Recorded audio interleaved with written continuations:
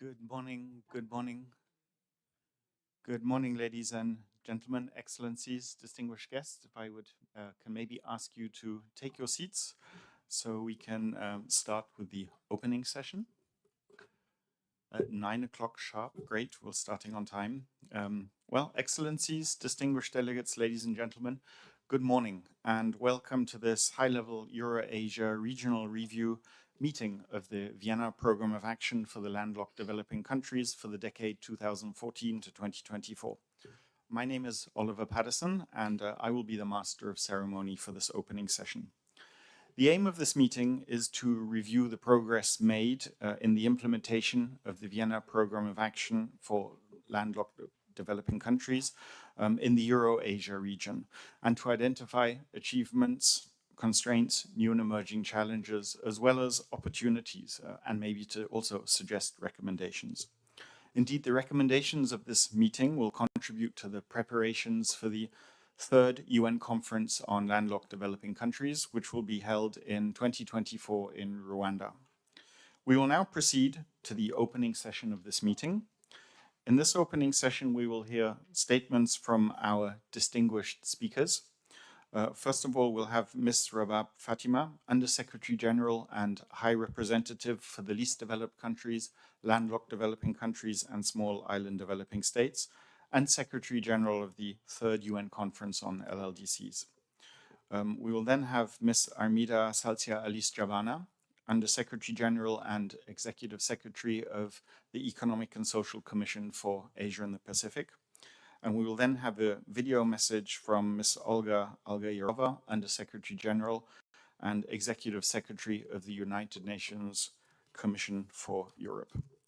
Without further ado, I would like to give the floor to Ms. Rabab Fatima, Under-Secretary General, High Representative for the Least Developed Countries, Landlocked Developing Countries and Small Island Developing States. Over to you. Thank you. You can do it from here.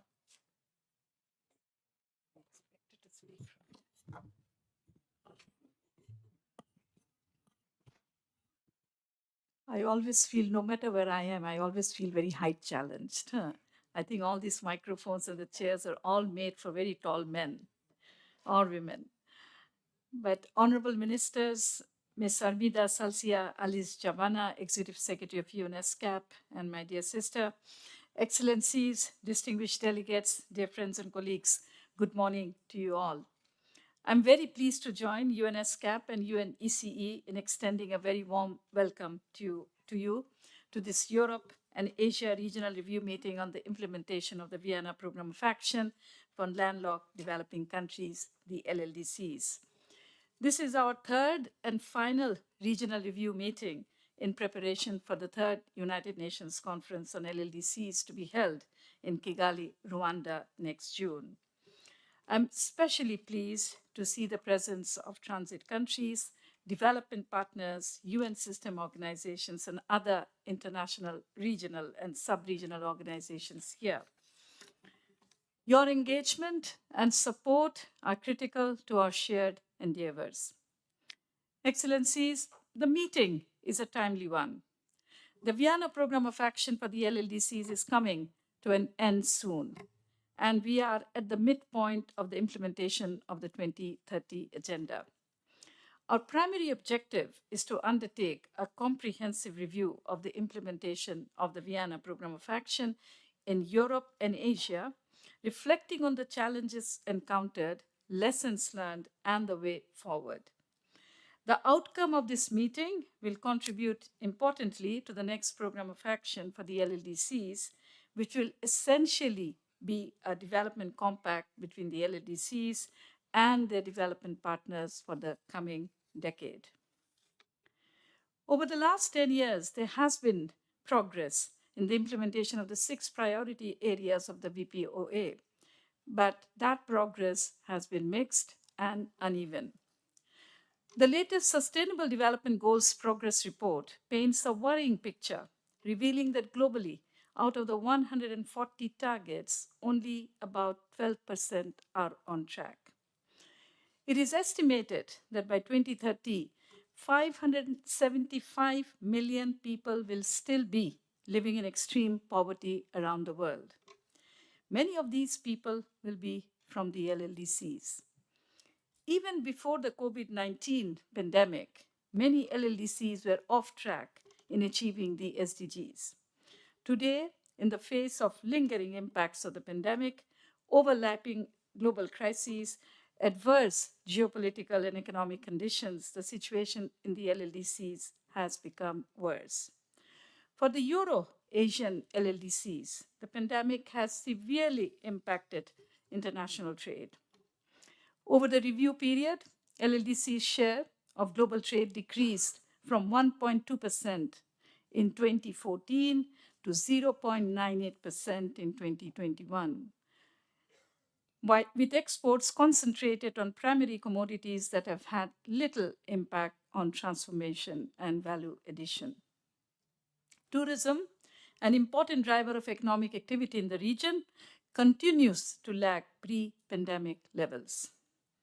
Trade costs remain high, stifling global economic integration. Structural economic transformation has also progressed slowly, and both official development assistance and foreign direct investment have stalled. As always, food insecurity remains a serious threat, as does climate change and other systemic vulnerabilities. Excellencies, distinguished colleagues, despite these challenges, there have been some promising signs. There has been progress, for instance, on the Asian Highway Network, the Trans-Asian Railway Network, Euro-Asian transport links, and the expansion and upgrading of airports. Except for one, all Euro-Asian LLDCs are WTO members and have ratified the WTO Trade Facilitation Agreement. Progress is being made in implementing the agreement. LLDCs and their transit neighbors are improving transit and trade facilitation measures, such as through the establishment of one-stop border posts, coordinated border management, national single windows, and information portals. In the Euro-Asia LLDCs, transit and transportation times have been reduced. For instance, in 2020, transit cargo along the Central Asian Regional Economic Corridors, the CAREC, traveled on average 545 kilometers per 24 hours. This is well above the Vienna Program of Action's target of 300 to 400 kilometers per 24 hours. However, this does not apply to all the corridors. Further, there has been noteworthy progress in advancing the implementation of various other regional and sub-regional programs and agreements, such as the South Asia Sub-Regional Economic Cooperation Program, the SASEC, BIMSTEC, which is a sub-regional economic cooperation, which is a multi-sectoral cooperation initiative bringing together Bangladesh, Bhutan, India, Myanmar, Nepal, Sri Lanka, and Thailand. Then there is the BBIN, which is the Bangladesh, Bhutan, India, and Nepal initiative, and the United Nations Special Program for the Economies of Central Asia, SPECA. However, there is certainly scope to further enhance the potentials of these existing arrangements. Furthermore, dear colleagues, Euro-Asian LLDCs are yet to become parties to important international conventions and agreements concerning transit and trade facilitation. Similarly, while efforts have been made to improve infrastructure development, lingering challenges remain in some areas, such as gaps in financing, poor road quality, and a general lack of widespread connectivity. This situation is further exacerbated by climate change-driven disasters. Excellencies, distinguished colleagues, the modest progress that we have seen is not enough. Now is the time to identify what has worked, what did not, and what needs to be done moving forward to better execute on the unfinished goals and targets of the Vienna Programme of Action and the 2030 Agenda. Our task here is to ensure that the next Programme of Action for the LLDCs is comprehensive and action-oriented, that charts the ambitious course of action for the transformative change in the LLDCs. While I recognize that it is the prerogative of the member states to determine the key priorities for the next Programme of Action, allow me to present some specific suggestions drawn from recent discussions and reports. First, effective regional and sub-regional integration, including the implementation of relevant agreements, is critical for the development of regional infrastructure, trade and transport facilitation measures to enhance the connectivity of corridors and ensure faster, cheaper cross-border trade. It is important that the international community supports the efforts of the LLDCs, including in implementing the WTO Trade Facilitation Agreement. Secondly, enhance structural cooperation, transformation, especially through extensive industrialization, is critically important. The LLDCs need increased support to move to higher production frontiers and actively engage in regional and global value chains, both in terms of goods and services. Further, supporting micro, small, and medium-sized enterprises and women entrepreneurs in the economies across this region will also be pivotal to the development of the LLDCs. Third, LLDCs need greater participation in e-commerce, new and dynamic services sectors, and digitally deliverable services. The digitally deliverable service sector is now a $3.8 trillion market, and the LLDC share is only $8 billion. There's clearly huge potential to scale up. In order to do this, LLDCs will need help in building a modern digital ecosystem that includes seamless broadband connectivity, access to energy, including renewable energy, and a digitally equipped community of experts. Additionally, LLDCs will also need better access to emerging technologies such as blockchain, AI, and IoT. To this end, ESCAP member states should actively engage in the Asia-Pacific Information Superhighway Initiative to accelerate digital transformation in the region. Fourth, as per the provisions of Article 11 of the WTO Trade Facilitation Agreement and Part 10 of the UN Convention on the Law of the Sea, UNCLOS, the LLDCs have freedom of transit through the territory of transit countries. We need greater collaboration for translating these provisions into concrete actions. To do so, it is important to develop efficient transit infrastructure, such as one-stop border posts, integrated checkposts, as well as harmonizing transit and trade facilitation procedures. These are vitally important in the Euro-Asian LLDCs. Similarly, harmonizing technical and regulatory standards and achieving interoperability in transport infrastructure are also essential steps. Fifth, the LLDCs face serious challenges due to extreme climate-related events. Their needs and priorities must be better integrated into the global climate-related agreements and discourses. These countries need more support to reduce climate risks by scaling up adaptation and resilience building measures. There should be well-functioning multi-hazard early warning systems, national risk information systems, and reliable data, to mention a few.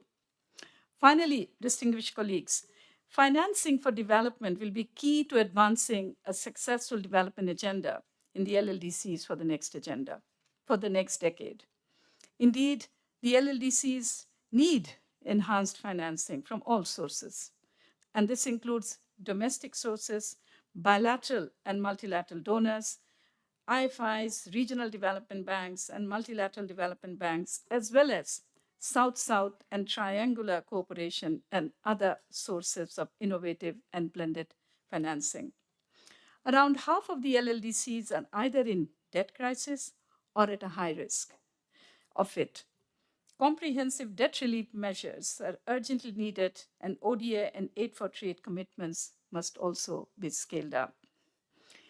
LLDCs, excellencies, also need capacity building support in several areas, including for development of bankable projects, promotion of innovation, and adaptation of technology, mobilizing domestic resources, data collection, and strengthening the enabling environment for investments. This list is, of course, not exhaustive.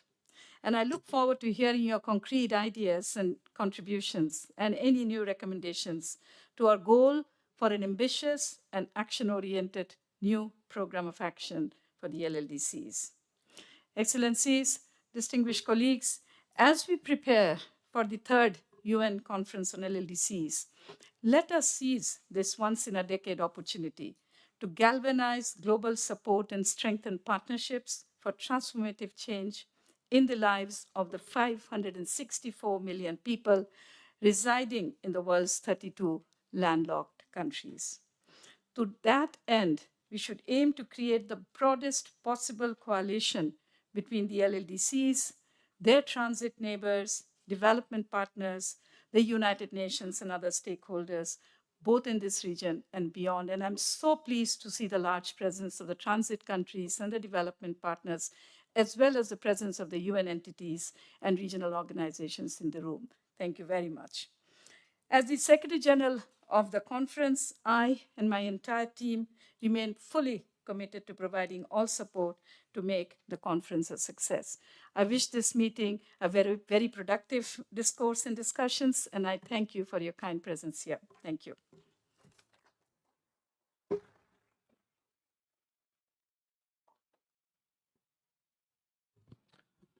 I thank the Secretary General, Ms. Fatima, for her opening remarks. And I would now like to give the floor to Ms. Alice Jabana, and the Secretary General and Executive Secretary of the Economic and Social Commission for Asia and the Pacific.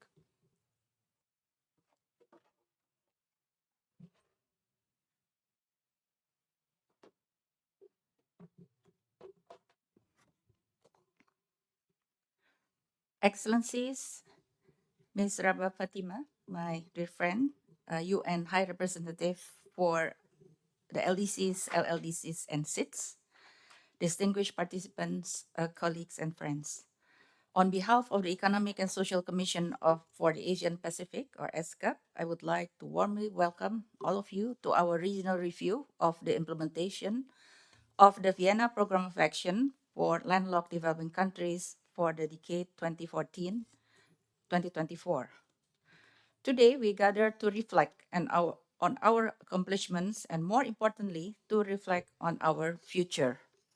Lack of territorial access to the sea, isolation from world markets, and high transit costs erode competitiveness, discourage investment, and hamper the economic growth of LLDCs. Reliance on informal sectors, high unemployment, and low productivity saddle their narrowly based economies. In a world where lives are economically, socially, and environmentally intertwined, geography, coupled with population and economic size, limits options to counter exogenous shocks or changes. Of the 14 LLDCs covered under this review, 4 that face the most constraints are also LDCs. Given their geographic proximity, LLDCs and their neighbors often face similar issues and hold interests in common. These LLDCs are significant trading partners of their neighboring transit developing countries. As transit developing countries themselves, they hold the key to the development of regional trade and transit corridors. Many of these challenges can be mitigated, if not addressed, through dialogue and cooperation. A shared understanding of transit policy issues, infrastructure development, international trade and trade facilitation, regional integration and cooperation, and structural economic transformation all starts with dialogue. Such dialogue then form the foundation or basis for cooperation and action. Landlocked developing countries are now better able to reach external markets, both in transit developing countries as well as beyond, through numerous initiatives that have already been launched. Accession to treaties and conventions on transit and trade facilitation remains essential. Together with the development of transport, energy, and ICT infrastructure, the adoption of digital technology has reduced transit times, both at railway border crossings and long-distance transport corridors.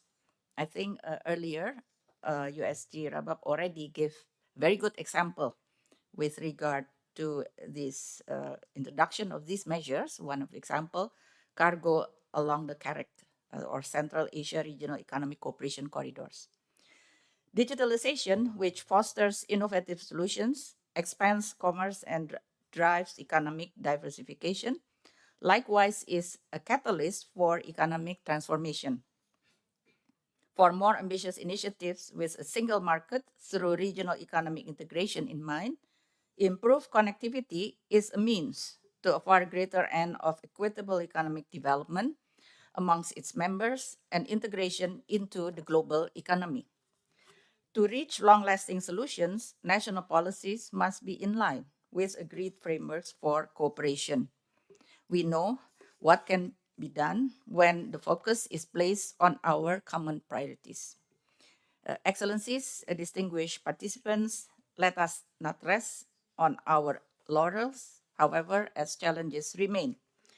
The series of crises resulting from COVID-19 pandemic, geopolitical tensions, rising inflation, as well as increasing impact of climate change tests our resilience and adaptability as we strive for cooperation. Each of these crises, in turn, not only have economic impacts across countries, but on environmental and social development as well.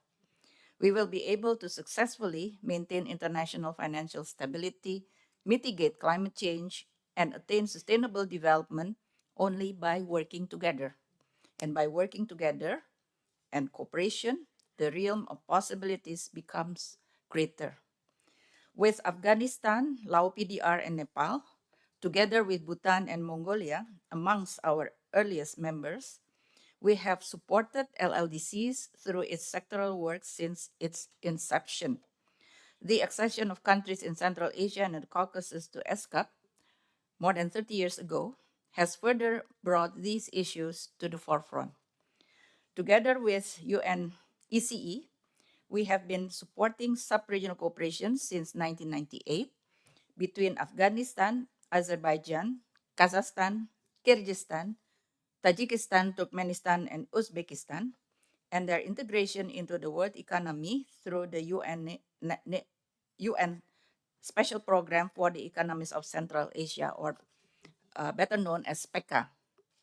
Following the adoption of the Almaty Program of Action, the Commission adopted Resolution 61/11 to expand its program to support the landlocked and transit developing countries in their efforts to improve their transit transport system. And last year, as we mark our 75th anniversary, our members adopted the Bangkok Declaration to commemorate the occasion and to pursue a common agenda to advance sustainable development in Asia and Pacific. Celebrating the extraordinary socio-economic progress that has lifted millions out of poverty in the region, the declaration recognized the need to address outstanding development challenges, including those of landlocked developing countries, by catalyzing regional cooperation to confront regional transboundary and common challenges. Excellencies, distinguished participants, I would like to take this opportunity to reaffirm our commitment to supporting the LLDCs and their integration into the regional and global economy. Together with regional transport infrastructure agreements on the Asian Highway Network, Trans-Asian Railway Network, and dry ports, the Regional Action Program for Sustainable Transport Development adopted in 2021 will be instrumental in enhancing transport connectivity. To reduce transport costs by up to a fifth through the Framework Agreement on Facilitation of Cross-Border Paperless Trade in Asia-Pacific, we conducted readiness assessment for Armenia, Mongolia, Nepal, and Uzbekistan, and provided support to Azerbaijan, Kazakhstan, and Laos PDR. With the Asia-Pacific Information Superhighway Action Plan 2022-2026, our work aimed at regional digital transformation through SPECA has become a catalyst for economic transformation. Distinguished participants, your deliberation today will shape our work so that they better address the needs of landlocked developing countries. More importantly, they will frame the program of action emanating from the third United Nations Conference on Landlocked Developing Countries to be held in 2024. With the next program of action expected to extend well into the next decade, your deliberation will also be instrumental in shaping the post-2030 development agenda.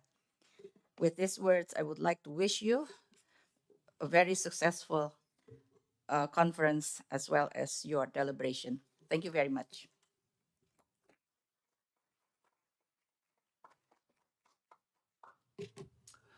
I thank Undersecretary General Ms. Elise Javana for her opening remarks.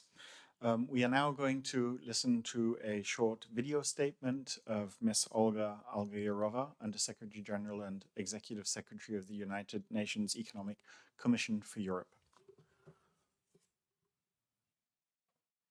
Distinguished delegates, ladies and gentlemen, the Vienna Program of Action is integral to UNEC's mandate and has strong links to its program of work, in particular its transport, trade, and energy subprograms.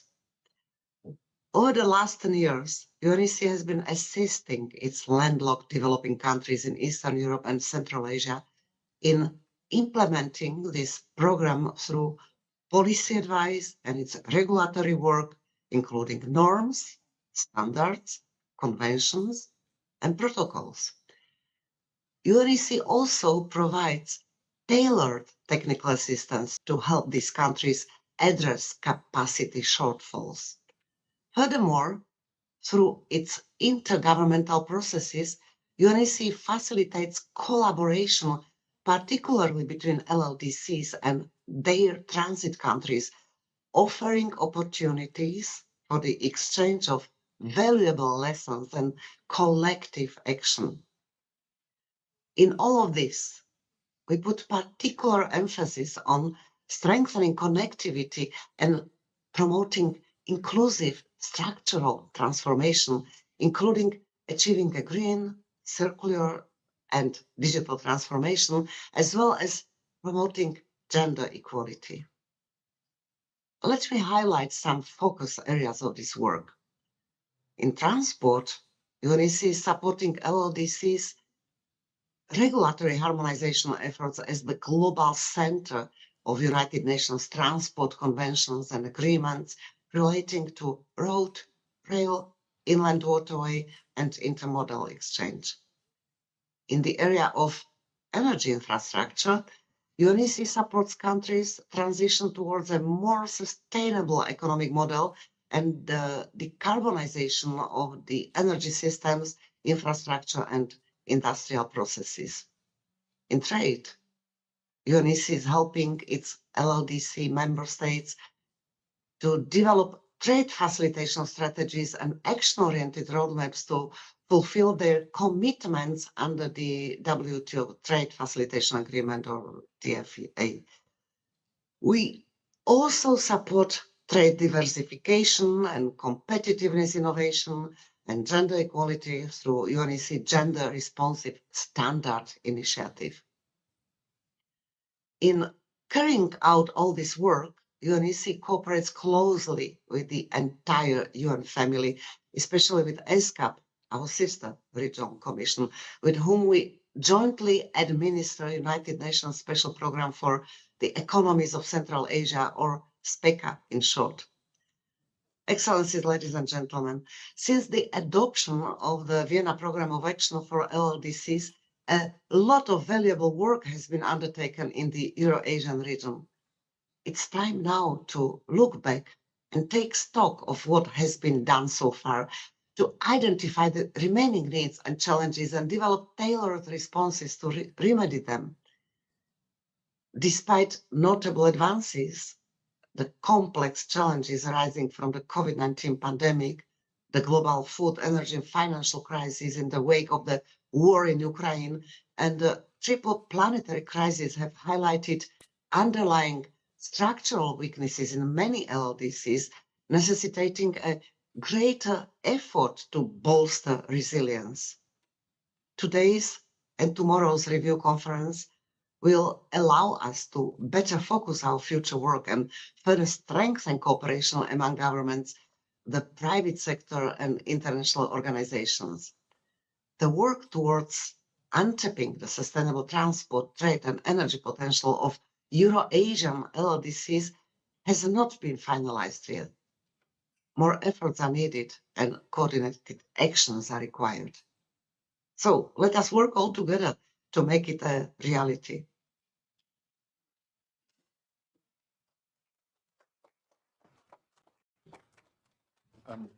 I thank the Secretary General, Ms. Algeyerova, for her video statement.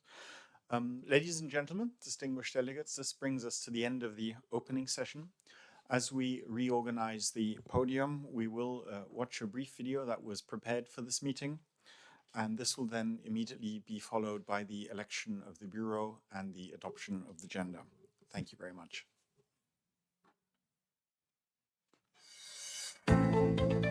Landlocked developing countries are locked out, far from the global marketplace, and lacking adequate infrastructure. They struggle with international trade, connectivity, and economic development. The cost of trade for Europe and Asia's LLDCs exceeds that of neighboring transit countries. But Europe and Asia's landlocked developing countries are home to diverse and vibrant communities with untapped ideas, ambition, and potential. The third UN Conference on Landlocked Developing Countries will explore innovative solutions and build meaningful partnerships that will increase international support and investments to overcome the challenges faced by LLDCs. Today we are here to drive progress through partnerships towards achievement of the SDGs. Together, we will build a new path for progress.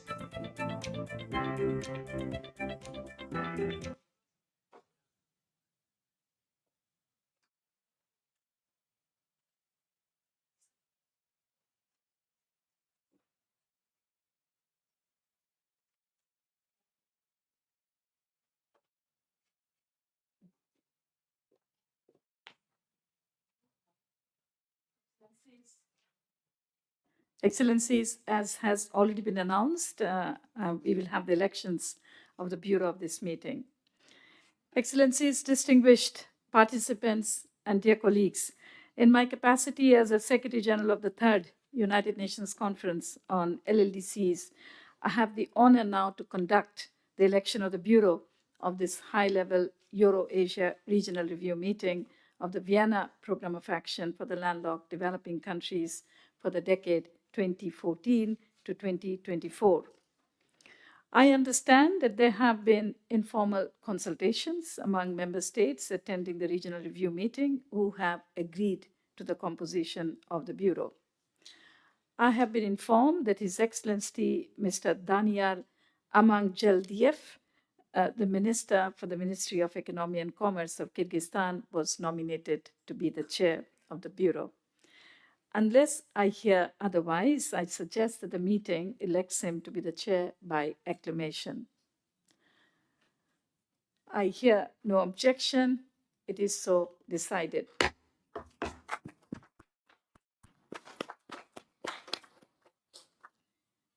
His Excellency Mr. Danyar Amangjeldiev of Kyrgyzstan is elected as chair of this meeting. Let me extend my warmest congratulations to His Excellency for his well-deserved election, and I wish him every success.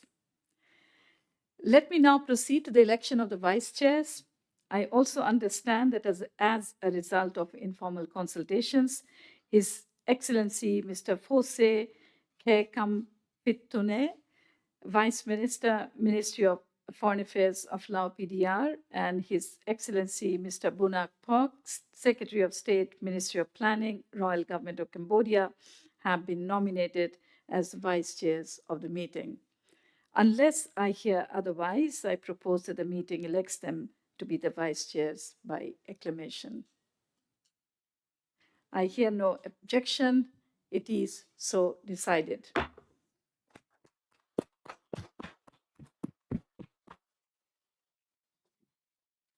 Let me extend my warmest congratulations and best wishes to His Excellency Mr. Fose Kekampituen of Lao PDR and His Excellency Mr. Bunak Pok of Cambodia for their well-deserved election, and I wish them all success. I also understand that informal consultations on the rapporteur were held, and His Excellency Mr. Enkobol Boshilov, Ambassador and Permanent Representative of Mongolia to the United Nations in New York, has been proposed as the rapporteur. Unless I hear otherwise, I propose that the meeting elects His Excellency Mr. Enkobol Boshilov to be the rapporteur by acclamation. I hear no objection. It is so decided.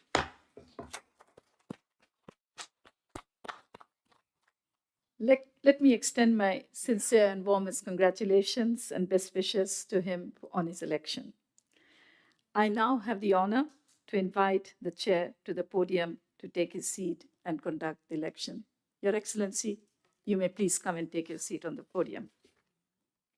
The Secretariat may kindly escort His Excellency to the chair.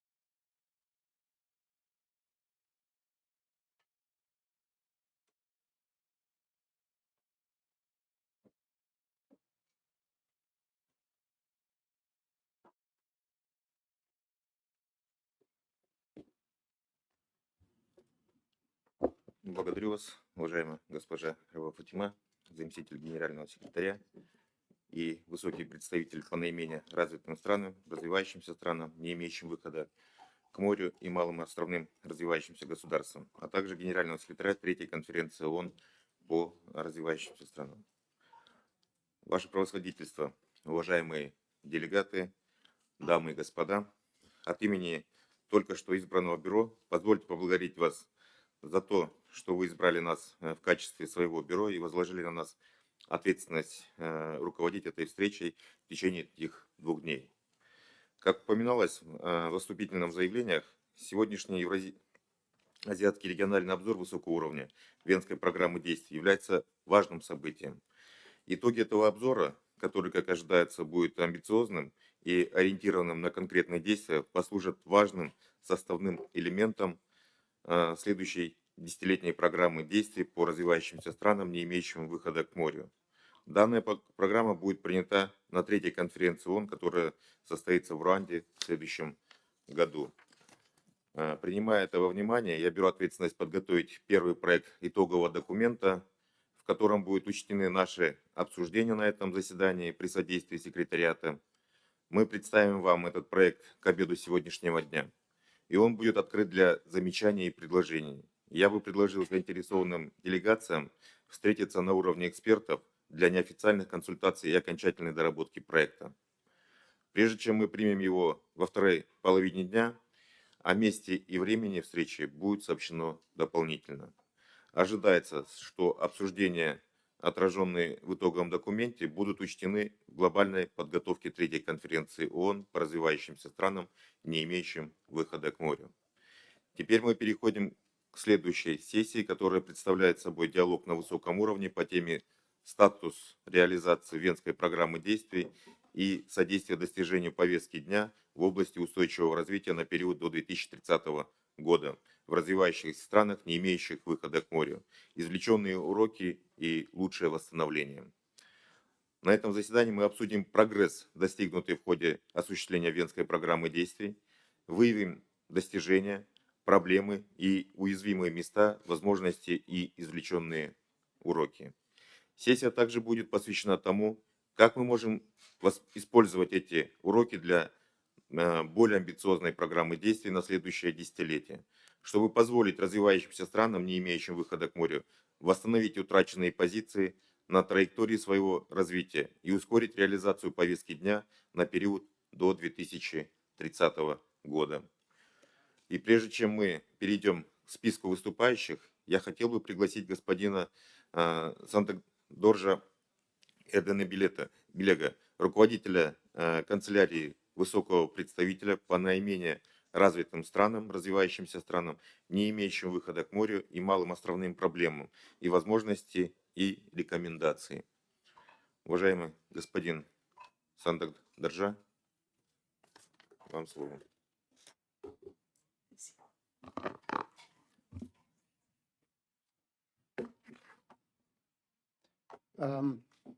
Thank you very much, Mr. Chair, for the opportunity to present the overview of the implementation of the Vienna Program of Action. My presentation is based on the report commissioned by the OHR LLS, ESCAP, and ECE. So my presentation will be very brief because we heard from the 3 Under-Secretary Generals of the United Nations, Under-Secretary General High Representative, Secretary General of the Conference, and also the Under-Secretary General and the Executive Secretary of ESCAP and Executive Secretary of ECE. So let me be very brief on my presentation.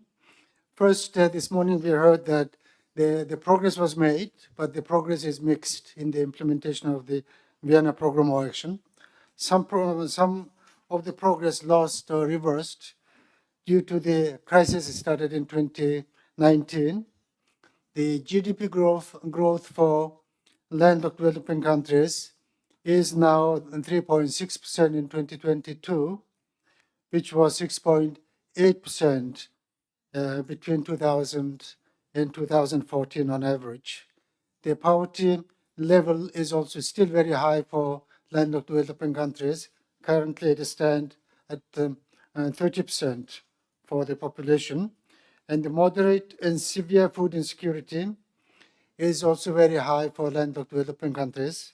About 57% of the population faces the moderate and severe food security. The social protection system is also very limited for landlocked developing countries. Only 19% of the population is covered by the social protection, while the world average stands at 47%. The landlockedness continues to be the major bottleneck for the external trade and economic development of landlocked developing countries. Without landlockedness, exports would have increased by 18%, according to our estimate, and also the human development would have increased by 19% for landlocked and developing countries. The transport connectivity is very important, very critical to the integration of the landlocked developing countries in the international and regional markets. The COVID-19 really exposed the LLDC's transit-related vulnerabilities.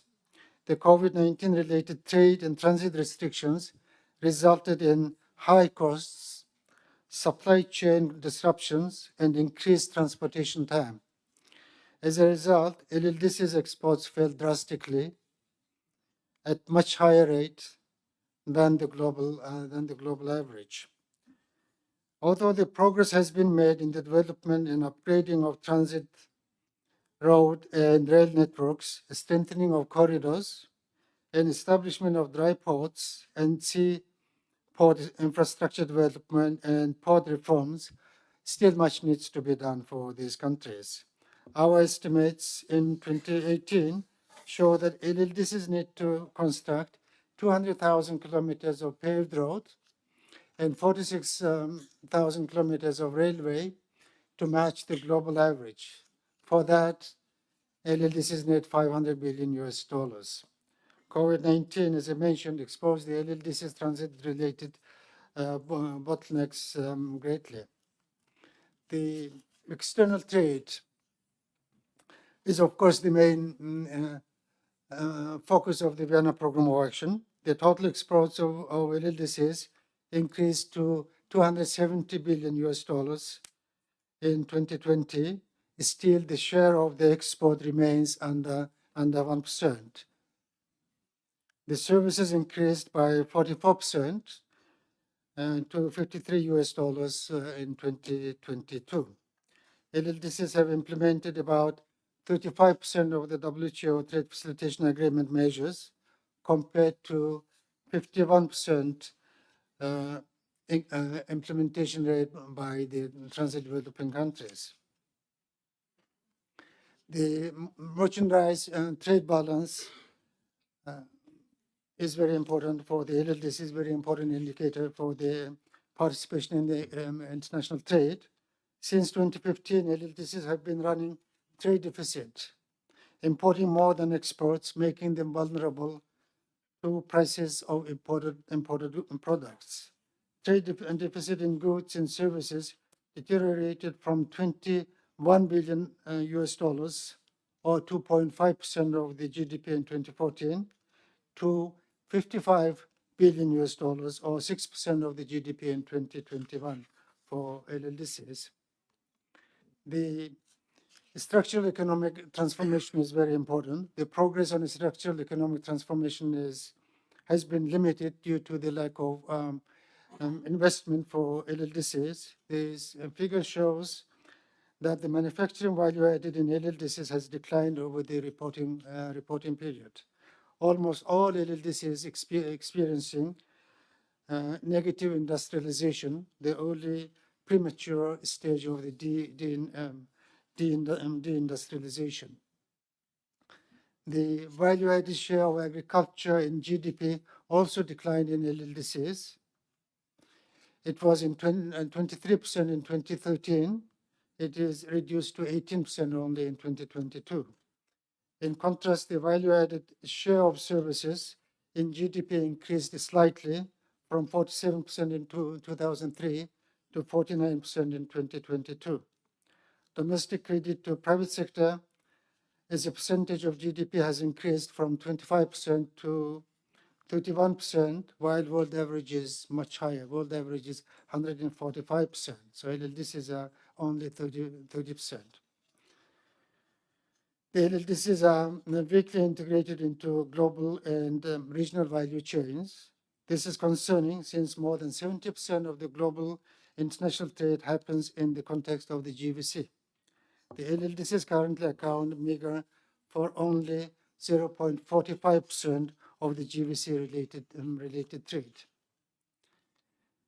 The Merchandise Export Concentration Index is a very important index to show the economic diversification for landlocked developing countries. This slide shows that the concentration index of LLDCs merchandise exports is still very high, indicating that they are still dependent on very few commodities. Primary commodities account for about 83% of merchandise exports from LLDCs in 2022, making them highly vulnerable to commodity price fluctuation.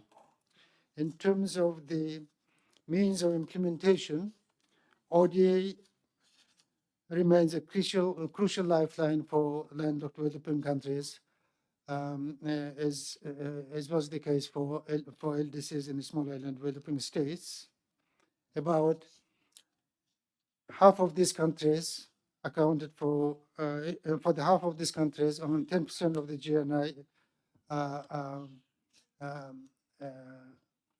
filled by the ODA. Gross domestic savings as a percentage of GDP for LLDCs was 24% in 2021 against the global average of 28%.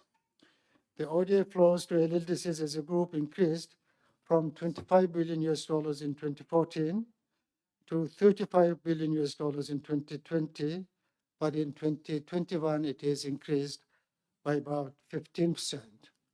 The foreign direct investment is very important for the development of LLDCs. The flows, foreign direct investment rose by 6% to 20 billion US dollars in 2021.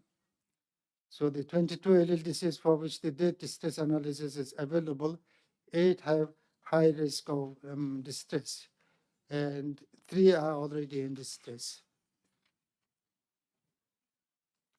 The in conclusion, I also just wanted to also to mention few suggestions for the outcome document of this meeting. So of course, the Undersecretary Generals, the Executive Secretaries of the Economic Commissions already provided very extensive recommendations.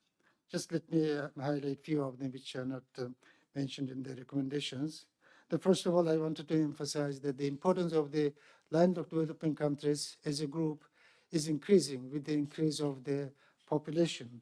It is estimated that their population will increase from 564 million people in 2022 will increase to almost 1 billion by 2050. The youth will be increased to 182 million people of the age of 15 and 24 by 2050. So it's a very important group of countries. So considering widespread resources limitations, LLDCs require targeted financial and technical support for infrastructure, transit policy development, innovation, and capacity building to enhance their sustainable transport connectivity. The COVID pandemic and conflicts underscored the need for strengthening freedom of transit and the resilience of transport and transit systems. It is thus very important to strengthen the preparedness of LLDCs to handle future crises such as impacts of pandemics, conflict, and climate change.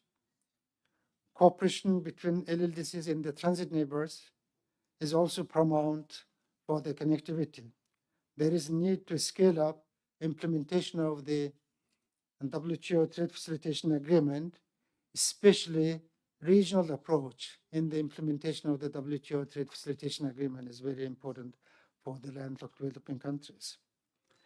The regional transport corridors can deliver very powerful development dividends for the landlocked developing countries. So I think it is the further development, further improvement of the transit corridors and the economic development corridors is very important for these countries. So economic diversification, as was mentioned, is very important for these countries. Their capacity building is very important, especially for the preparation of the bankable projects and contract negotiations. So these are areas which are emphasized by many landlocked developing countries to be the priority area for the capacity building and development assistance. And lastly, I just wanted to mention that the robust follow-up and monitoring mechanism at the global and regional levels is very important. So this is the end of my presentation. As I mentioned, the presentation was based on the report prepared by the Economic Commission for Europe, ESCAP, in our office for this meeting. Thank you very much for your attention. Thank you, Mr. Chair.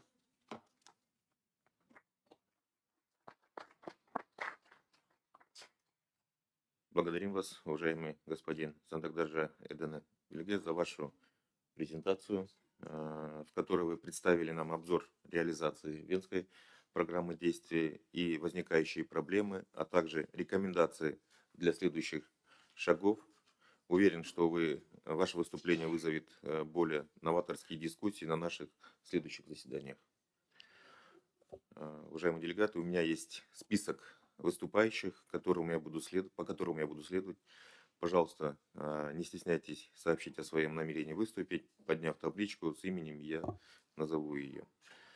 Чтобы обеспечить максимальное участие, я хотел бы определить регламент и призвать вас всех выступающих не забывать о времени при выступлении и ограничить свое выступление 3-5 минуты. Сейчас, если не возражаете, на правах председательства, я хотел бы выступить со своим докладом. Уважаемые дамы и господа, позвольте мне от имени Министерства экономики и коммерции Кыргызской Республики, а также от себя лично приветствовать всех участников сегодняшней встречи и выразить благодарность Организации Объединенных Наций за приглашение принять участие в данном мероприятии и оказанное гостеприимство.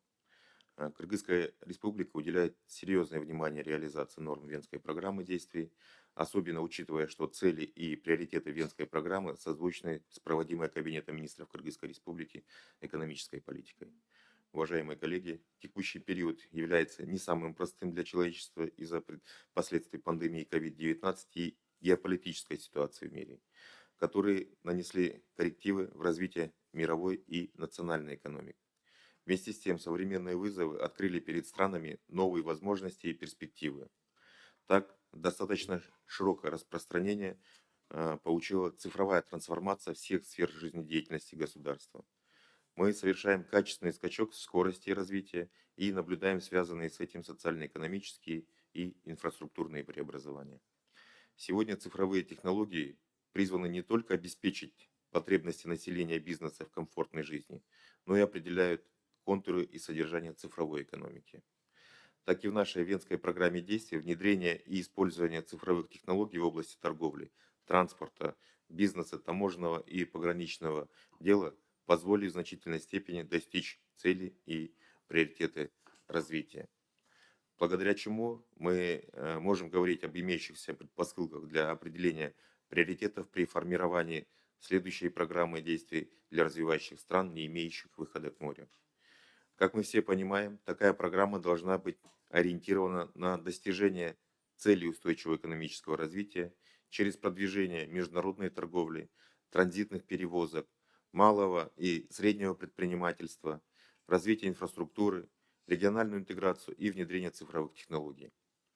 Также полагаем целесообразным учитывать инновационные направления экономики, такие как зеленые технологии, креативная экономика, креативная индустрия, создание современной торгово-логистической инфраструктуры, цифровизация и привлечение инвестиций.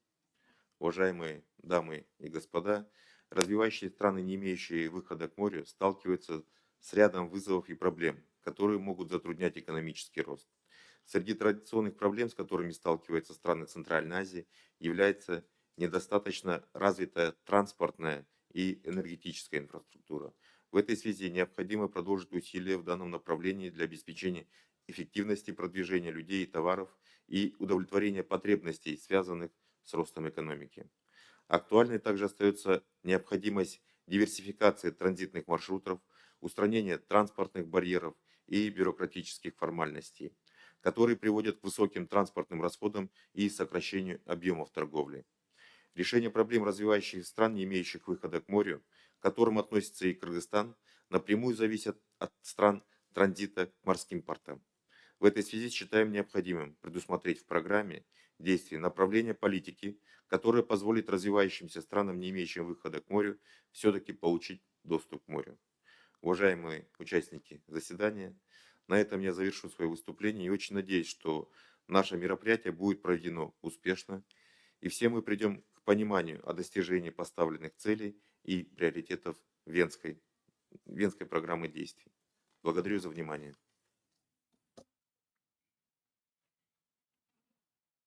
А сейчас я хотел бы предоставить слово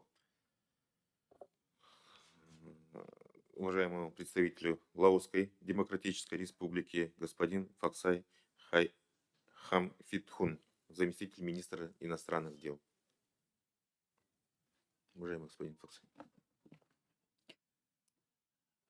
Mr. Chairs, distinguished delegate, excellencies, the Lao PDR highly values the Vienna Program of Action, which play a crucial role in mobilizing support and cooperation from the international community to help address the many challenges faced by LLDCs.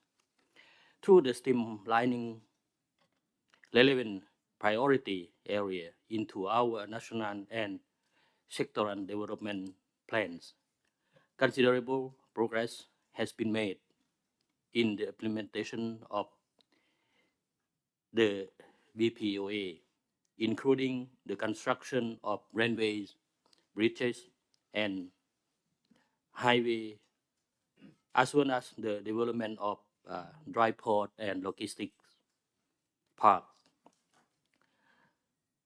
Notably, the Laos and China high-speed railway present a significant milestone in our ambitious aspiration to create better infrastructure along the economic corridor for regional integration and connectivity.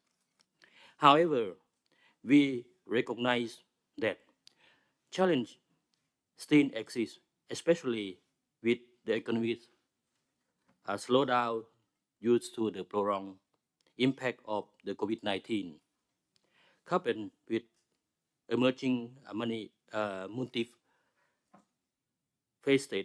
crisis. There have been threatened to undo years of development gains and currently put our country under economic and financial difficulties. Therefore, toward the next program of action, it is crucial to look at the most pressing needs and priorities of LLDCs that focus on infrastructure development, regional integration, trade and transport facilitation, digital connectivity, energy transition, among the others. We believe that a transformative years achievable programs must be formulated in fully implemented not only by LLDC, but transit countries, development partners, and trade partners alike a good, free, and genuine partnership. For the Laopedia, we remain committed to implementing the next program of action for LDCs, along with our national development goal and objectives of in close cooperation with and continue to support from the international community. I thank you.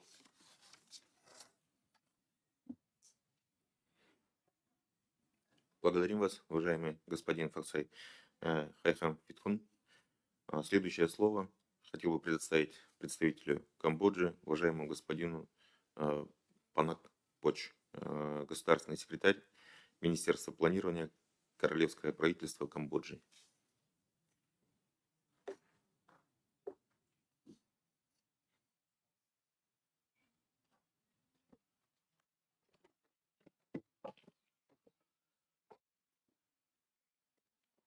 Mr. Chair, Excellencies, ladies and gentlemen, it is my great honor to address you on behalf of the Ministry of Planning, Royal Government of Cambodia, in its capacity as the coordinating unit for Cambodia LDC graduation preparation. For the first time, Cambodia met the first LDC criteria in the CDP's LDC training review in 2021. Now, Cambodia is in transition to graduation, awaiting the results of the second triennial review in 2024 and other graduation assessments. Exceeding the LDC studies proves Cambodia's efforts and successes in achieving remarkable socio-economic development and ultimately enhancing the well-being of Cambodian population. However, we recognize the need to make further concerted efforts to address the challenges we face to ensure graduation with momentum by way of mitigating the negative impacts of graduation on development, as well as to become a high-level middle-income country.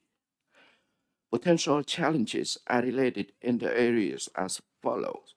First, dependence on LDC-specific international support measures.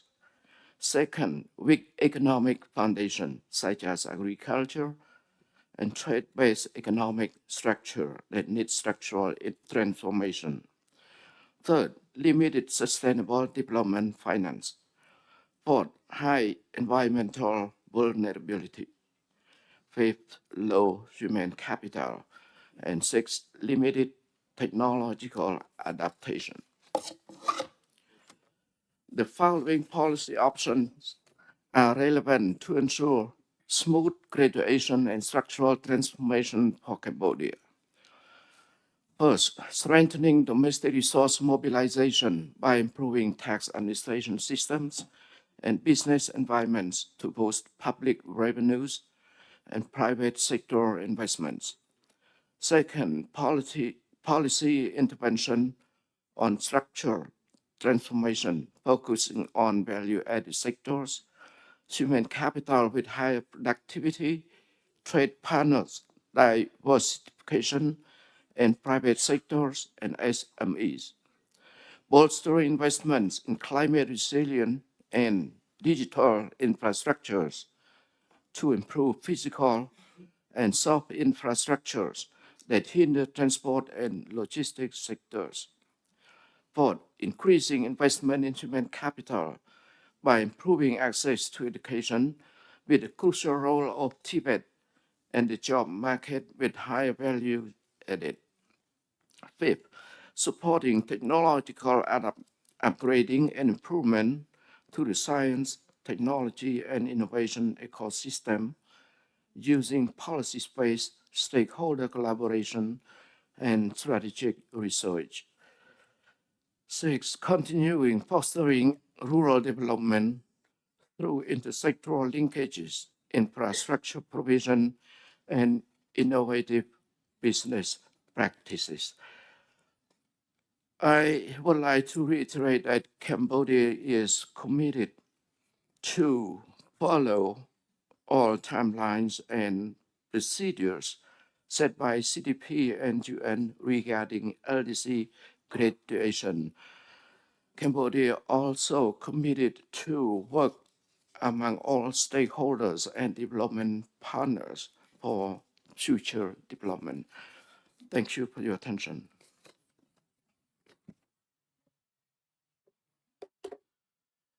Благодарим вас, уважаемый господин Панак Поч. Следующее слово позвольте представить представитель Таиланда, уважаемой госпоже Пхантифа Ям Судха Экрахит, заместитель постоянного секретаря по иностранным делам Таиланда.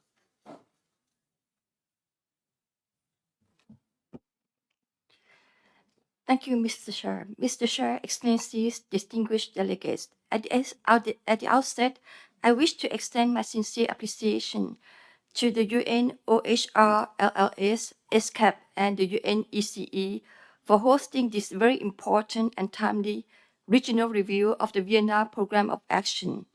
We are at a point whereby our actions can shape the future of over 500 million lives in the coming decade. Despite the progress made since 2014, the world has faced a myriad of challenges. These include health crisis, food crisis, financial crisis, and climate change, all of which disproportionately affect countries in special situations, including landlocked developing countries.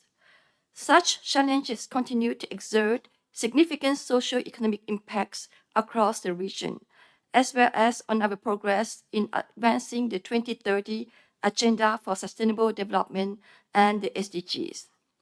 As per the report of the Secretary General, 25% of the population in LLDCs still live below the international poverty line, while food insecurity has also increased.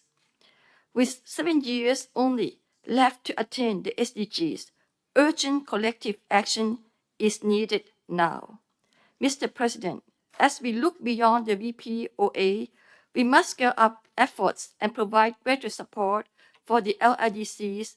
Our aim should be to reduce inequalities and address structural challenges while enhancing resilience for our LLDC partners, On this account, Thailand wishes to underscore the following points. First, it is critical to ensure health security and access to safe, effective, quality, and affordable essential medicines and vaccines for LLDCs.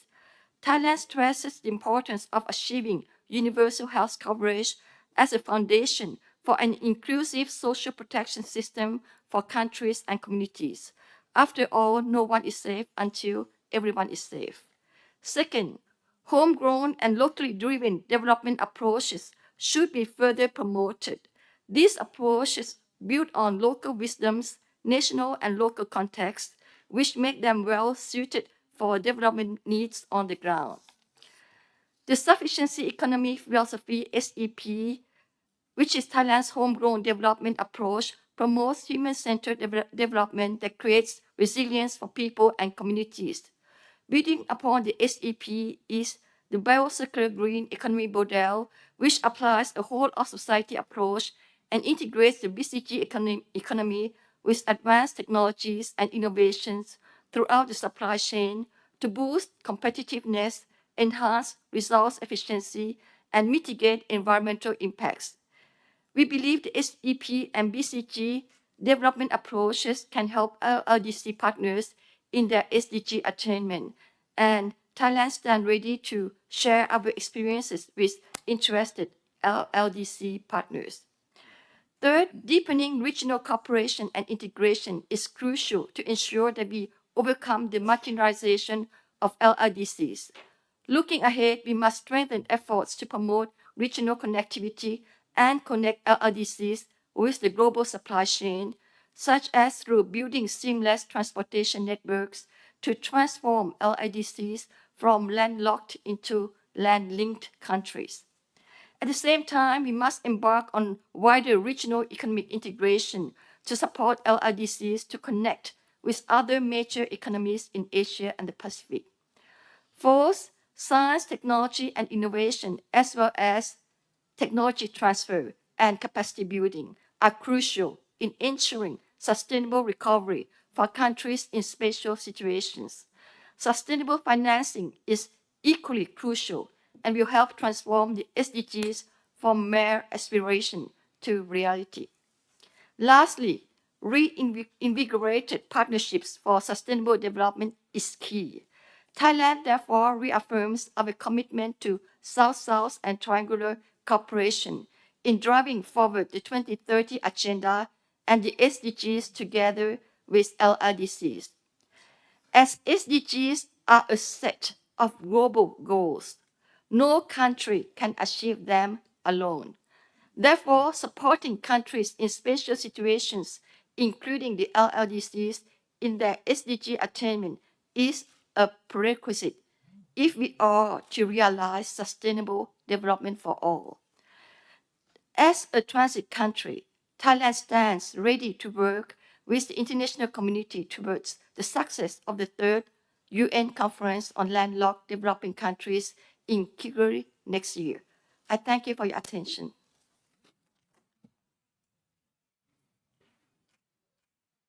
Благодарим вас, уважаемая госпожа Антифа Ямсутха Экрахит. Следующее слово позвольте представить представителям Вьетнама, уважаемый господин Фанчи Тхань, посол, постоянный представитель Вьетнама при ESCAP. Mr. Chair, distinguished delegates, excellencies, next year marks the finish line of the Vienna Program of Action. We note with the satisfaction of the substantial outcomes of the VPOA. However, the progress in 6 priorities areas of the program has been adversely affected by the global crisis. The current global economic situation, due to a slow growth, high inflation, and high level of sovereign debts, have reduced investment in infrastructure and slowed down economic transformation of LLDCs in the region. It is the right time for us to gather today to put greater efforts to address both long-standing issues and emerging challenges faced by LLDCs. As a transit country, we are committed to support LLDCs by numerous actions in regional, sub-regional, and bilateral frameworks. Vietnam, together with Thailand, Myanmar, Laos, and Cambodia, play a vital role in developing a East-West economic corridor, in enhancing ASEAN connectivity and other bilateral actions such as the transport connectivity and between Vietnam and Laos, and also the model of one border, one stop between Vietnam and Laos. Based on Vietnam post-pandemic recovery experience, we would propose as follows. First, infrastructure. We think infrastructure connectivity is crucial to turn the landlocked countries to land-linked countries through expanding the trade capacity and international markets. To yield efficiency and sustainability, investment in infrastructure should focus both on quantity and the quality of the projects, both on transportation and cross-border facilitation, including logistics, custom clearance. Secondly, we should jointly develop sectors that are less impacted by geographical remoteness, such as sustainable tourism and digital economy, to unlock the economic potential of LLDCs. Thirdly, enhancing cooperation in transporting by cross-border rivers, such as Mekong River, is a way to open the sea routes to LLDCs. In January 2023, Vietnam signed an agreement with Laos to connect with the Vietnam seaports to provide access to the sea for Laos. To conclude, we'd like to reaffirm our commitments to support and strengthen our cooperation with LLDCs. We are willing to contribute to common goals and actions toward inclusive, sustainable development and leaving no one behind. We wish this dialogue today a great success, a fruitful discussion, laying out concrete actions to fully realize the development goals of VPOA. Thank you, Mr. Chair. Благодарим вас, уважаемый господин Фанчитхан.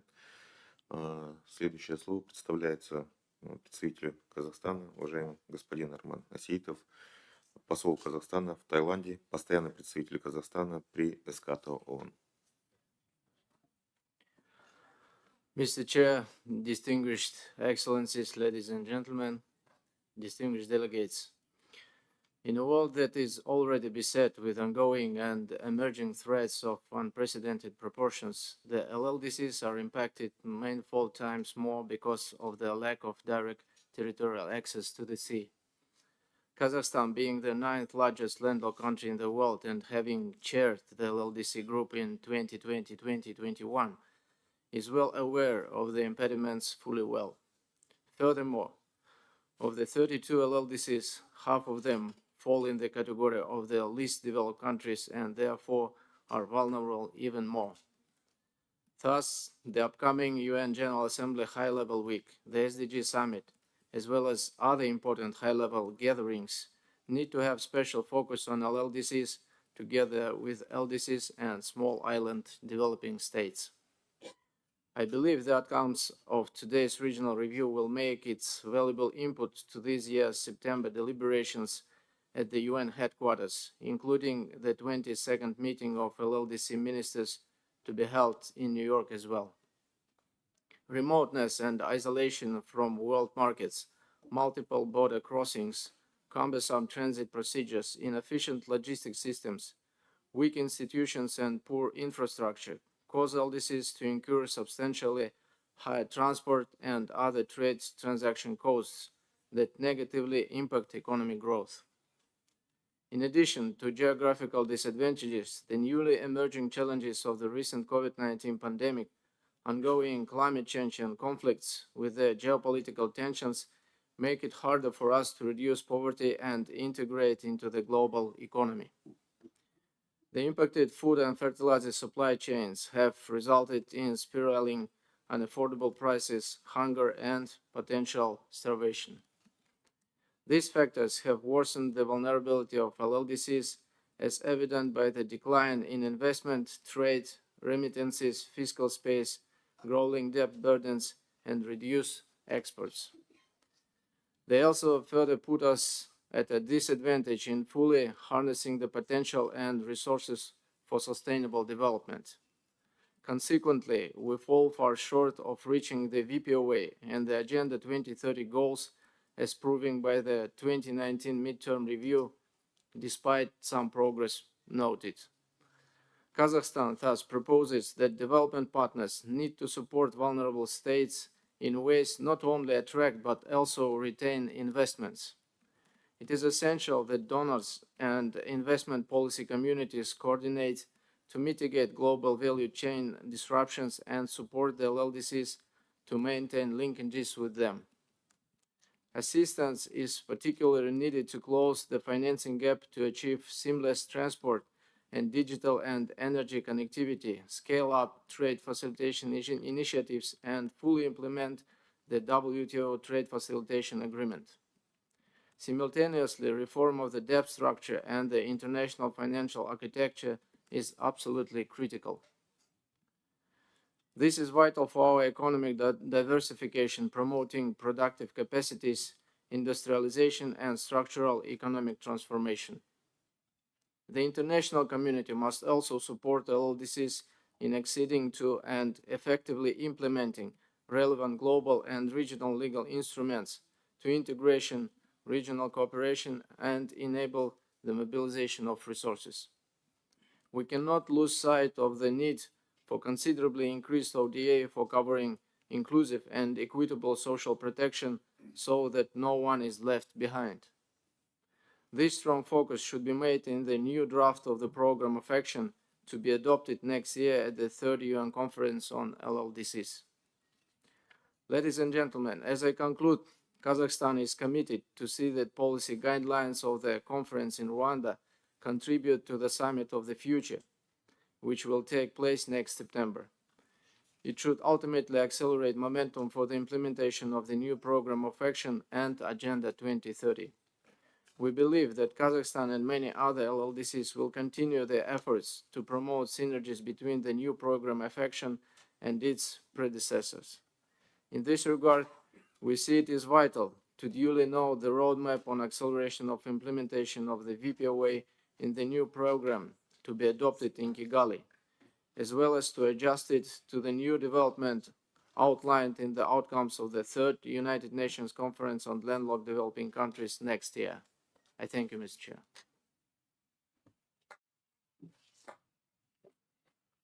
Благодарим вас, уважаемый господин Арман Исетов.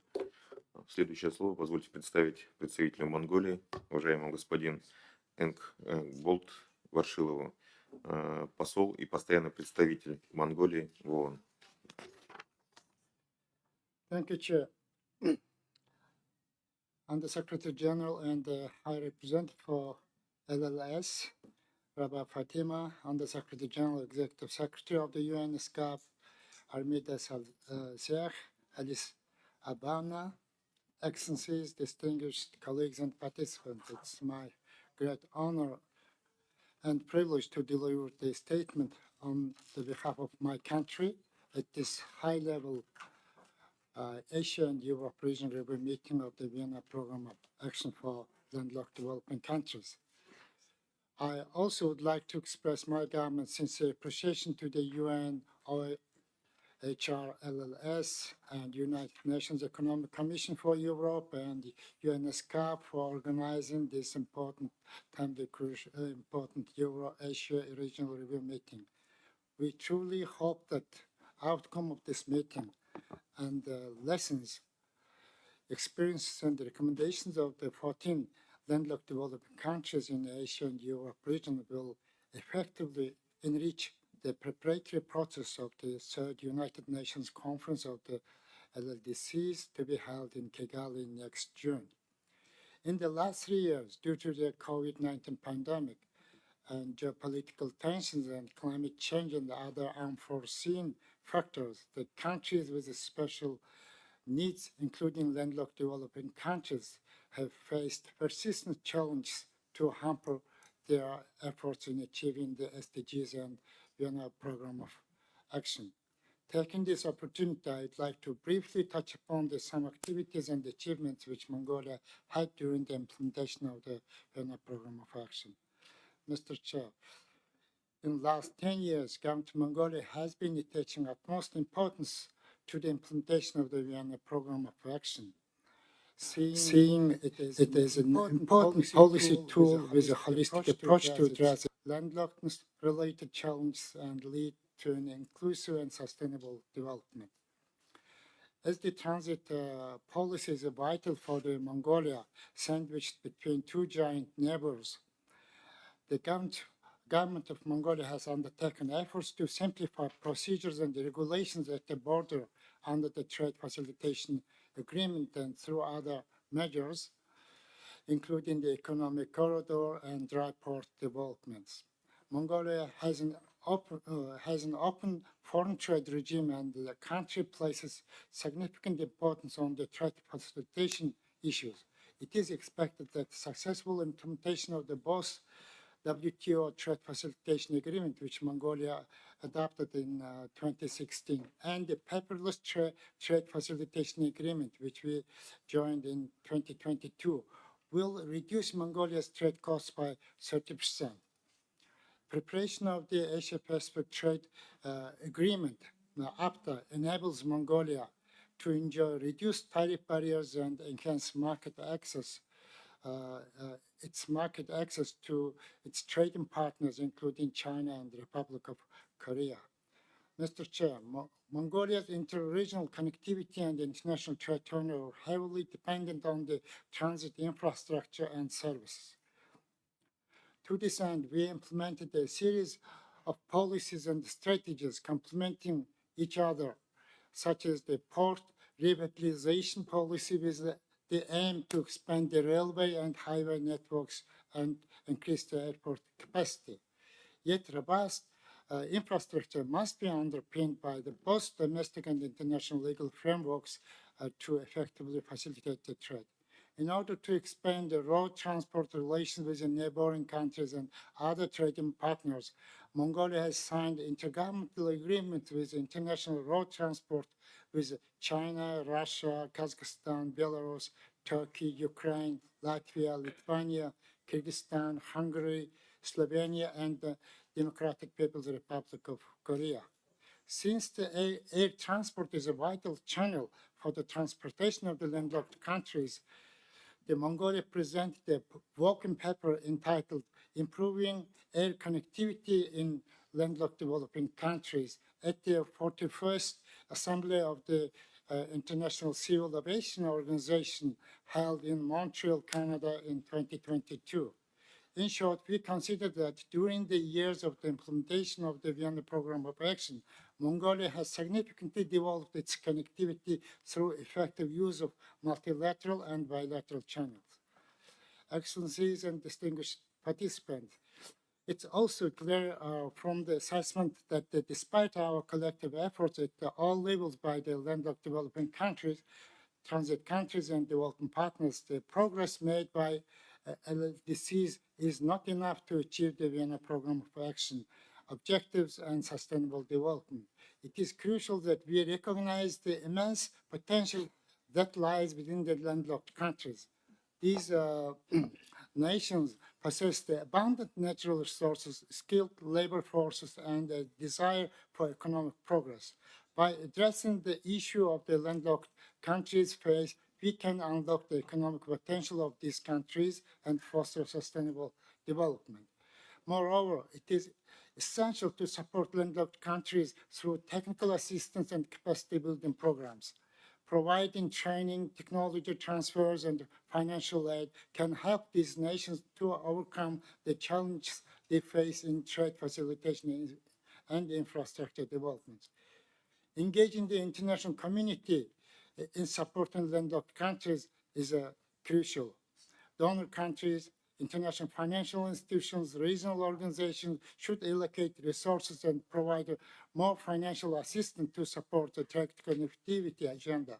By working together, we can make a tangible difference in the lives of millions of people in landlocked countries.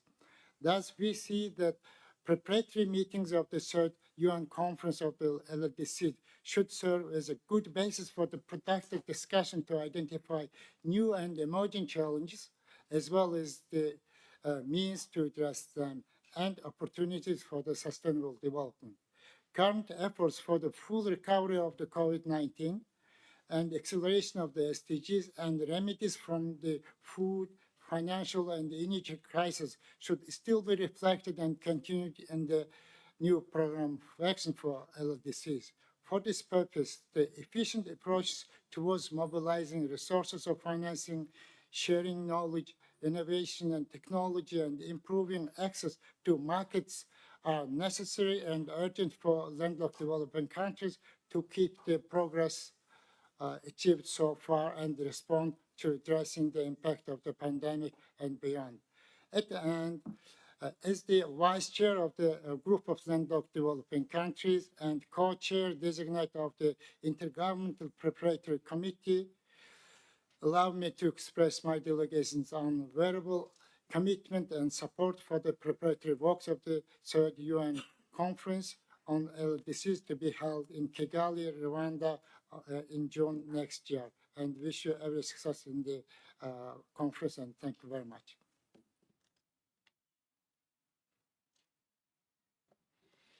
Благодарю вас, уважаемый господин Энтвол Варшилов, за ваше выступление. Следующее слово предоставляется представителю Китая, уважаемому господину Ке Юшену, постоянный представитель Китая при ESCAP. Thank you, Chair. Since I take the floor, I would like to at first congratulate you as being elected as the chair of this very important high-level Europe-Asia Regional Review meeting. My congratulations also goes to the elected vice chairs of this meeting. Mr. Chair, Excellencies, distinguished delegates, ladies and gentlemen, it is my pleasure to attend this high-level Euro-Asia Regional Review meeting of the Vienna Program of Action for the LLDCs. In the past 9 years since the Vienna Program was adopted, positive progress has been made, but complex challenges still remain. As a transit developing country, China has been actively implementing the Vienna Program of Action, carry out win-win cooperation with Euro-Asia LLDCs through the Belt and Road Initiative and the Global Development Initiative, which has made significant contributions to the regional connectivity and sustainable development. China and her partners has built the Belt and Road Initiative into a road of development, prosperity, and happiness, vigorously promoting infrastructure construction in LLDCs. The China-Europe Railway Express has run more than 73,000 trips, covering most Euro-Asia LLDCs, providing them with new routes to the outside world. The China-Laos Railway has been operating for 20 months, with over 19 million passengers and nearly 20 billion yuan of international freight transported, and helping to turn the Laos from a landlocked country into a land-linked country. China, Mongolia, China, Kyrgyzstan, Uzbekistan, China, Tajikistan, and Uzbekistan, and China, Nepal have been actively promoting hard connectivity of roads, railways, and pipeline networks, as well as soft connectivity of rules and standards for trade and investment, custom clearance, and ICTs, and helping Euro-Asia LLDCs better integrated into the open world economy.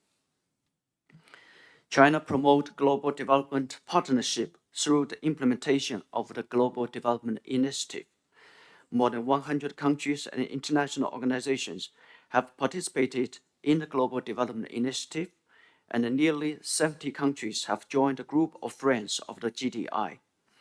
China increased support to global development and has set up the Global Development and South-South Cooperation Fund based on the existing mechanism and increased its value to $4 billion.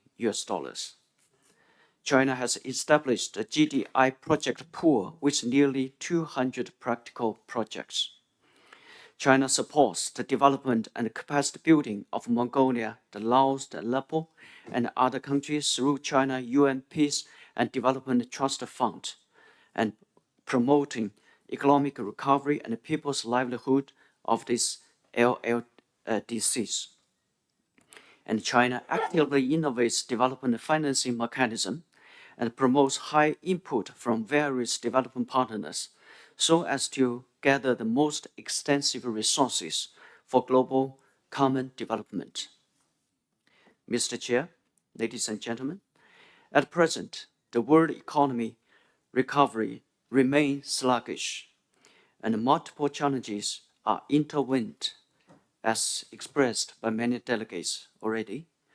Countries should work together to promote the implementation of the Vienna Program of Action and help LLDCs meet challenges and accelerate the implementation of the Sustainable Development Agenda. We should uphold true multilateralism. The UN-centered international system should be safeguarded, and the principle of extensive consultation, joint contribution, and shared benefit should be adhered to.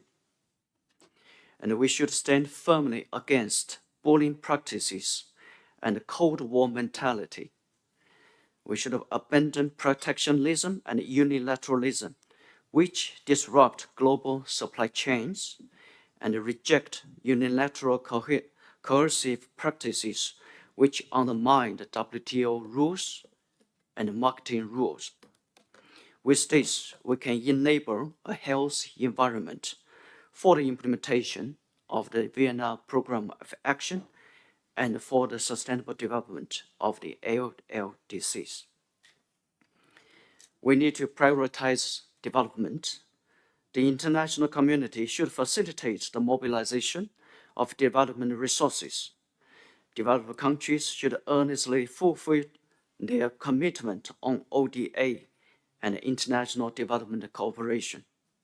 Multilateral financial institutions, private sectors, and social organizations should take active actions to support LLDCs to access to development finance.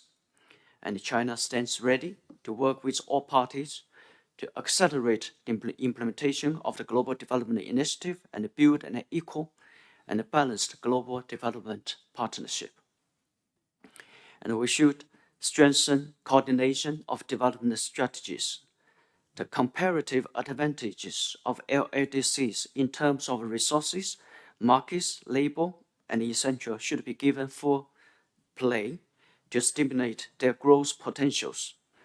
And we should foster new growth drivers and further create space for development. The Belt and Road Initiative has much synergy with the development strategies of Euro-Asia LLDCs, and all partners are welcome to continue their active participation and cooperation. Mr. Chair, ladies and gentlemen, no matter how the international landscapes change, China is always a staunch member of developing countries, a true, long-lasting, and a reliable partner of the Global South. China will continue to be a cooperator, facilitator, and contributor to the implementation on the Vienna Program and the following new program to be adopted in Rwanda next year, and for the sustainable development for LLDCs. China will work with all partners to enhance unity and solidarity, deepen win-win cooperation, and jointly promote the sustainable development and prosperity of Europe-Asia LLDCs. I thank you.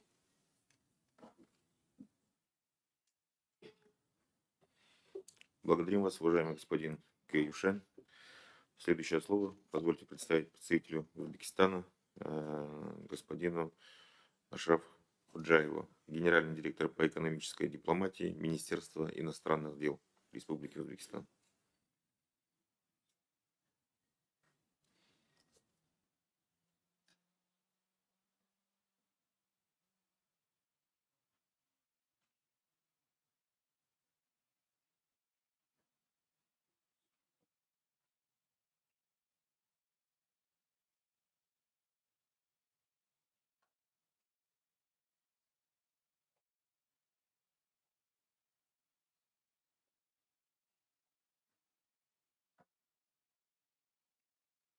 Тогда следующее слово позвольте представить представителю Саудовской Аравии, уважаемому господину Хатан бин Саман, генеральный инспектор по международным организациям Министерства экономики и планирования.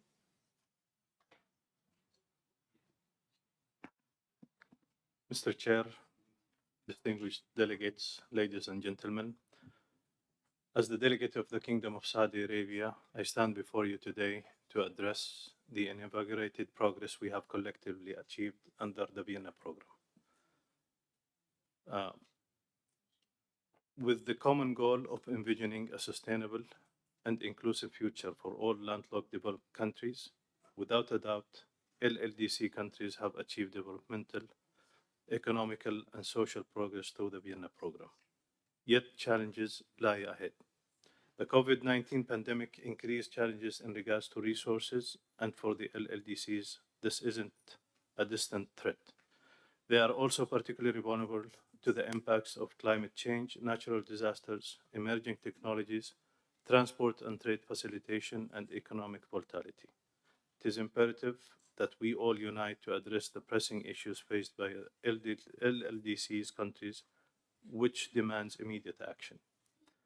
The Kingdom of Saudi Arabia, through its global leadership in responsible development, has contributed to many initiatives, projects that support economic growth, stability, and environmental protection in line with the Sustainable Development Goals through its Vision 2030. In continuation of our efforts to support development in LLDCs, the Saudi Fund for Development has given great attention to landlocked developed countries in general, and more specifically in the regions of Europe and Asia in its development activities. From 1975 until the end of 2022, the fund provided a total of 51 loans to LLDC countries in Europe and Asia, financing 49 development projects and programs with a total amount of $1.3 billion in the sectors of social infrastructure, transportation, communication, agriculture, and energy. The Kingdom of Saudi Arabia is affirming its continuation of its pioneering role in all development fields at the regional and international levels, and supporting the LLDC's countries in their development activities to overcome their challenges and to work side by side with the international community to drive LLDCs towards progress and development. In conclusion, the Kingdom of Saudi Arabia recognizes the unique challenges that LLDCs face. Through collective efforts, collaboration, and innovative solutions, LLDCs can overcome obstacles and build a more resilient and sustainable future, ensuring that no one is left behind in our pursuit of the Sustainable Development Goals. Очень спасибо. Спасибо, уважаемый господин Хатан бин Саман. Следующее слово позвольте представить представителю Армении, уважаемый господин Давид Григорян, начальник отдела многостороннего экономического сотрудничества МИД Армении. Thank you, Mr. Chair.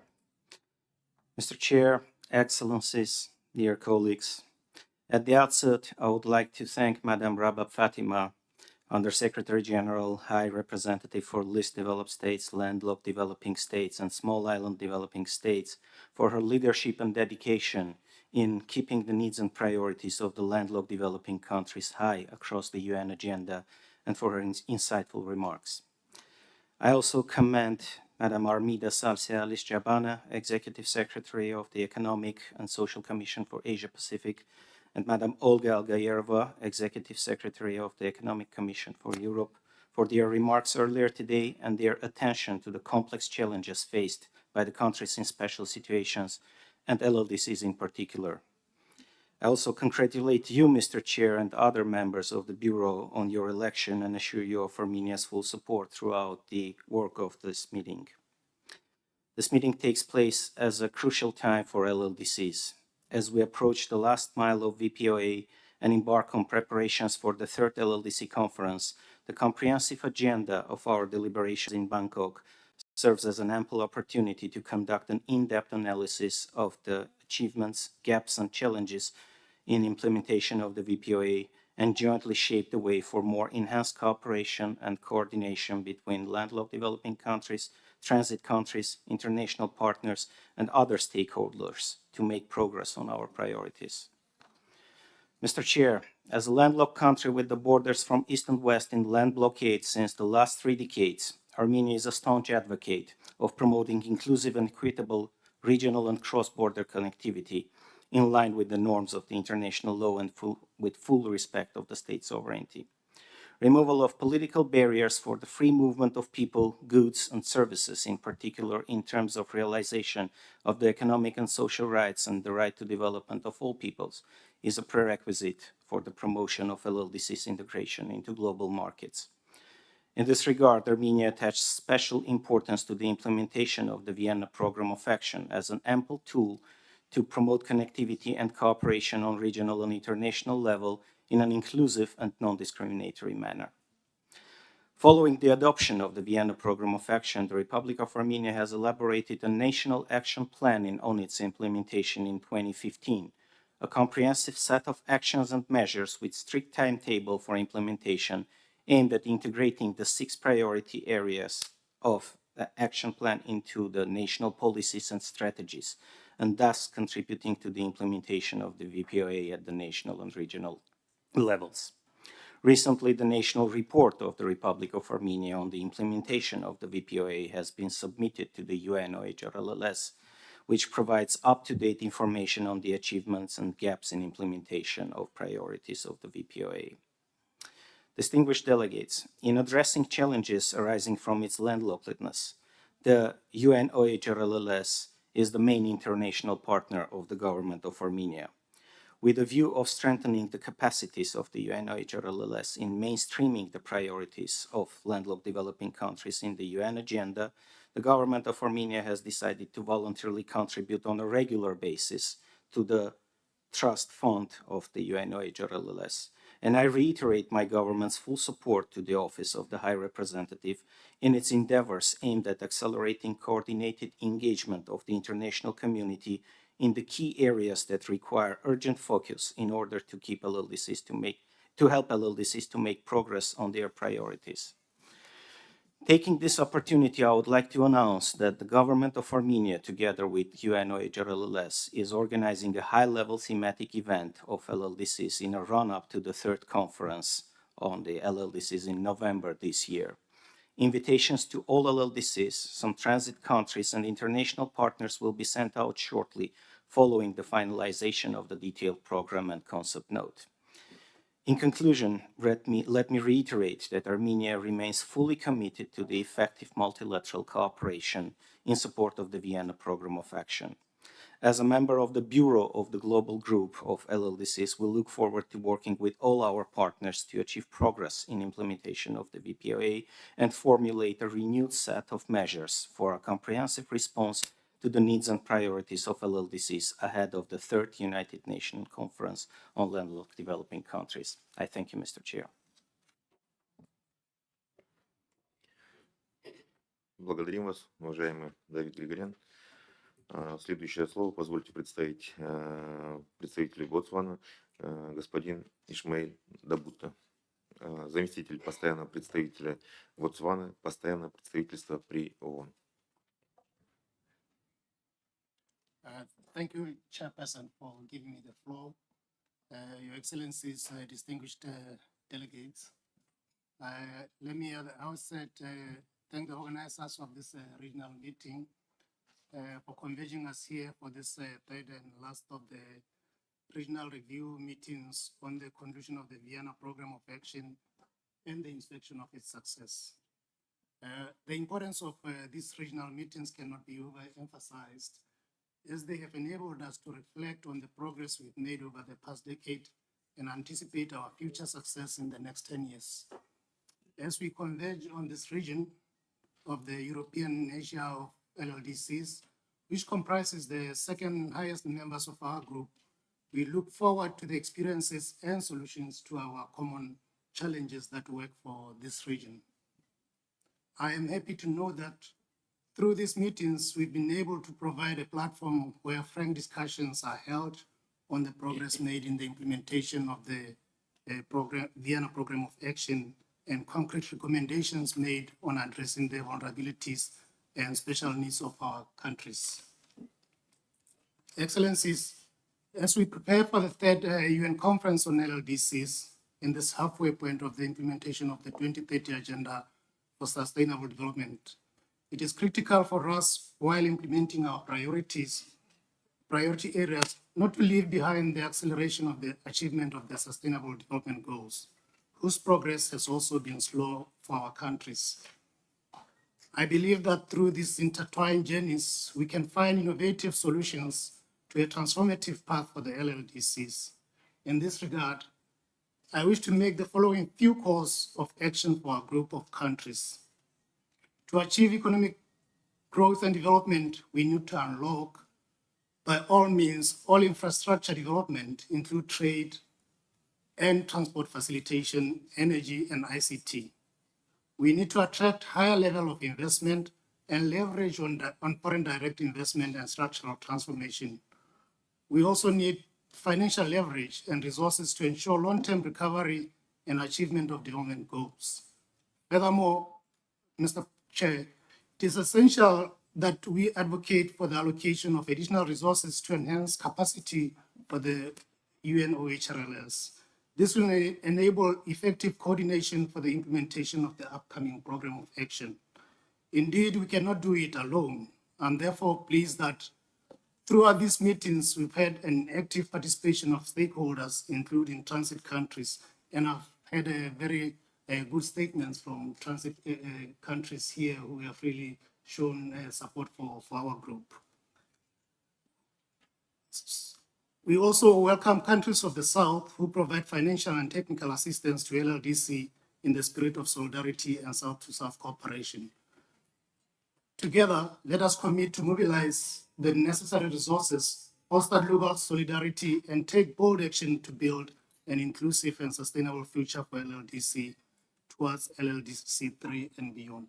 Thank you, Chair.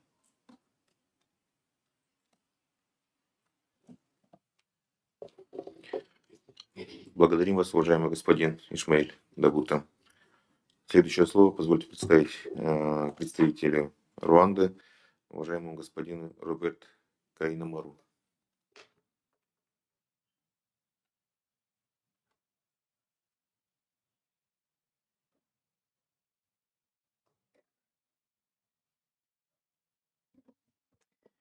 Thank you very much, Chair. Thank you very much, Chair. Good morning, colleagues. Your Excellency, Chair, I join colleagues really to warmly congratulate you and your Bureau for having been elected to lead us in this business of 2 days. You can count on Rwanda's full support, and we are in good hands with you, Chair, and your Bureau. Your Excellencies, I think this morning they have given us a very good picture, USG's remarks and both of them, and then the Aiden's briefing gave us a very good picture in terms of statistics, in terms of numbers, in terms of the situation, the way we stand, in terms of looking back on how far we've gone. And I think going forward, looking at the program, it will give us an opportunity to go step by step on every panel to see how, where, and what can be done differently, building on the scorecard which has been presented to us. I think these are regional reviews building on the one which was held in Africa, in Botswana. Recently, we were in Paraguay, in Latin America, and then this one has given us a really good platform to review where we are, our ambitions, where are we back, what are the gaps, and what probably needs to be done. And I think gives us, all of us, a momentum going forward. For Rwanda's host country, for the LDC3 conference, we look forward to welcoming everyone. We look forward to having you all in Rwanda. But before getting to Rwanda, I think there's business to do, both logistical and substantive. Substantive in terms of building on this momentum and the scorecard, setting baselines to see what ambitious outcome do we want to be, to take us after the Vienna program of action. I think that will be very, very important from today going forward. That is on the substantive aspect of it. But also on the logistic aspect of it, I'm very sure that USG Rabab has been trying to reach out to several countries. It's of critical importance. The success of the conference will also depend on how organized are we logistically to make sure that the conference in Kigali takes place timely, but also seemingly, and we do look forward really to this collaboration going forward and heading to 2024 with an ambitious mind. Now, in the face of growing challenges, definitely, such as climate change, technological disruptions, and recent global health crisis, the importance of cooperation, as others have mentioned, remains of critical importance. Landlocked countries present opportunities and possibilities. It's not only that they are in special situations, but they have lots of potential. There's a lot of resources. There's rich cultures that when invested with the right investments, there is a win-win situation. All of us, we benefit from it. And then they contribute immensely to the global world. When we looked at the numbers that was given to us in terms of contribution to the GDP to the global stage, it looks like the LDCs with other countries in the special situations are actually lagging a little bit behind. Not because they don't have the potential, but I think it's because we have not unlocked the right potential that is in those countries to be able to contribute to the global world meaningfully, but also providing the needed resources to contribute to the agenda of the world. Now, lastly, Chair, as we envision what would be the outcome in Kigali, we are as ambitious as every country, we are as ambitious as every member state to be as bold, as ambitious to come up with an action-oriented outcome. I think we have had several gaps that existed.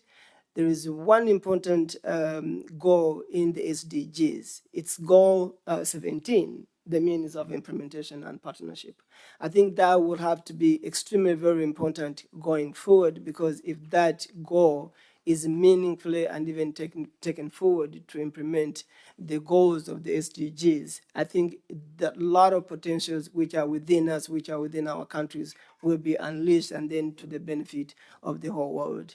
I think maybe later or tomorrow I'll have an opportunity to give a brief on how far we've gone in terms of preparing ourselves on the ground, and that will probably paint you a picture on how Rwanda looks forward to really welcoming everyone in Kigali. Thank you again very much, Chair. Thank you.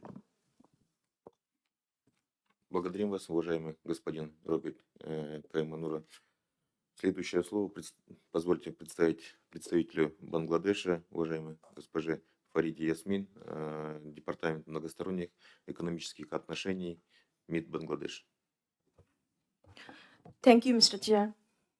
His Excellency, the High Representative of for the least developed countries, landlocked developing countries, and small island developing states, Excellencies, ladies and gentlemen, distinguished participants, Assalamu alaikum and good morning.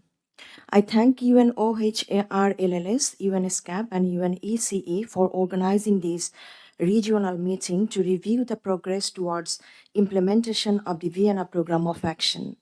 I also thank for inviting Bangladesh to this important meeting as a transit country to share our experiences and best practices. Excellencies, Bangladesh is set to graduate from the group of LDC in 2026. We are now the 35th largest economy in the world. Our next vision is to build a smart, developed Bangladesh by 2041. Despite multiple global challenges, Bangladesh remains resilient.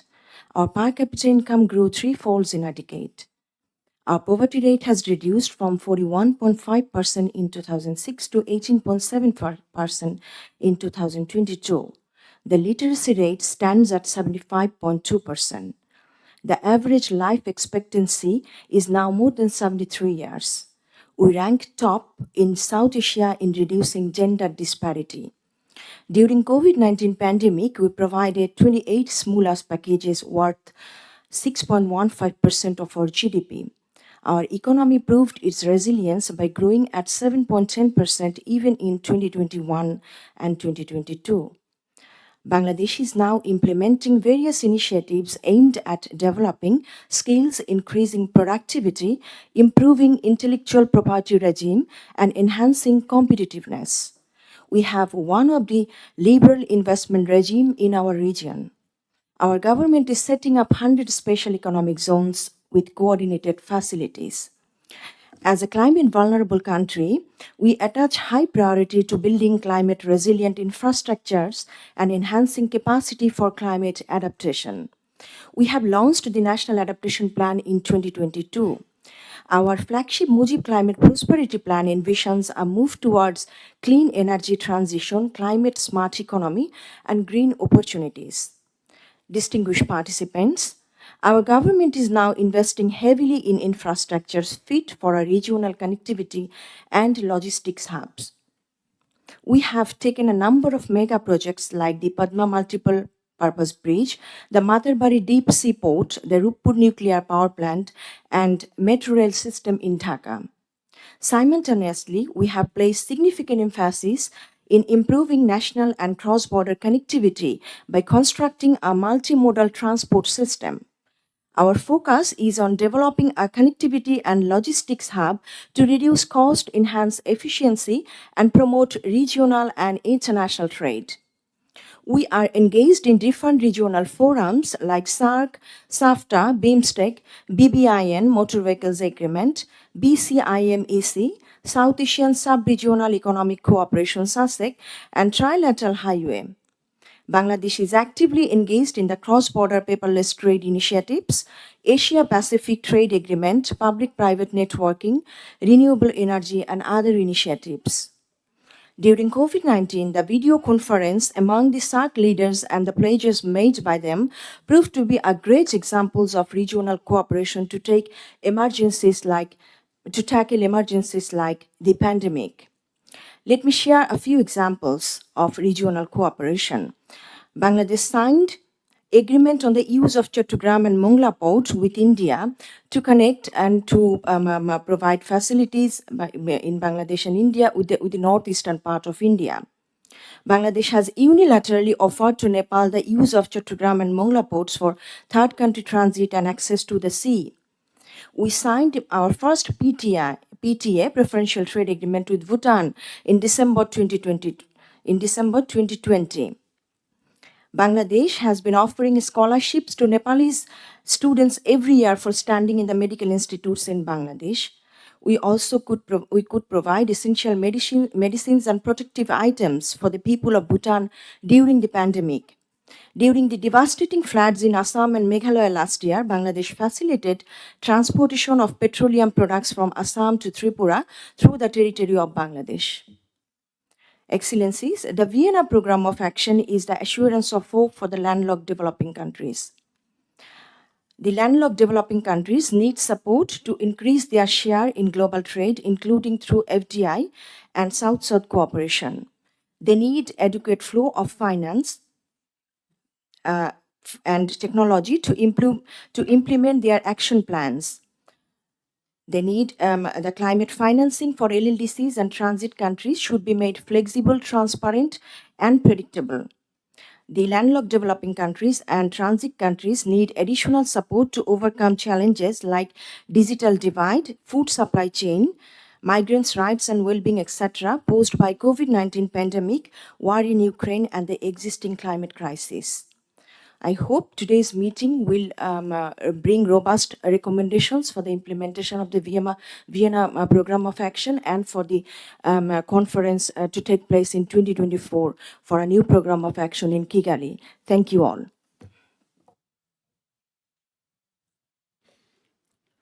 Благодарим вас, уважаемая госпожа Фарида Смин. Следующее слово позвольте представить представителю Королевства Бутан, господин Танти Дорджиок, советник посольства Королевства Бутан.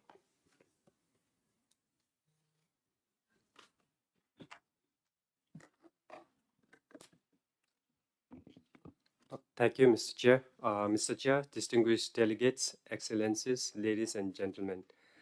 At the outset, I would like to convey warm greetings on behalf of the Kingdom of Bhutan. It is my privilege to share an overview of Bhutan's pursuit of the Vienna Program of Action.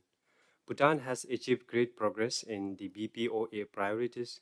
Our trade had been strengthened by renewing trade agreements, signing new ones, and establishing memoranda of understanding. We have also reignited our WTO accession.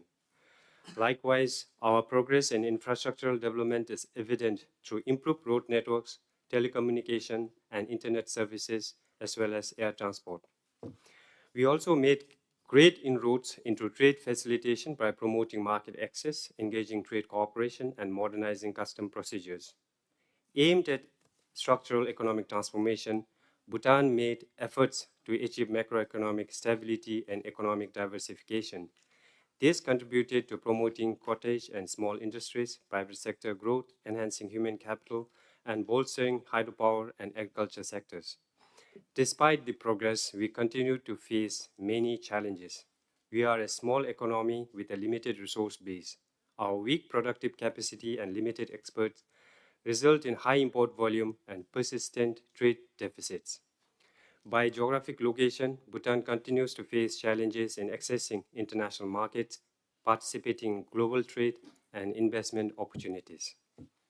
While we rely on external financing, donor funding is becoming scarce, with it being exacerbated by rising inflation and high lending rates. This leads to high debt accumulation and difficulties in debt servicing. The most significant threat to our sustainable development is climate change. We continuously witness flash floods, landslides, and other extreme weather events that threaten our vital infrastructure, lives, and livelihoods. We feel even more vulnerable due to our limited capacity to adapt to such disasters. Against these backdrops of challenges, tangible initiatives must be embraced in the next LLDC program of action. Focus should be on mobilizing alternative sources of financing, as the need to operationalize innovative funding mechanisms have become more pertinent than ever. Market access and export promotion also remain critical. Greater trade facilitation and partake in the regional and international markets are required. Resilience against disasters, including the impact of climate change, is necessary and urgent. Otherwise, a major natural disaster could easily undo our hard-earned developmental gains. Emphasis must also be on leveraging science, innovation, and technology, as it would increase productivity, trigger creativity, and enhance service delivery efficiency. As we march forward with a new program of action, we foresee another fruitful decade marked by firm solidarity and shared commitment. Finally, Bhutan would like to express deep gratitude to the UN system and our development partners for your immense contribution to our development journey and solicit your continued assistance. Thank you for your kind attention. Благодарим вас, уважаемый господин Тандин Дорджи. Следующее слово позвольте представить представителю Соединенных Штатов, уважаемому господину Энди Шоу, советнику по экономическим вопросам посольства США в Бангкоке.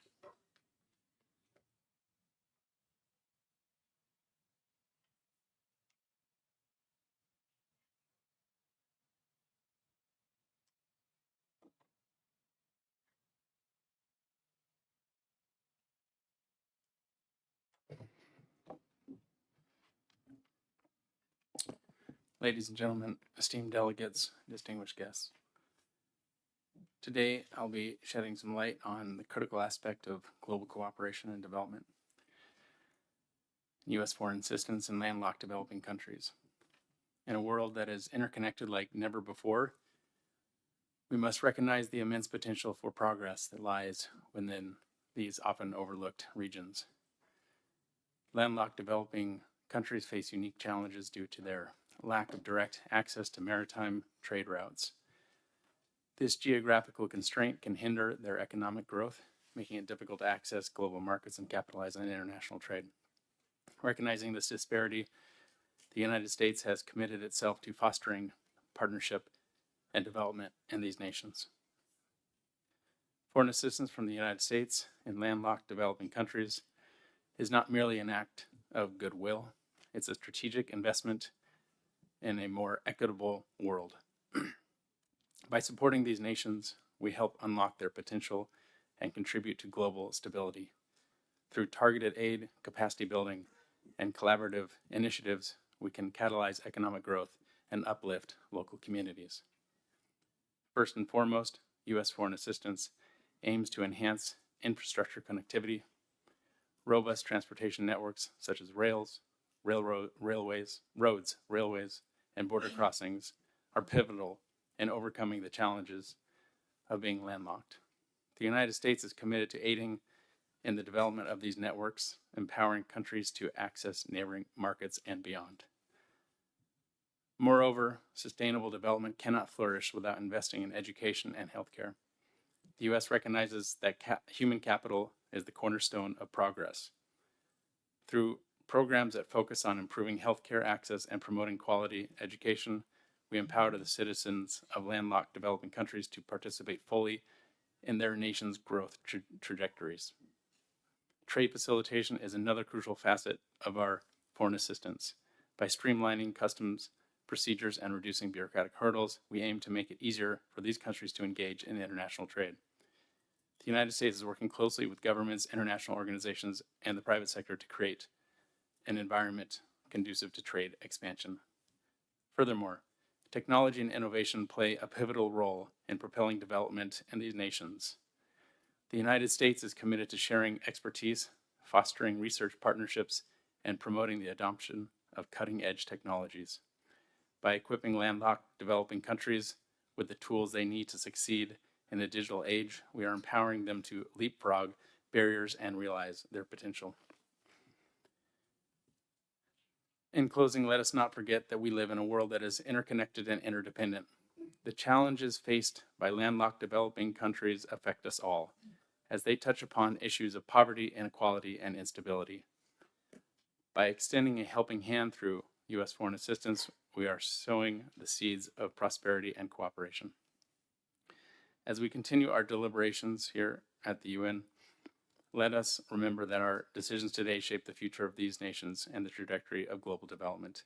The United States remains steadfast in its commitment to uplifting landlocked developing countries for a more just, equitable, and interconnected world. Thank you. Благодарим вас, уважаемый господин Энди Шоу. Следующее слово позвольте предоставить Организации экономического сотрудничества, уважаемому господину Кашев Заман, заместителю генерального секретаря.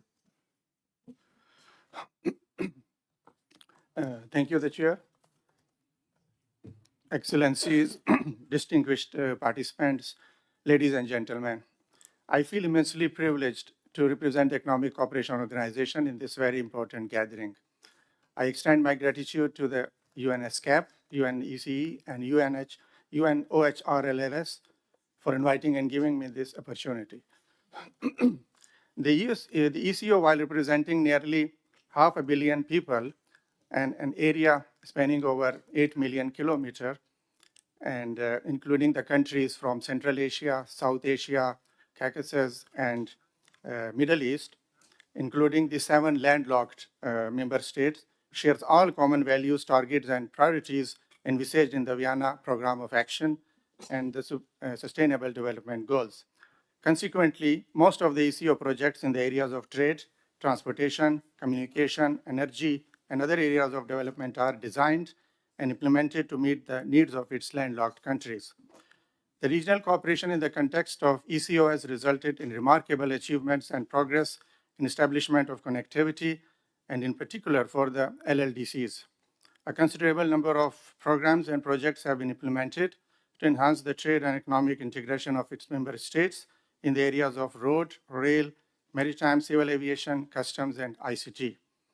These include Almaty-Bandar Abbas and Almaty-Tehran-Istanbul rail corridor, Kazakhstan-Turkmenistan-Iran rail corridor, Islamabad-Tehran-Istanbul rail and road corridor, and Kyrgyzstan-Tajikistan-Afghanistan-Iran rail and road corridor.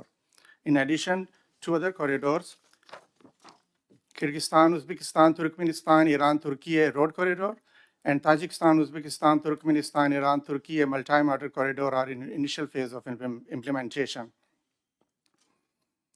The maritime sector is being addressed by the heads of reference maritime organization for cooperation among the coastal states and the landlocked countries through offering port facilities as well as preferential tariffs and concessions. To maximize the connectivity, the ECO Secretariat has recently started a project titled EcoGate to study the feasibility of establishing eco-zone in the member states for further facilitation and reducing the cost of doing business in the region. A similar initiative has been introduced in civil aviation as well.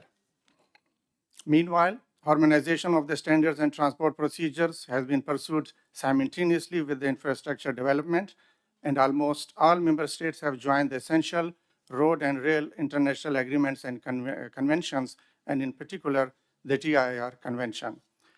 The private sector involvement and contribution to development transport network is formulated in the framework of the ECO Logistics Provider Association Federation as well as the ECO TIR Guaranteeing Association Consultative Group. And these platforms provide the opportunity for a better public-private dialogue and partnership.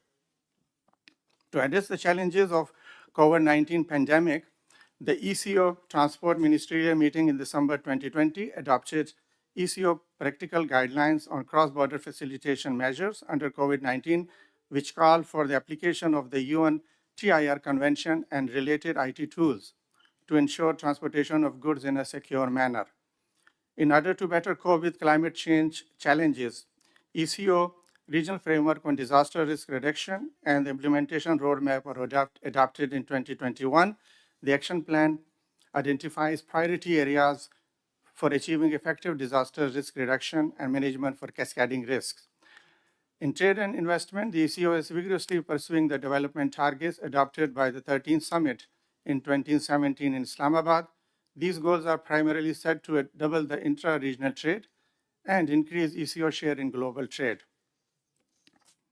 In the aftermath of COVID-19 pandemic, LLDCs are faced with multiple challenges of slow economic growth, high inequality, disruptions of global value and supply chains, and phenomenal increase in food and security and commodity prices. In addition, the enduring obstacles, including investment and finance requirements, implementation of trade and transport agreements, coordination, border capacity, digitalization, missing road and rail links, outdated infrastructure, and lack of skilled manpower need to be properly addressed in any future planning.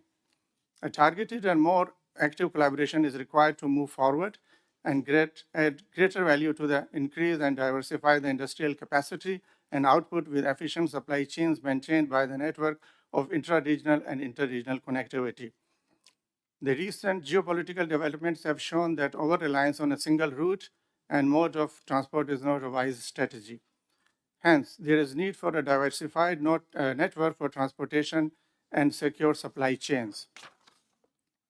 In this connection, the existing east-west corridor of Almaty, Tehran, Istanbul offers a relatively suitable alternative solution to the geopolitical restrictions in the northern corridor and is already operational to meet some of the transportation requirements. However, further investment is required to enhance the operational capacity of the corridor to accommodate the increasing demand. Similarly, the recent extension of the Islamabad-Tehran-Istanbul railway corridor to Bulgaria provides an alternative and shorter access to Europe for South and Central Asian countries. The establishment of a corridor management mechanism is becoming crucial for the enhanced regional connectivity, particularly for the railway segment. It will ensure efficiency and affordability of corridors and reduce the cost of doing business in the LLDCs. The ECO attaches immense significance to its cooperative relations with UNESCAP, UNECE, and UNOHRLLS and other development partners. Financial contribution and investment by the international banks and development agencies are instrumental in addressing the mentioned challenges, and ECO is ready to join hand with them to effectively conduct projects and programs for the development of the regions, particularly the LLDCs. I am confident that outcome of the deliberations of this event will help us plan to achieve a secure and sustainable future for the Euro-Asia region and beyond. And in the end, I would like to express my appreciation for the organizers on the successful conduct of this all-important meeting and giving me a chance to speak here. I thank you all for your attention. Thank you very much.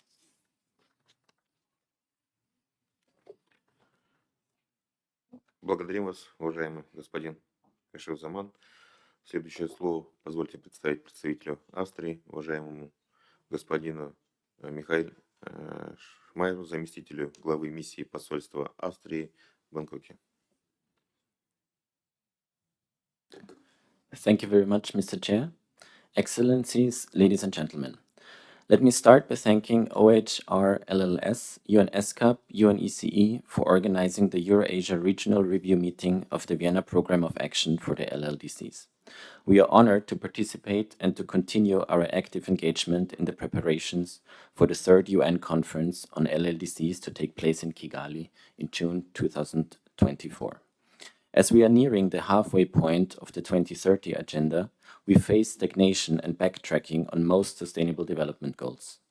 More than ever, we need to mobilize support for the specific challenges and vulnerabilities of landlocked developing countries, related to the lack of direct access to the sea and remoteness from international markets. These challenges are further exacerbated by current global crises, including climate change, rising geopolitical tensions and conflicts, the disruption of global supply chains during the pandemic, and the mounting debt crisis, which have affected the LLDCs disproportionately. As the implementation period of the Vienna Programme of Action draws to a close, while some progress was achieved, much more needs to be done. LLDCs continue to face persisting barriers to their development, from low structural transformation and regional integration to high transport costs and unmet infrastructure needs. As a long-standing partner of the LLDCs and a landlocked country itself, Austria understands many of these challenges. It is for this reason that Austria hosted the second UN Conference on LLDCs in Vienna, that Austria co-chairs the group of friends of the LLDCs in New York, and that together with Bhutan, we co-facilitated the outcome document of the midterm review of the Vienna Programme of Action for landlocked developing countries.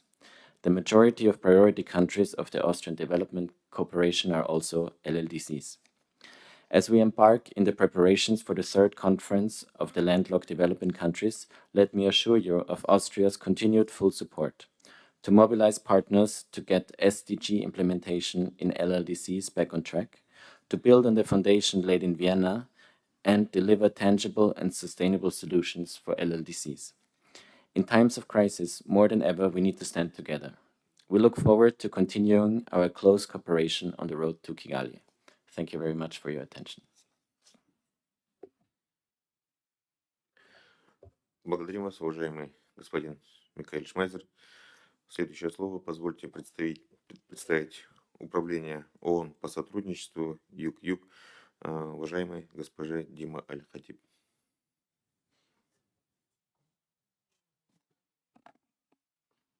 Thank you, Mr. Chair. Excellencies, distinguished participants, distinguished colleagues. In the last 10 years, the Vienna Programme of Action has elevated the unique, persistent, and serious challenges faced by the landlocked development countries for global attention and action. That by itself is an achievement that we need to recognize, and because of the priorities it sets and the commitments it galvanized from the global community, LLDCs received coordinated support on a global and regional scale that was not seen before. And here in the Eurasia region, with the resolute efforts of the governments and their communities, combined with the support of the United Nations system, and development partners. And as eloquently noted by the previous eminent speakers, we saw some progress on many priorities established by the VPOA. Among others, the investments are growing for improving infrastructure, more are gaining access to mobile technologies and connectivity, renewable energy capacities are also increasing. Much more, however, needs to be done, and the poly-crisis future that the UN Secretary General pointed out for our collective reflection and action has exceptional resonance for the LLDCs. The impact of the pandemic will take years to mitigate. The gaps and deficits across the 6 priority areas of VPOA persist. Evolving challenges posed by climate change, instability, weak productive capacities, the financial and debt crisis, all interlock on the ground in the LLDCs in ways not seen in other countries because of the conditions and constraints unique to them. With this context and challenges, we do see clearly the critical importance of South-South and Triangle cooperation as a key means of implementation and in helping to achieve the next program of action, the next generation of the program of action for the VPOA. LLDCs face similar constraints posed by their geography, but vary on many levels in land area, population density, infrastructure development, productive capacity, among others. More than in any context, therefore, proximity of experience and solidarity are key in providing support that really counts for the LLDCs, addressing in particular the 31% of commitments in the VPOA that LLDCs underline require directly relevant and focused technical assistance. We have seen how LLDCs in the region showed heightened interest in fostering greater regional cooperation and integration. This can be taken further through South-South collaboration and triangular cooperation, leveraging it more strategically as a requisite for effective implementation, as well as a mechanism for enhancing solidarity for the LLDCs and mobilizing greater sources of support. Several examples were given by different speakers today as a support and a witness to that. UNOSSC also offers a vast resource available in the South-South Galaxy, a platform for knowledge and expertise which can help shape pathways to directly relevant tools, instructive approaches and practices, as well as different partners, all necessary for building back better. We at UNOSSC also operationalize collaborations that prioritize LLDCs here in the region by providing catalytic support made possible by the UN-India Development Partnership Fund and the cross-regional India-Brazil, South Africa, IPSA Fund.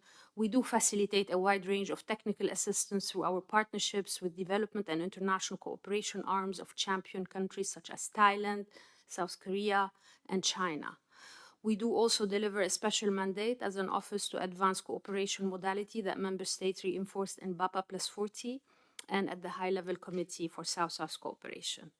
With the UN family in the region and beyond, we look forward to the aspirations and goals of the member states that will establish in the successor program of action for the LLDCs, and we stand ready to keep that support going. Thank you very much.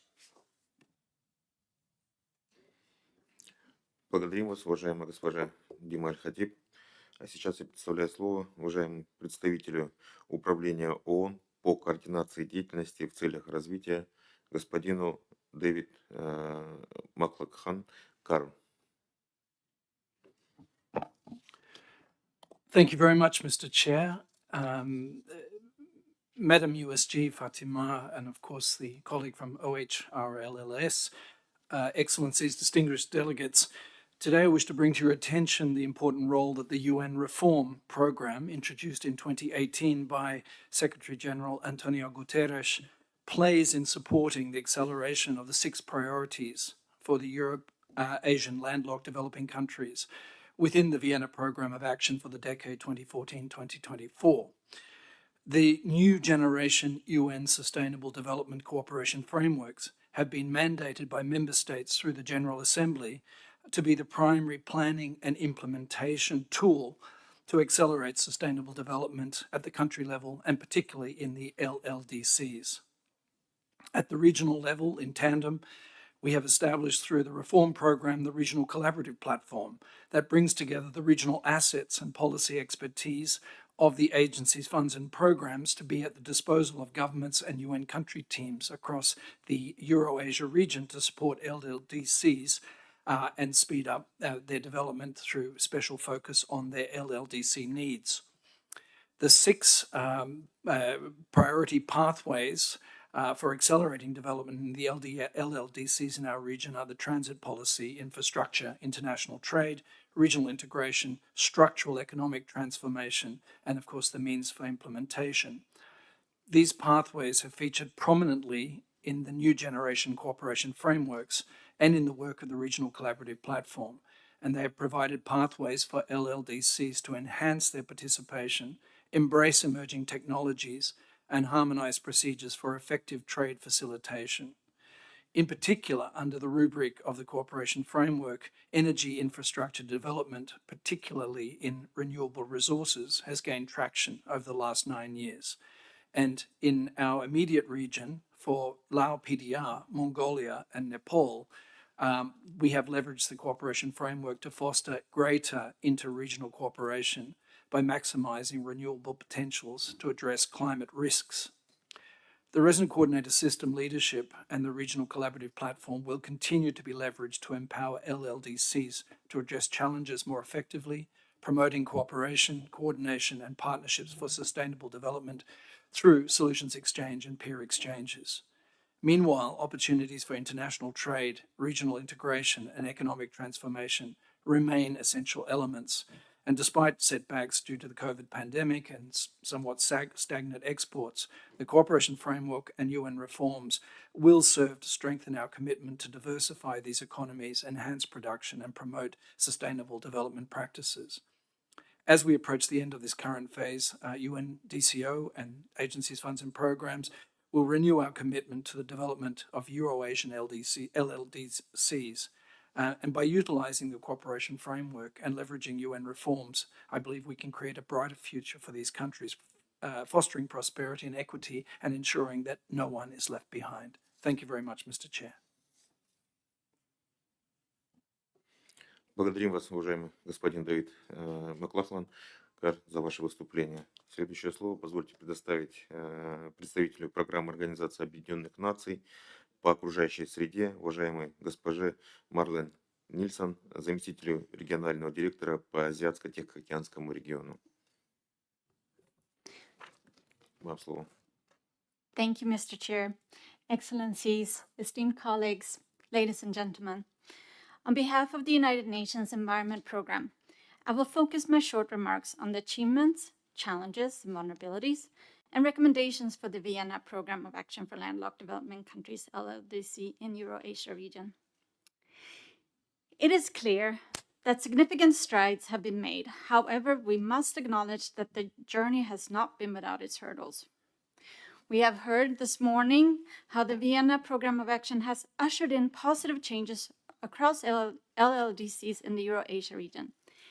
Increased infrastructure connectivity, regional cooperation, and trade facilitation have boosted economic growth and integration. Educational and health services are more accessible, improving the well-being of millions, and hence agricultural practices and advancements in technology have bolstered food security. Yet, challenges loom large. The triple planetary crisis, the crisis of climate change, the crisis of biodiversity and nature loss, the crisis of chemicals and pollution and waste, threaten to unravel the progress made. Extreme weather events disrupt lives and economies, while biodiversity loss jeopardizes ecosystem services crucial for sustainable development. Pollution not only impacts public health, but also diminishes the environment's capacity to support livelihoods. To ensure a brighter future for LLDCs, a comprehensive approach is needed, and I therefore bring you 8 recommendations. 1. Implement the Kunming-Montreal Global Biodiversity Framework. Prioritize ecosystem restoration, biodiversity conservation, and sustainable land use practices. 2. Leverage digitalization for sustainability. Embrace digital transformation to address planetary crises. Foster cooperation in IE and data insight to inform policies, monitor ecosystems, and promote resource management while mitigating digital-related harm. 3, better waste management. Focus on waste reduction, resource efficiency, circular productivity systems. This will yield health benefits, economic opportunities, and environmental sustainability amid rapid urbanization. Number 4, minerals for sustainable energy transition. Empower responsible mining investments to support the global shift to sustainable energy. Strengthen capacity building, environmental protection, and community engagement in mineral-rich LLDCs. 5, universal clean energy access. Bridge energy gaps through rural electrification and renewable energy adaptation. Encourage public-private partnerships and sustainable forest management for clean energy generation.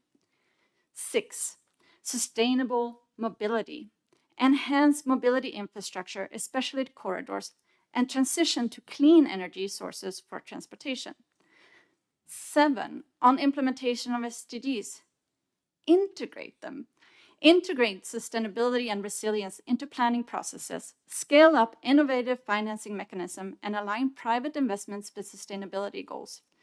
And last but not least, my 8th recommendation is further strengthen regional integration and cooperation as outlined in the Program of Action. Leverage intergovernmental and thematic forums for shared priorities, lessons, and practices.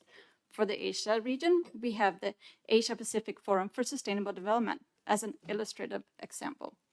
In conclusion, the next decade of the LLDC program must focus on holistic sustainable development by strengthening ties to nature, harnessing digitalization, managing waste, promoting sustainable energy, and ensuring accessible mobility.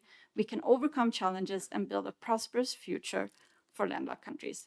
The success of these recommendations lies in our collective commitment to turning words into action, forging partnerships, and leaving no one behind on the journey towards a brighter, sustainable future. Thank you very much.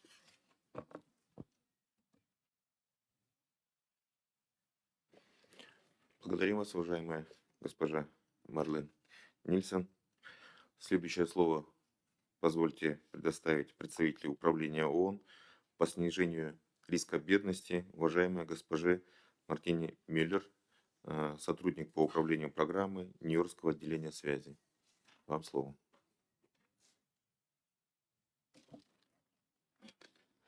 Good morning, Excellencies, delegates, and colleagues.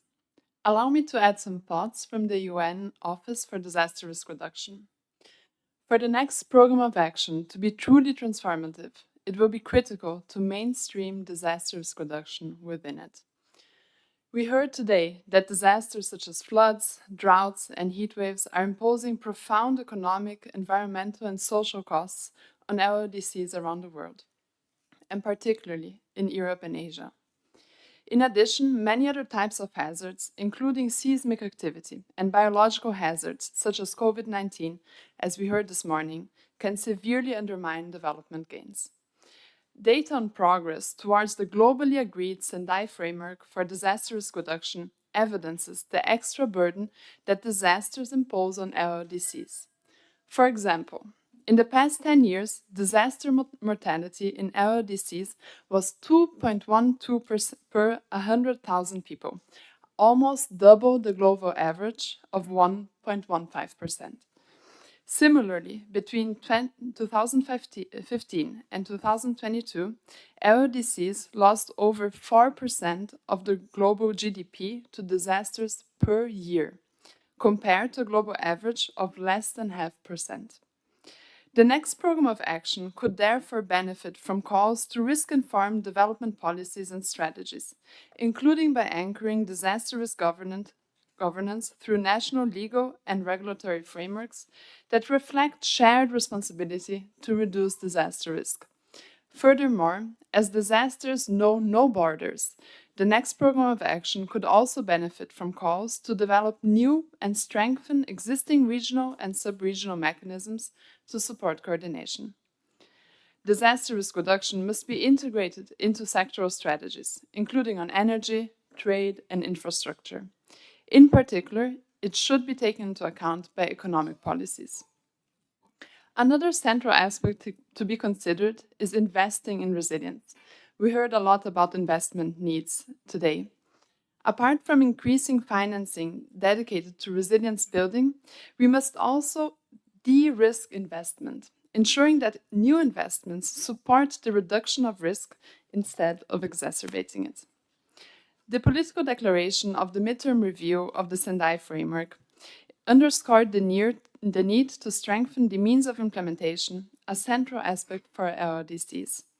This can be achieved through financing, technology transfers, and capacity development, as well as support to strengthen disaster risk governance, including across borders. This brings me to my final point. LLDCs can be uniquely impacted by disasters that occur in their neighboring transit countries. Committing to strengthening transboundary collaboration for resilience building is thus critical. UNDRR remains at Member States' disposal to support the integration of these elements in the next Programme of Action. I thank you.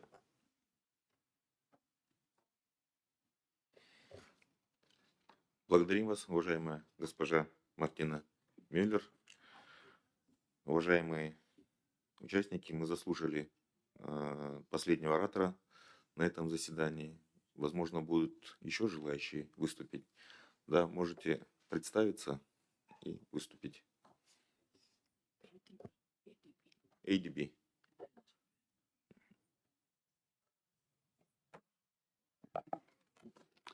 Thank you, Mr. Chair, and also Mr. USG and distinguished delegates. I'm very pleased to join this high-level review meeting on behalf of Asian Development Bank. ADB is proud to be a partner in implementing the VPOA, particularly for 12 landlocked developing member countries in Central, South, and Southeast Asia. ADB's support to our landlocked developing members is delivered mostly through 3 sub-regional programs for which ADB acts as a secretariat, lead financier, knowledge provider, capacity builder, and honest broker. These are the Central Asia Regional Economic Cooperation Program, or CAREC, Greater Mekong Sub-Regional Program, or GMS, and the South Asia Sub-Regional Program, or SASEC. Madam USG, HRLLS, and Madam USG, Executive Secretary of ESCAP and the ECE, and also several distinguished country delegates, all emphasize the importance of regional cooperation and integration. Actually, regional integration, cooperation or integration, or RCI, is one of the operational priorities for ADB, particularly under ADB's Strategy 2030. ADB's support to the VPOA has been focusing on helping our landlocked developing member countries improve infrastructure for multimodal transport and energy connectivity, expand access to regional and global markets, and attract international investments, and provide increased and diversified regional public goods, particularly in strengthening regional health security, addressing climate change impacts, managing regional disaster risks, and tackling cross-border environmental threats. Allow me also to briefly provide some key numbers of ADB's support to the VPOA, especially under the current roadmap covering period of 2020 to 2024. Over the period of 2020 to 2022, ADB committed a total of 6.5 billion worth of loans and grants to our LLDC members, including 2.8 billion for COVID-19 emergency responses and vaccination programs. 1.8 billion go to a transport sector. 780 million goes to supporting energy sector development, including power generation, grid modernization, and renewable energy development. And also over 700 million supported the health sector, focusing on strengthening national health systems and services in our LLDC members. The rest is from agricultural, industry and trade, and also ICT development. Over the period, ADB also provided 48 million worth of technical assistance grants to our LLDC members to support policy dialogue and advice, strategy formulation, capacity building, and institutional strengthening in various areas. ADB is shifting from the immediate emergency response to supporting medium and long-term recovery in our LLDCs. We will continue to help our LLDC member countries further strengthen their physical and soft connectivity, including digital connectivity, with neighboring countries as well as external markets.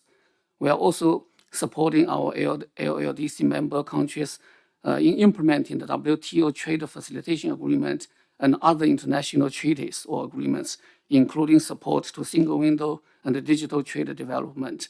ADB has also strengthened the support in the climate change areas by providing technical assistance and also climate financing to our member countries. Over the period of 2013 to 2024, which will be the end of the current roadmap, approximately 2.7 billion of regional cooperation loans or grants have been included in the country pipelines in our LLDC members.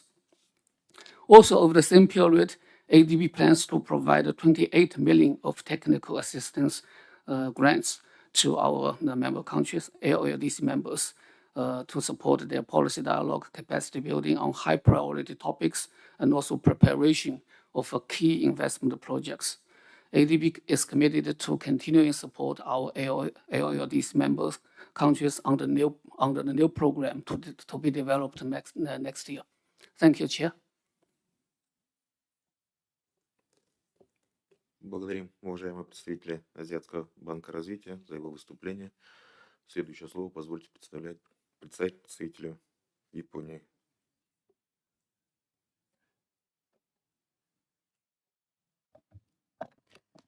Thank you, Mr. Chair.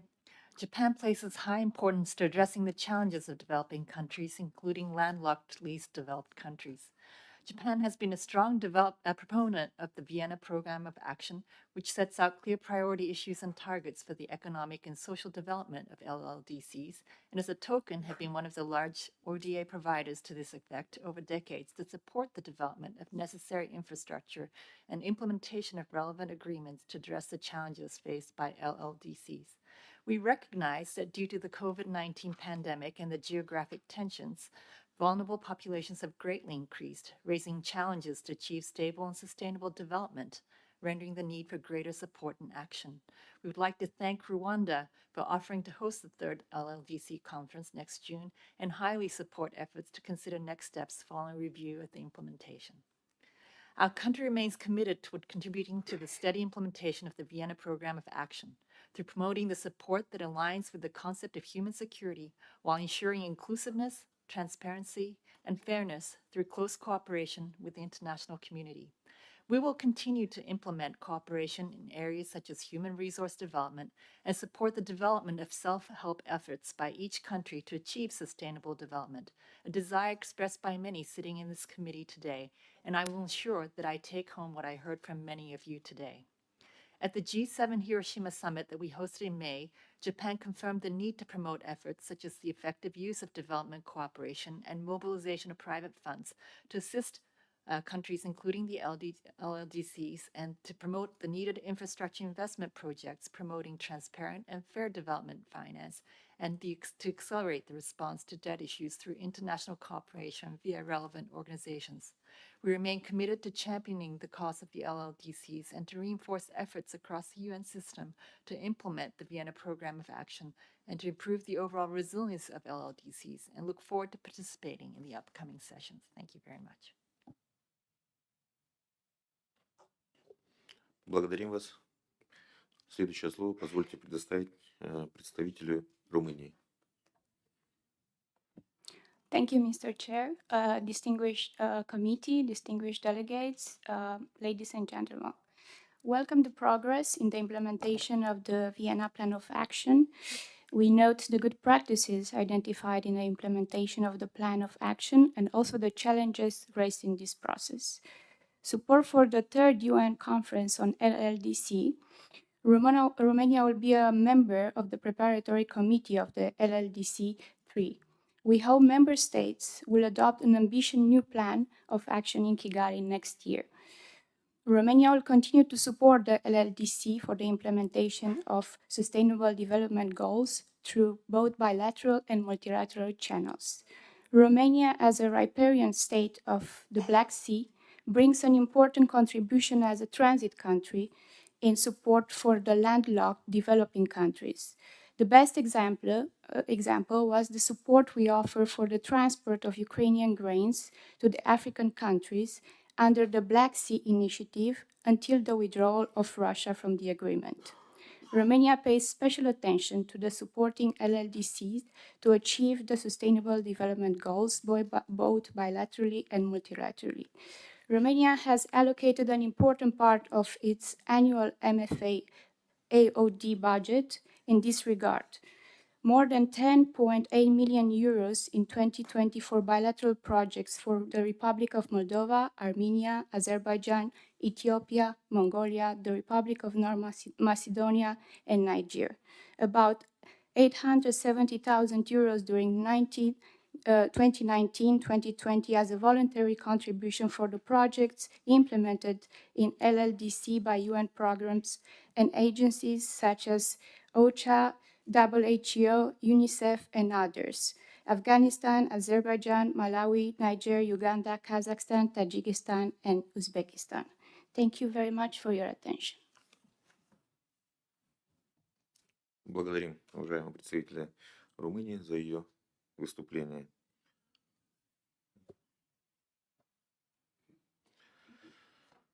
Мы заслушали последнего оратора на этом заседании. Мы слышали о прогрессе, достигнутом в реализации приоритетных направлений Венской программы действий в регионе за отчетный период. Мы узнали, что для улучшения состояния автомобильных и железнодорожных сетей в развивающихся странах, не имеющих выхода к морю в регионе, были вложены значительные инвестиции, включая усилия по развитию и обновлению транзитных транспортных сетей. Однако этих инвестиций по-прежнему недостаточно для удовлетворения текущих потребностей. Мы слышали, что развивающиеся страны, не имеющие выхода к морю в регионе, очень уязвимы к последствиям изменения климата из-за их географического положения, территориального распределения их населения и их производственных систем, зависящих от приоритетных ресурсов. Мы также слышали о возможных приоритетных областях, необходимых для поддержки развивающихся стран, не имеющих выхода к морю, в удовлетворении их особых потребностей и продвижении к достижению целей устойчивого развития. Я хотел бы поблагодарить каждого докладчика и всех уважаемых участников за ваш неоценимый вклад в эту сессию. Этими несколькими словами я хотел бы завершить данную сессию.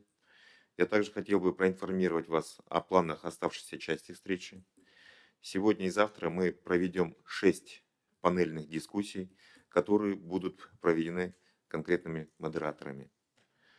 Сейчас мы прерываемся с вами на обед. Мы встречаемся здесь в 14:00 для панельной дискуссии на первую тему продвижения сотрудничества в области транзита и упрощения процедур торговли для повышения торговой конкурентоспособности развивающихся стран, не имеющих выхода к морю. Это собрание объявляется закрытым. Позвольте поблагодарить вас всех.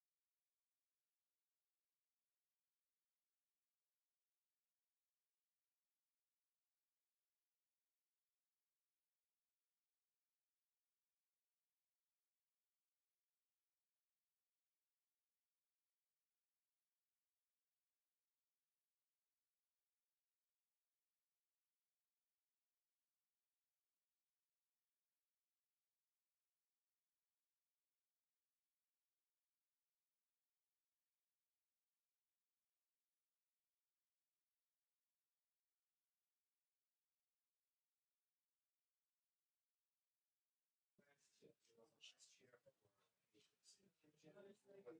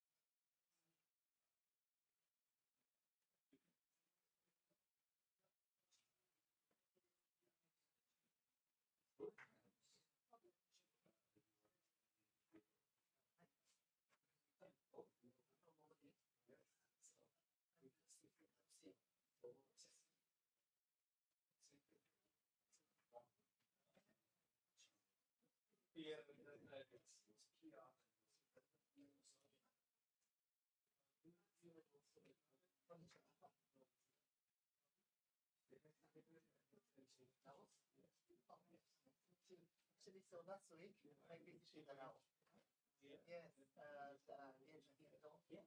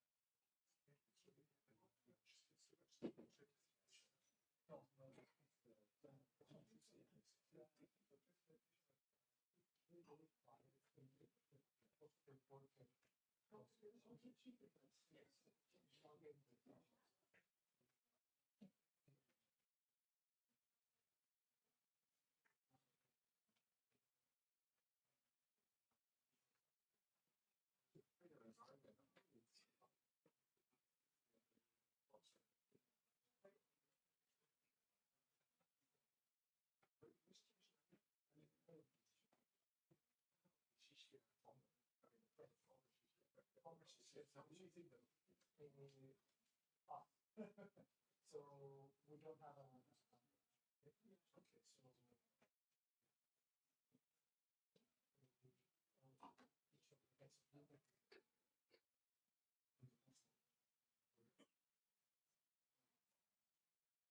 Because I've seen. Yes.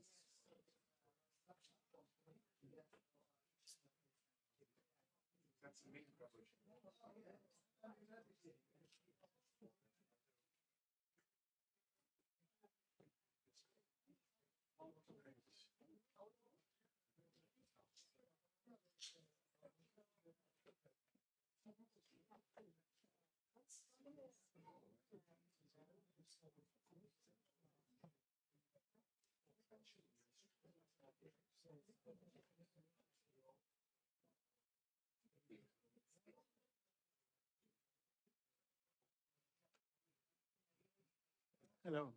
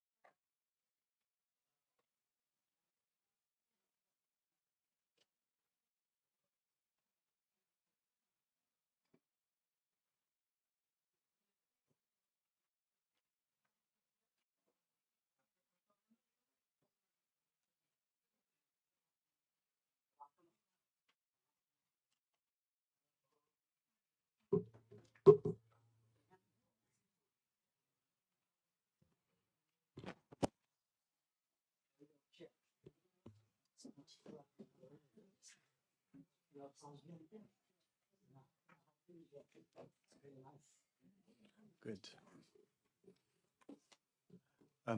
Good afternoon, ladies and gentlemen. I hope you all had an enjoyable lunch and were able to reflect on some of the statements made in the morning session. Just before we start with the next session, I'd like to remind those participants that were financed by OHR LLS, if you could kindly provide today your tickets and travel documents to my colleagues sitting there at the back, if you could kindly do so today. And I've been told that the DSA, Daily Subsistence Allowance, will be available tomorrow from 12:30 till 10 to 2, also here at the back tomorrow morning. So that will be ready for pickup. That's all from my side. Thank you very much.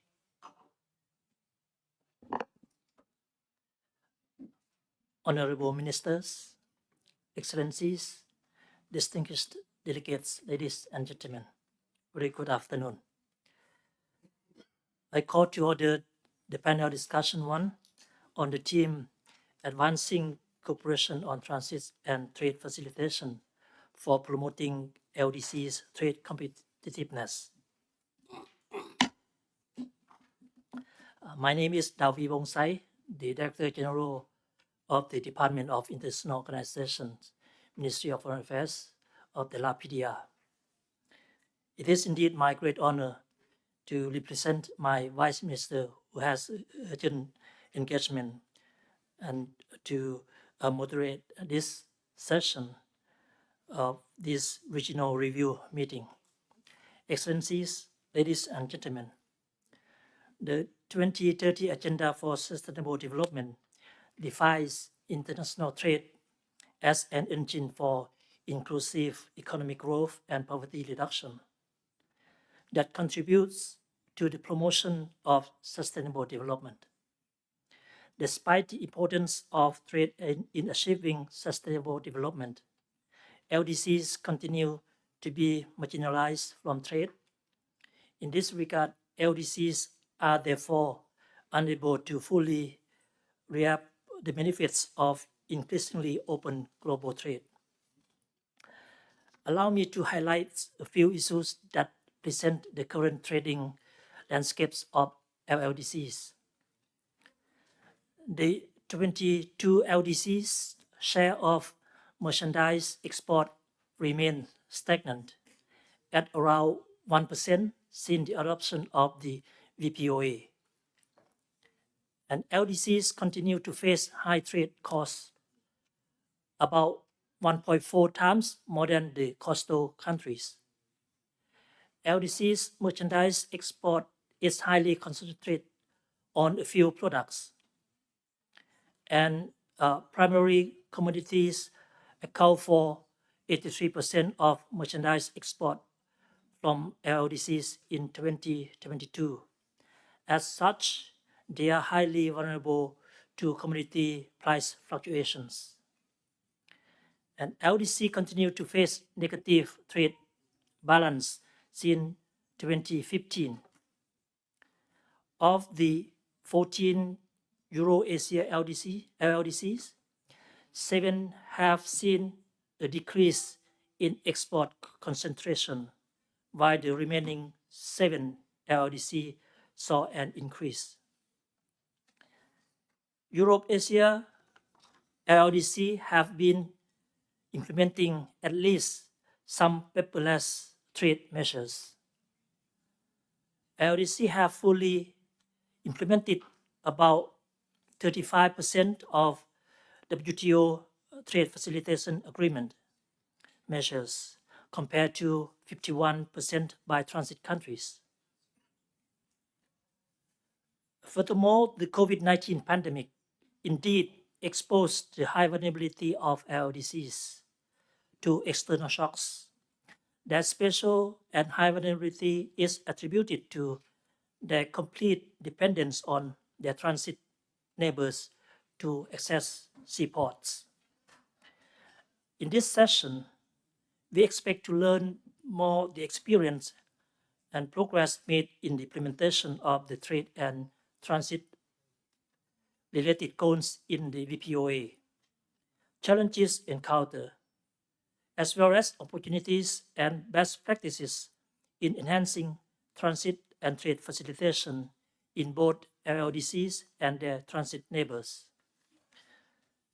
The session will also review progress made on regional and global frameworks for transit, including the WTO Trade Facilitation Agreement. We will hear about opportunities associated with achieving efficient transit and trade facilitation for both LLDCs and transit countries. To help us kickstart our discussion in this session, we have a panel of distinguished speakers, and each of the speakers will have up to 5 minutes to make their presentation. In view of the time constraint, I encourage each speaker to abide by this time limit. After the presentation by the panelists, there would be opportunities for interactive discussion. I would encourage you to make the best use of the opportunity to interact and engage with our speakers. Without further ado, let me introduce our distinguished panel members. we have in our panel His Excellency Mr. Mohammed Abdul Hai, Ambassador of the Bangladesh to Thailand, and Mr. Batusik Sanabasa, Deputy Director General, Foreign Trade and Economic Cooperation Department, Ministry of Foreign Affairs of Mongolia, and Mr.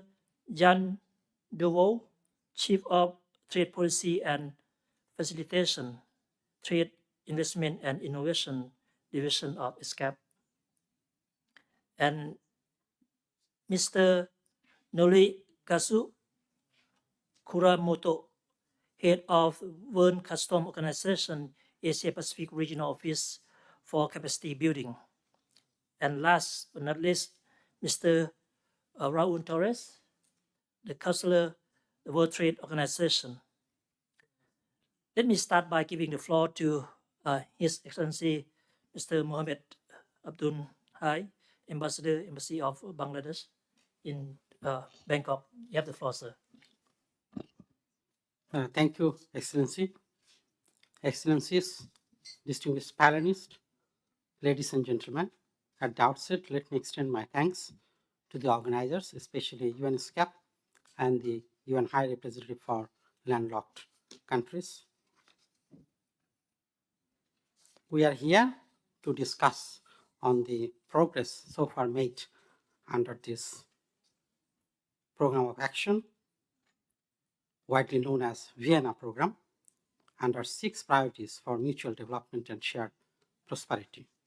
Today's discussions provide useful occasion for us to deliberate on the challenges faced by LLDCs, think about concrete actions, identify gaps, and share best practices that would help unlock potential of LDCs at a time when only 1 year left of the Vienna Program of Actions timeline.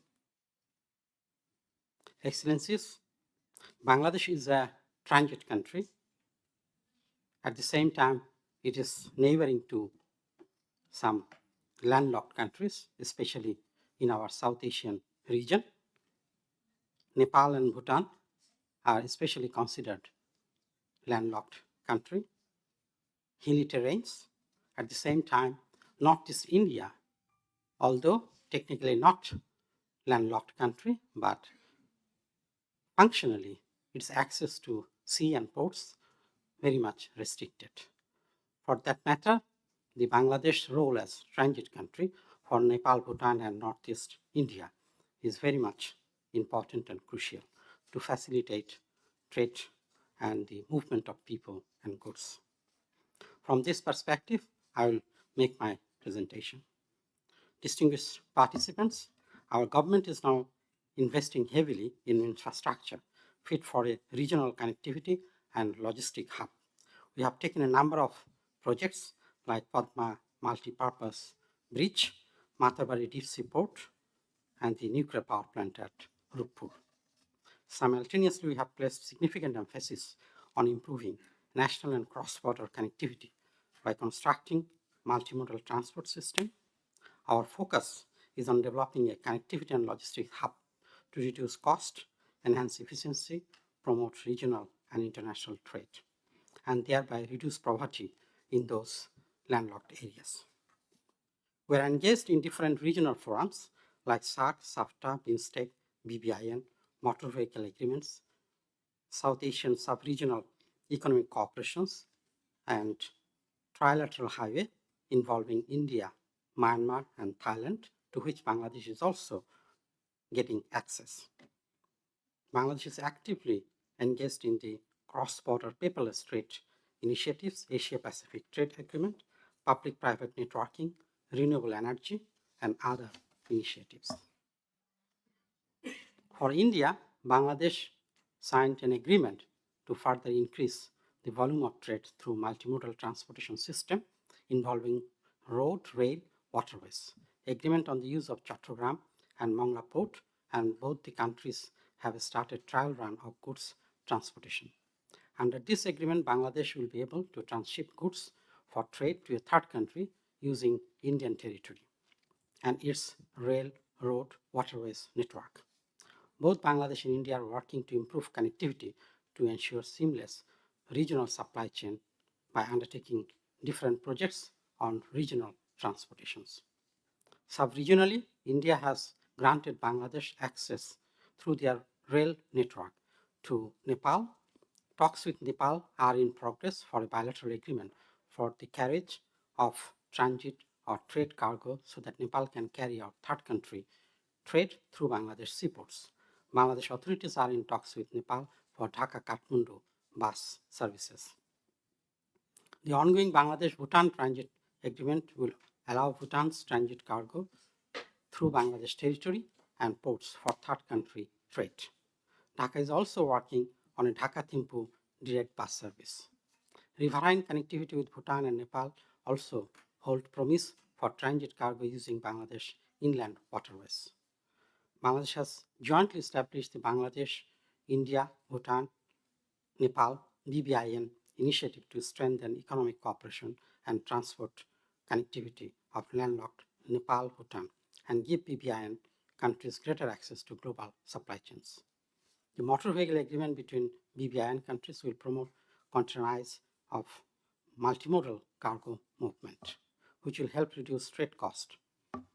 Under a coastal shipping agreement, India and Bangladesh have agreed to develop connections along the ports on the coast. This will also reduce the cost of transporting goods from Indian coast to the Bangladesh coastal ports. Beyond the road rail connections, the work on developing and tapping the region's power and energy potential is also in progress. Through Bangladesh India Power Grid, Bangladesh is importing electricity from India. Bangladesh has agreed to sign a 25-year agreement to import electricity from Nepal. Bhutan is also set to graduate from LLDC in December 2023. Bangladesh signed its first PTA with Bhutan on 6 December 2020, the first of its kind with any country that opened opportunities for both countries to increase bilateral trade. Considering the growing energy demand in Bangladesh and Bhutan's high potential for production of hydroelectricity, Bangladesh is in conversation to import electricity from Bhutan. Bangladesh has offered Bhutan full access to seaports. Bangladesh and Bhutan are negotiating a transit agreement in this regard. Let me focus on one of the statements made by our Honorable Prime Minister when she was inaugurating our construction work for deep sea port at Matabari with the Japanese assistance. The Prime Minister said, Bangladesh can be the bridge between the East and the West and Southeast Asia. I feel that the Matabari project is not only for my country, even for our adjacent neighboring country. They are also beneficial for them. Excellencies, the Vienna Programme of Action is the assurance of hope for the landlocked developing countries. ODA targets for LLDCs from developed countries need to be fulfilled. Multilateral and regional development banks should support them in making investment. The international community must renew its commitment for real structural transformations, developing human capital, and investing in institution building in LLDCs and transit countries. Thank you. Thank you very much. Thank you so much, Ambassador, for the comprehensive presentation on the role or the work of Bangladesh in helping the landlocked and LDC countries, neighboring countries like Nepal and Bhutan, and also linking with the India. Now I give the floor to Mr. Batusik Sanabasa from Mongolia. You have the floor, sir. Thank you so much.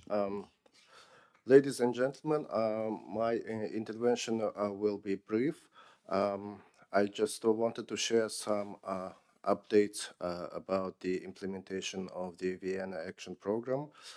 Mongolia's economy, like many other economies around the world has been affected by the COVID-19 pandemic and ongoing geopolitical developments. And these challenges have led to inflation, impeded trade and logistics, and dramatically increased public spending.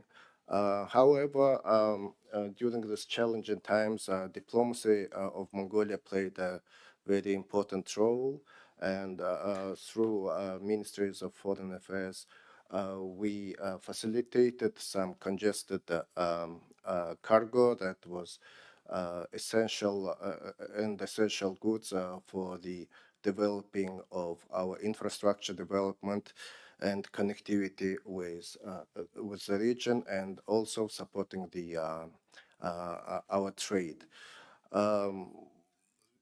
For example, during the COVID years, government of Mongolia implemented a port revitalization program, according to which bilaterally and on intergovernmental level, we discussed and agreed with our neighbors to facilitate trade and open new cross-border checkpoints.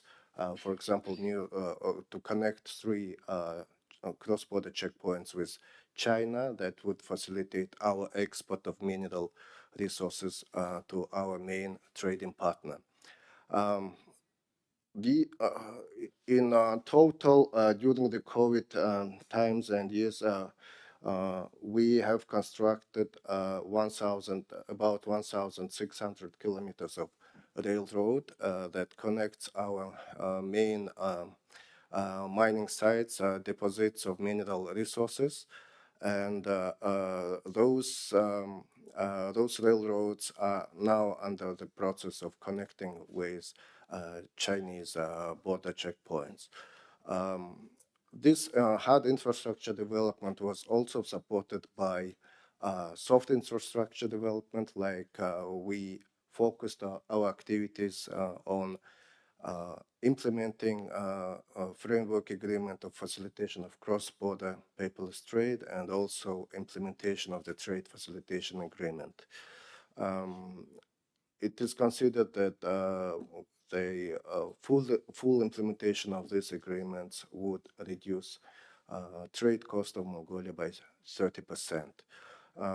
Also, as you might know, the International Think Tank for Landlocked Development Countries is operating in Ulaanbaatar, and this think tank have also developed a series of researches, and we would also encourage and call our friends to cooperate and use their knowledge and researches in their work also.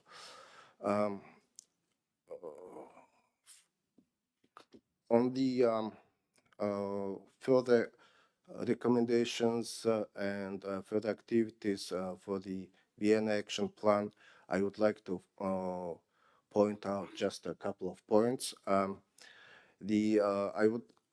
Priorities and recommendations were already mentioned during the morning opening remarks, but I would like to focus on the importance of closer cooperation and strong voice of LLDC's groups in sovereign debt structure initiatives, because obviously the post-pandemic economic recovery of landlocked countries will be slower comparing to those economies that have a sea access, because the import of spare parts and the material will be, of course, cheaper comparing to our countries, comparing to LLDCs.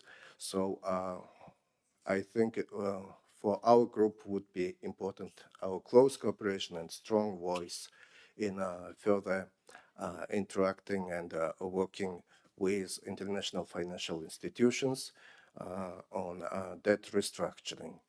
And secondly, I wanted to also highlight that harmonizing and coordinating development and industrialization plans are important. From our experience of implementing economic corridor programs, we understood that financing of infrastructure projects are really dependent on market requirements, on demand and supply, and therefore the inputs from experts on logistics and supply chains are very important. And because at the end, market and location of resources really really decides on what infrastructure projects will be economically feasible and what projects are just investment that will not pay off. So this couple of points I wanted to make, and I would be happy to participate in the further discussions and exchange of views in this panel. Thank you. Thank you so much, Mr. Batusik, for your presentation, highlighting the importance of the close cooperation and strong voice of the LLDC group, and also the hard and soft infrastructure development in the countries. I now would like to invite Mr. Jan Duvo, Chief of Trade Policy and Facilitation of the ESCAP. You have the floor, sir. Thank you very much, Chair. So what I'd like to do is focus on digital and sustainable trade facilitation in LLDCs based on new data that we've collected. You may be aware of this UN Global Digital and Sustainable Trade Facilitation survey, which was started actually at ESCAP back in 2012, I believe, and now it's a global implementation survey of trade facilitation. And really the idea is to monitor progress on trade facilitation, a wide range of trade facilitation measures. And today this is a one UN effort across 5 UN regional commissions, EC being a big partner in this, and also UNCTAD since this year. The survey scope is WTO TFA Plus or TFA++, depending on how you look at it. We cover 60 trade facilitation measures now across about 161 countries. I think we are up to 163 countries. So we have the baseline trade facilitation, which is the WTO Trade Facilitation Agreement measures. And then we have a deep dive of measures into digital trade facilitation, paperless trade, cross-border paperless trade. Also sustainable trade facilitation, targeted measures to SMEs, agriculture and women, and a number of other measures depending on the interest of the countries. For example, during COVID-19, we had a specific section on trade facilitation in time of pandemic to see what the countries had been doing. I only have 5 minutes, so I'm going very, very quickly, right? But you can go online and see the whole data that you have for your respective countries. There's wide variation in implementation rates across countries. Here I'm showing only the implementation rate aggregate for the LLDCs we have in the database. The global implementation rate is 65% on average, right, across all the countries. And so the bad news in a way is that the LLDC's global implementation rate, I think, is very close to, but below 60%. So there's still LLDCs in terms of overall trade fashion implementation are behind the global implementation average. At the same time, the good news, and this is actually true for global as well as the Asia-Pacific regions, LLDCs are catching up to the regional average. And in fact, if we look at the data between 2021 and 2023, which is just released, you can see a big jump in a way of the implementation of measures in LLDCs and in North and Central Asia in particular. And actually in Asia Pacific specifically, we have some world-class trade facilitation performers that are landlocked countries. For example, Azerbaijan, which is really the top of the list in the survey in terms of LLDCs. Now, if you look at different groups of measures, right, you can see the implementation rate varies quite a bit depending on the type of measures. and cross-border paperless trade, which is the electronic exchange of data and documents not within your countries, right, but across borders, which is something obviously very important for transit and for landlocked countries, right, is something that is less implemented. The reason being that for exchanging electronic data and documents across countries, you need agreements. You need some kind of system, right, and agreements. So you need cooperation between countries. And there is also a lot of measures related to SMEs and target groups like women in trade who are not very well implemented, but and that's you can get the findings from looking at the data. And so in relation to that, I wanted to emphasize the importance of supporting digital trade facilitation and paperless trade and cross-border paperless trade in particular. At ESCAP, countries negotiated the framework agreement on the facilitation of cross-border paperless trade in Asia and the Pacific, CPTA in short. And so really the objective of the UN treaty is really to facilitate cross-border paperless trade among willing ESCAP member states by providing dedicated intergovernmental platform to develop legal and technical solutions. Because this is something many countries are working on, mostly bilaterally, sometimes regionally, but there is really a lot of overlapping efforts, very time-consuming efforts in this area. And so that's why the countries decided to negotiate and adopt this framework agreement. The good news is that the framework agreement entered into force in 2021. I'll come back to this. Just wanted to show you some analytical results we have on the potential trade cost cuts through paperless trade and trade digitalization. Representative of Mongolia already mentioned a very high 30% trade cost reduction potential for Mongolia. On average for the region, it's a bit lower than this, obviously, but for landlocked countries, we see the trade cost potential, reduction potential is much, much higher. The UN treaty, as I mentioned, entered into force on 20 February 2021. ESCAP is the secretariat of the treaty. We already have 13 countries who have signed or acceded to the treaty. And that includes quite a number of LLDCs, right? So Armenia is a signatory, actually was the first among the first signatory, I think. Azerbaijan was the first acceding country. And then in 2022, Mongolia, Tajikistan, Turkmenistan all came on board the treaty. So more countries, we understand, are preparing for accession, and essentially all LLDCs are very much invited to participate to accelerate progress in this area and cut trade cost. Thank you very much. Thank you very much, Mr. Jan Duvo, for your presentation on the UN Global Survey on Digital and Sustainable Trade Facilitation. Now I would like to invite Mr. Norikazu Kuramoto, the Bern Custom Organization Asia Pacific Regional Office for Capacity Building. You have the floor, sir. Okay, thank you, Moderator, Excellency, distinguished delegates, and good afternoon.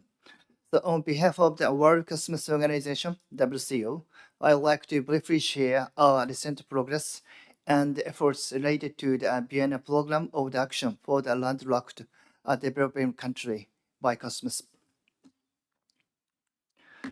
So, as you may know, that World Customs Organization, WCO, have been contributing to the implementation of the special program for LLDC from the outset, believing the LLDCs should be the biggest beneficiaries of the trade and the transport facilitation efforts. Customs is the key part of the international trade infrastructures. Our vision is Border Divide, Customs Connect, and the mission of the WCO is developing a standard of the customs procedures, promote customs cooperation, and provide capacity building support to member customs administration. In this way, we support customs in ensuring revenue collection, trade facilitation, and protection of the border from illicit trade. Customs procedures represent software infrastructures, and efficient and harmonized border procedure are critical to support a hard infrastructure at the border. Here, I would like to highlight the fact that all 32 LLDCs are members of the WCO. In this presentation, I would like to touch upon the three key areas we must focus on. So this is the first one, the trade facilitation. According to the recent study by the WTO, the trade costs in LLDC are 1.4 times higher than that a coastal developing country. The costs elude the competitive edge of the LLDCs result in the negative impact on their integration into the global economy and overall sustainable development.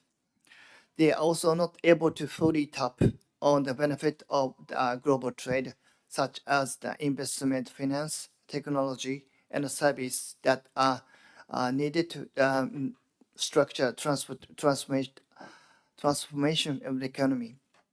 The trade facilitation agreement creates a significant opportunity to improve the speed and efficiency of border procedures, thereby reducing the trade cost and enhancing the participation in the global value chain. On this slide, I have highlighted some key aspects and have listed the tools through which EWCO can support its members' implementation of the WTO TFA in the harmonized manner. The revised Kyoto Convention, which is a kind of the WCO flagship convention, and other WCO2 are complementary to the trade facilitation agreement and support the government at its implementation at the practical level. So in 2014, when this action was adopted, only 15 LLDCs were a contacting party to the revised Kyoto Convention. But between the November 2014 and April 2023, 8 LLDCs additionally acceded to this RKC, and now 72% of the LLDC are RKC's contacting party. The second area is the transit. What is the key here is efficient exchange of information through the automation system, efficient guarantee system, regional or international, and efficient security measures such as the e-seals, which again need to follow the regional approach to achieve maximal effectiveness. 3 of good practices listed in the slide come from the African region. The third and the last key area focus is the digitalization and the use of advanced technology. What is the key here is the automation customs procedure, development advanced technology, interoperability of the solutions, use of the great global standards. So lastly, our lessons learned and recommendations. So WCO, we encourage the Customs Administration, WCO member, to further focus on the importance of the simple and efficient border procedures, transparency and predictability, digitalization and automation, and border agency cooperation among the at the border. So WCO remains committed to support for the Customs Administration of the LLDCs under the renewed international framework for LLDC support. Thank you very much. Thank you so much, Mr. Norikazu, for your presentation on the role of custom for the trade competitiveness. The WCO offer to help the LDC in various areas, and also the recommendation. Thank you so much. The last panelist for our session now is I give the floor to Mr. Raul Torres, the World Trade Organization Development Division. You have the floor, sir. Thank you very much, Mr. Moderator, and thanks to ESCAP and ECA and OHRLS for inviting WTO to participate in this important meeting. I will be presenting today on 3 issues in my presentation. One will be reviewing a little bit the progress that we have in terms of implementation of the TFA, and this will be more on the paper side of things, because we already heard from Jan what the actual reality on the ground is. But it's important also to look at what are the commitments of the members in terms of the trade facilitation agreement, and how they may be, for some of them, already enforceable. We'll also look at some of the recommendations that came out of the workshop on transit and trade facilitation that was held in the WTO in mid-June.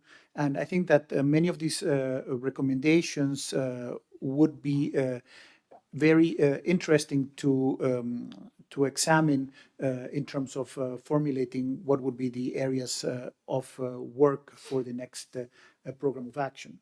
And out of this workshop came some actual recommendations on how to advance many of these issues at the Trade Facilitation Committee. And also we will look that many of them can also be reflected in the next program of action for the LLDCs. So let's jump into some numbers in terms of implementation. And I'll be presenting a series of slides here that may be a little bit difficult to understand. And what I want you to retain from these slides is that it's the difference between those commitments that are in solid color being presented here in the slide, and those that are not in solid color, that are in dashed or striped lines. Because what that means is that those that are in solid color are those for where either the member had committed to implement that obligation or that commitment upon entering the force of the agreement. That's the green bar in this case. Or where it requested a certain transition period, a period of time in order to be able to implement that obligation. Or in solid red, those where it requested an additional period of time plus capacity building and technical assistance in order to be able to implement those measures.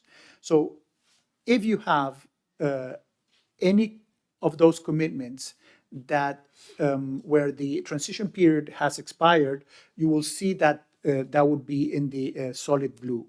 If the transition period has expired and there has been also the request for technical assistance, that is shown in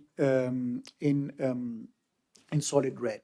So all of those commitments that are in solid lines means that those commitments are already enforceable against that member in the WTO. And those that are under dashed lines are because they will be implemented in the future, either after the expiry of a certain period of time, or after we have that certain period of time has elapsed, or and the country has received the technical assistance requested to be able to implement that obligation. As we can see here from this slide, where we look at the overall picture for the LLDCs in the region, we have again, as Jan presented, mixed results in terms of the level of implementation. We have that several countries in the region are very advanced, or for them, most of the and even all of the obligations in the TFA agreement are enforceable. Like, for example, in the case of Kazakhstan, as we can see there, all of their commitments are in solid line already. So, but from some other countries, for example, Nepal, we have a lower level of overall implementation, and many of their commitments are still not enforceable against that member. again, when it comes to Article 11, which is the very important provision that covers the issues of transit under the TFA, we see that implementation is again mixed. For many LLDCs, they either committed to implement this open entry into force, or their transition periods have expired, so those obligations would be enforceable for them. Again, here we have Moldova and Nepal, who still would be implementing these commitments in the future. So at least on paper, as we know that reality may be different on the ground, and that's what is reflected in the survey that is being conducted by ESCAP and the other regional commissions. Again, another very important obligation, but where we're starting to see a lesser level of implementation, is border agency cooperation. And then as we go and the complexity of the measures to be implemented increases, for example, in this case, we're looking at single window, we can see that the level of implementation here is much lower, at least on paper, as I said, and where we may have to significantly provide some support to the LLDCs in order for them to be able to implement this obligation.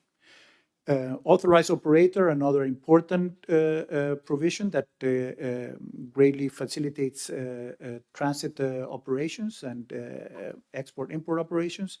The implementation levels are quite good in the region for the LLDCs.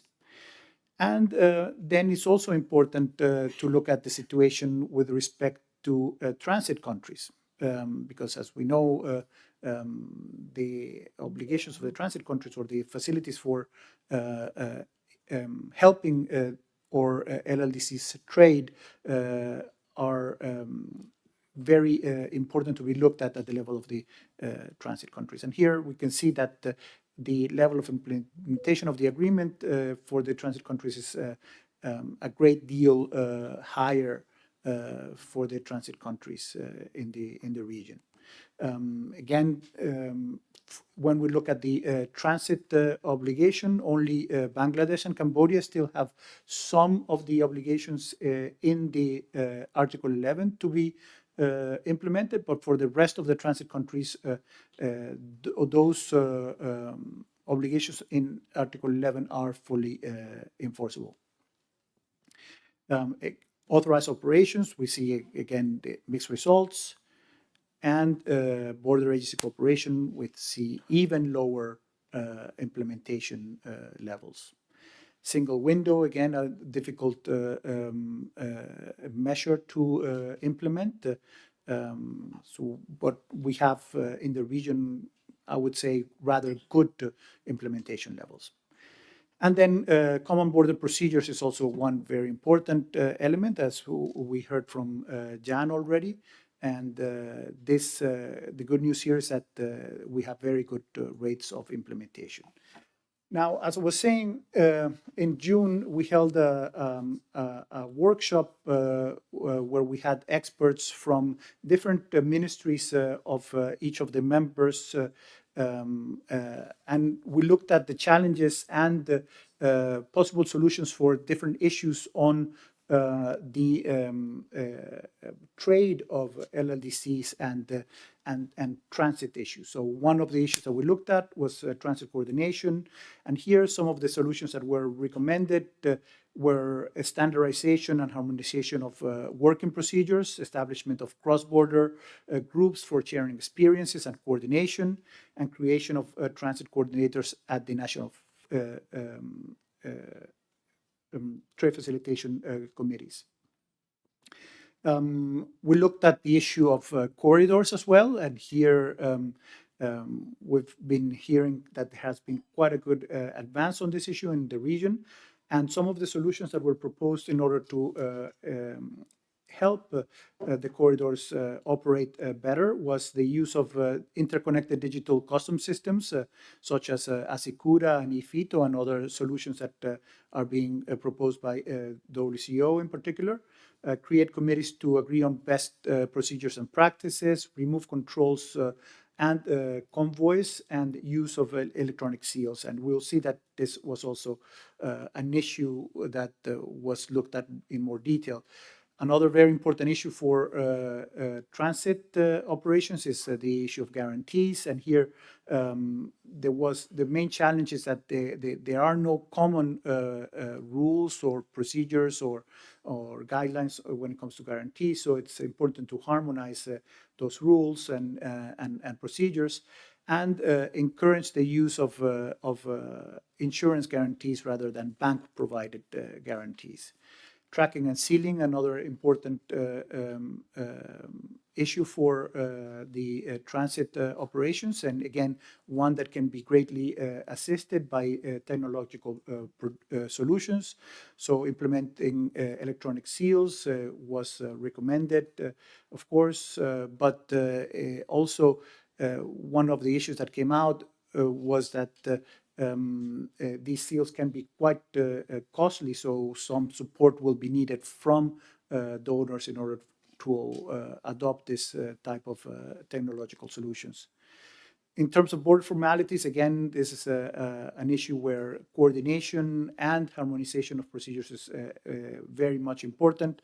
We've heard from our different presenters how there has been great progress in implementing one-stop border posts in the region. I think that that's a movement in the very much the correct direction, and also in terms of actually the work of the borders to use again technological based solutions so that inspections are less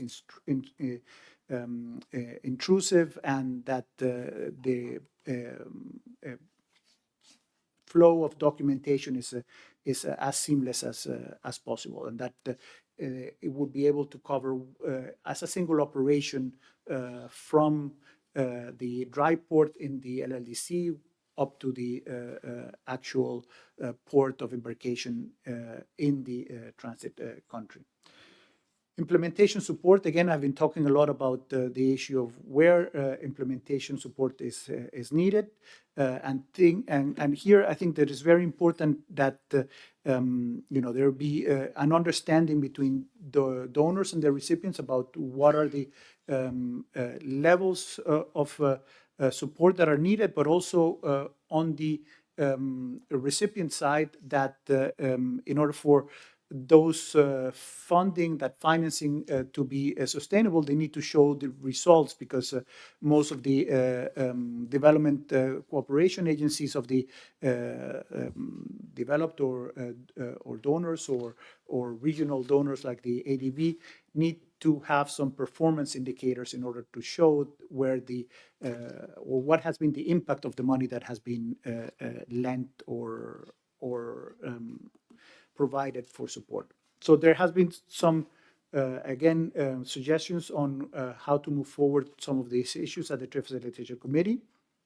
There are a number of topics where it would be important to continue experience sharing, as well as some specific issues that need to be further discussed at the TFC and also at regional level and regional platforms and the regional organizations. For example, the issues of how do rules of origin operate with transit operations, the application of SPS measures to goods in transit, as well as other technical requirements and their application to goods in transit.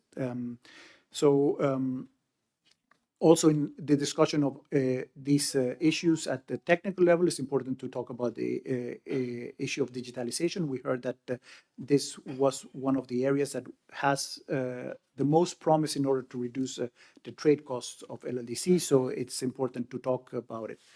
So suggestions for our next program of action, I think that we would all agree, and we've heard from different presenters that the issue of customs digitalization is one of that is very important, and this would cover operations of single window, electronic tracking systems, and also guarantees. And it's also important to go beyond just mere digitalization. It's also important that these digitized systems talk to each other. In the transit country and in the LLDC, they need to talk to each other. That's why they need to be interconnected and interoperable, so that, as I said before, we would have a one single seamless operation from the dry port to the actual wet port. And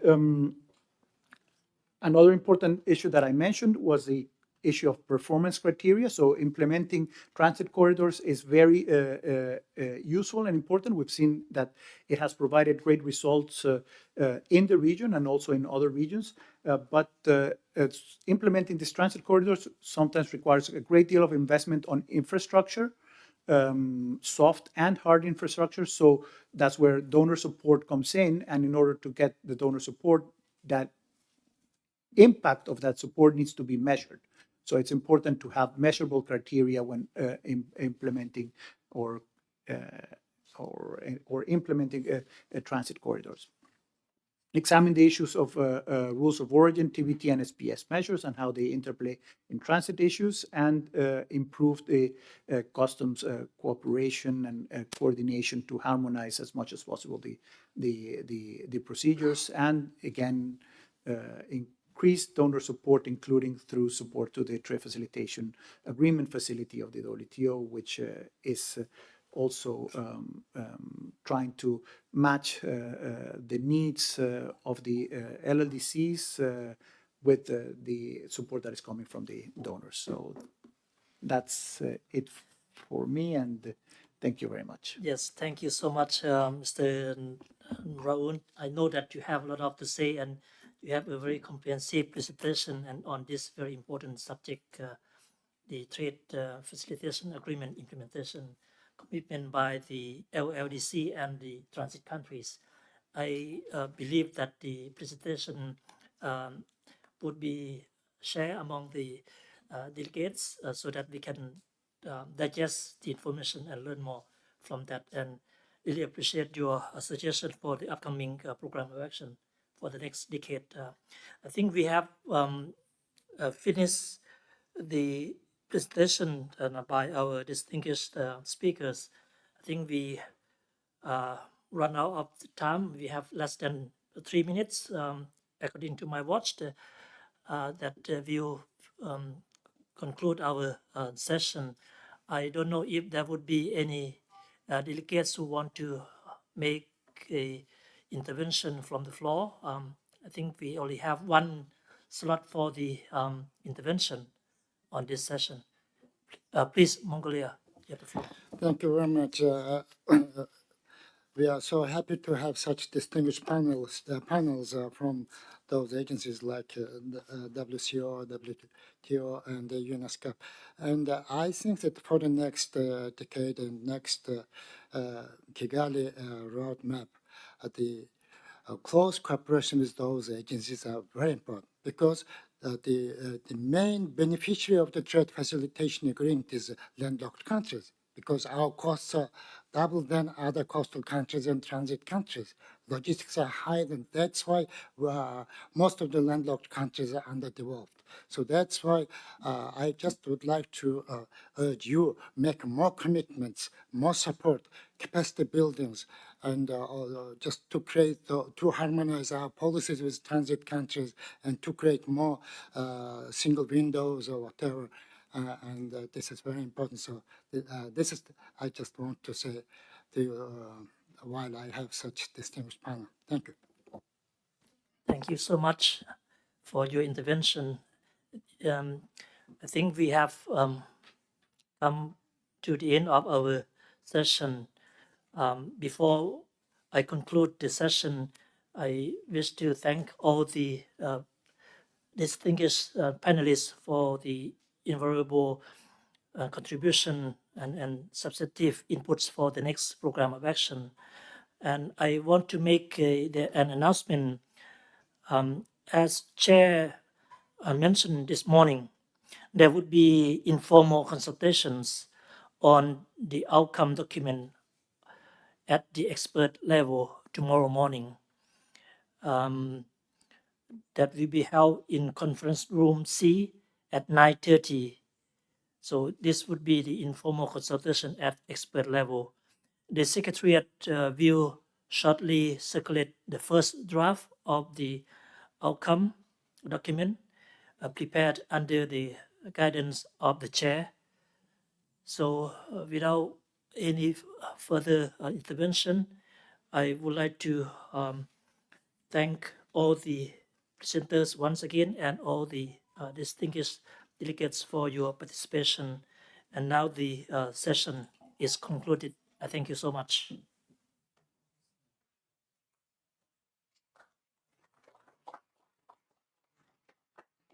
Please remain and be seated because the next session will be taking place right after this session.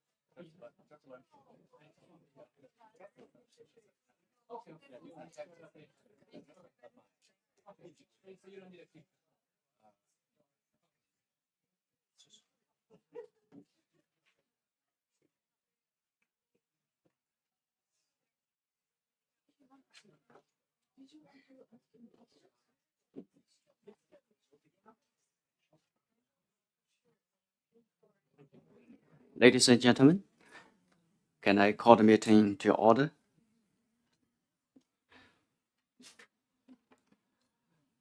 Honorable Ministers, Excellencies, distinguished delegates, ladies and gentlemen, good afternoon, and a warm welcome to this panel discussion too, with a theme of achieving seamless and sustainable connectivity through transport and ICT infrastructure.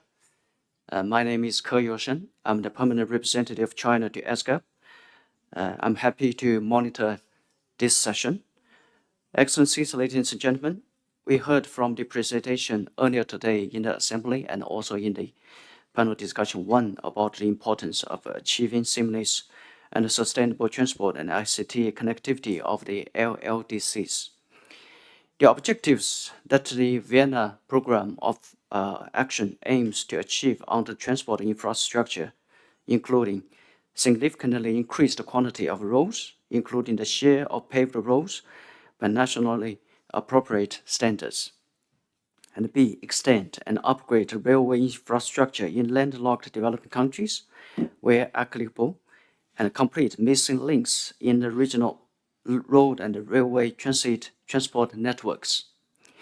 And objectives that the Vienna Program of Action aims to achieve on the ICT infrastructures include make broadband policy universal by all landlocked developing countries, promote open and affordable access to internet for all, and active engagement of landlocked developing countries to address the digital divide. Bear in mind the objectives met and progress made, we also heard that LLDCs are facing infrastructure development challenges. In this panel discussion, we will discuss and share experience on progress made, challenges, opportunities, and best practices in improving connectivity for the LLDCs, including both the hard transport infrastructure and the soft infrastructure. And this session also aims to provide recommendations to enhance transport and ICT connectivity of LLDCs. The main aim is to find lasting solutions to infrastructure development and maintenance in LLDCs and their transit labors for the next decade. To help us discuss these issues, we have we are honored to have a panel of distinguished speakers. Let me first thank all these distinguished speakers for agreeing to lead us in this discussion. Each of the speakers will be given up to 5 minutes to make a presentation. In view of the time constraint, I encourage each speaker to abide by this time limit. Now let me introduce our distinguished panel. We have with us today Mr. Batya Anayev, Deputy Director General, Agency of Transport and Communications under the Cabinet of Ministers of Turkmenistan. Mr. Kashyap Zaman, Deputy Secretary General, Economic Cooperation Organization. Mr. Ren Weimin, Director of Transport Division, Economic and Social Commission for Asia and the Pacific, ESCAP. And Ms. Asuko Okuda, Regional Director of the Regional Office for Asia and the Pacific International Telecommunication Unit. Without further ado, I will now give the floor to Mr. Batya Anayev, Deputy Director General, Agency of Transport and Communications under the Cabinet of Ministers of Turkmenistan. So, Mr. Batya Anayev, you have the floor.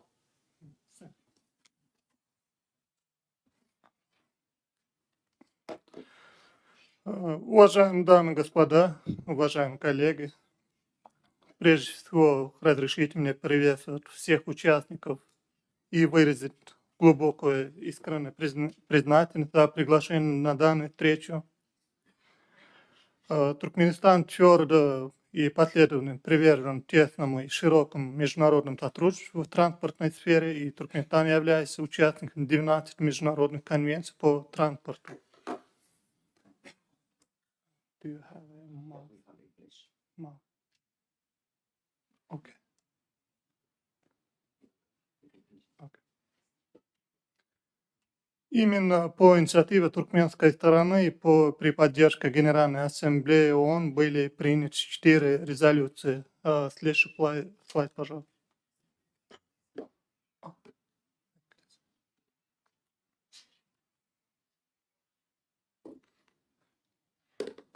В 2014 году была принята резолюция «Роль транспортных транзитных коридоров в обеспечении международного сотрудничества в целях устойчивого развития». В 2015 году была резолюция под названием «На пути к обеспечению всестороннего взаимодействия между 7 видами транспорта в целях содействия созданию устойчивых мультимодальных транзитных коридоров». В 2017 году принята резолюция о укреплении связи между 7 видами транспорта для достижения целей в области устойчивого развития.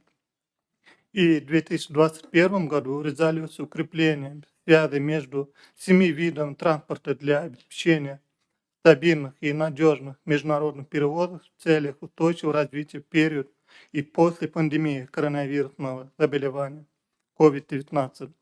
Концепция в настоящее время в Туркменистане реализуется программные меры по цифровизации всех сфер экономики, внедрение электронных услуг, что имеет большое значение для повышения эффективности деятельности, конкурентоспособности, позволяя быть трендом мировых тенденций. Важным шагом в данном направлении явилось принятие концепции развития цифровой экономики в Туркменистане в 2019 и 2025 годах и государственной программы развития цифровой экономики на 2021 и 2025 год.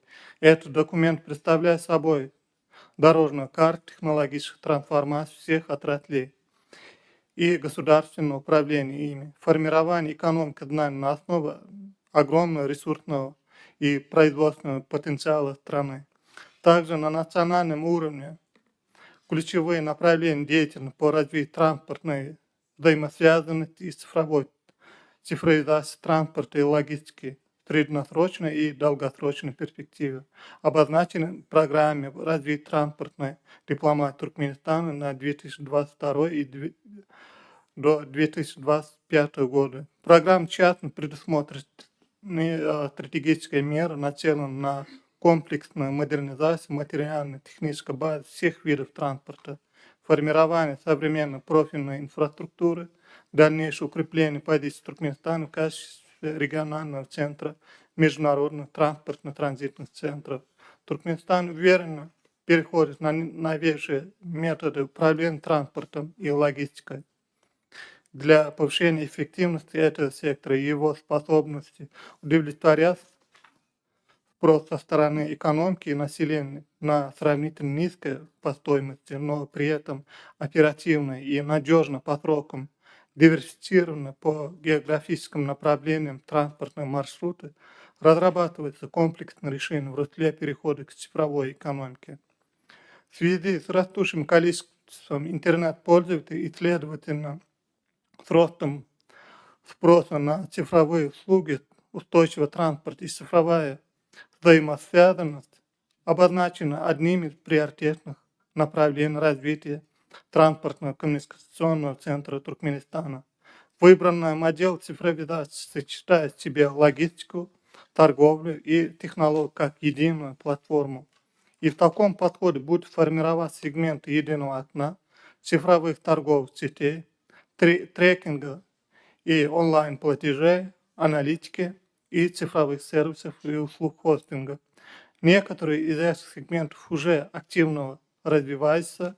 Совместно с правом Туркменистана и ЮНУТАТ, Государственной таможенной службой Туркменистана, уже запущен проект единого окна для импортных или экспортных операций, который подразумевает интеграцию цифровых услуг таможни с работой различных органов, дающих разрешения и лицензии для ввода и вывода товаров. Международные организации выпустили несколько рекомендаций, призывающих страны разработать принцип единого окна для улучшения своих мер по упрощению процедур торговли. Согласно данным, потери из-за задержек пограничных процедур достигается 15% от стоимости мировой торговли. Портал госуслуг ЕГОВ ТМ, которым начало предусматривал размещение только государственных услуг в цифровом виде, активно начал перестраиваться и под нужды бизнес-сообщества. В этом направлении оптимизируется работа госструктур, механизм их взаимодействия и совершенствует нормативно-правовая база в духе мировых трендов. Активно развивающая национальная система электронных транспортных документов призвана стать ведущим звеном в упрощении процедур поставок железнодорожным, воздушным и водным автомобильным транспортом. Начиная от механизма подачи заявок, отслеживания грузопотоков, оплаты перевозок со стороны клиентов до анализа грузопотоков и логистики, оценка эффективности перевозок, принятия оптимизированных мер со стороны транспортных структур. Для интеграции этих систем международных платформ транспортных накладных, таких как ЦИМ СМГС, СИРЕПИД и СМР, проводится планомерная работа по присоединению к соответствующим международным договорам. В настоящее время отечественный рынок интернет-пространства переживает бум различных онлайн-магазинов и маркетплейтов. Количество таких сайтов, зарегистрированных только в национальном доменном центре, достигает 240. Некоторые из них были запущены еще до внедрения в стране отечественных услуг в интернет-банке. И многие по функционалу дополняют друг друга и отвечают требованиям пользователей. Из-за большого спроса на такие платформы на тестовом режиме запущен Marketplace Postshop от Туркменпошты, сочетающий функцию онлайн-оплаты и доставка заказа до двери. Перспектива рассматривается возможно отслеживание заказа и интеграции с мировым маркетплейсом, а также перепрофилирование маркетплейсов в целом. И на уровне предложения возможности экспресс-доставки, услуг хранения в грузах, складах, организации перевозки грузов, в том числе и контейнера. Система трекинга, используемая в Туркменистане, состоит из различных платформ, например, Waybill, IPS Post, а также GPS-трекер таможенный. Последний практикуется с 2015 года, и он требует дополнительных инвестиций для совместного использования. Для онлайн-оплаты Туркменистан помимо интернет-услуг развивается национальное мобильное решение, которое используется привязка банковских карт.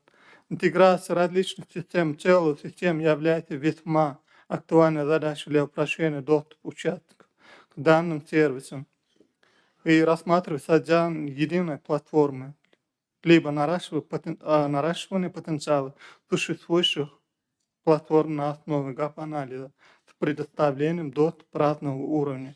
Подписано со 7 соседними государствами меморандум об обмене таможенными данными и уже согласован технические условия по обмену данными с Ираном, Узбекистаном и подходы с Азербайджаном и другими странами региона, который даст нам возможность потенциала формирования региональной системы обмена данных. В итоге трансграничная безбумажная торговля. Спасибо вам.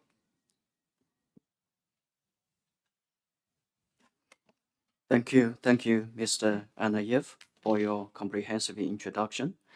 We have noted with interest your briefing about your domestic measures, programs adopted, measures taken at the national level, including national programs adopted, public service portal, and one-stop shop for import and export and operations, and congratulate on the progress made.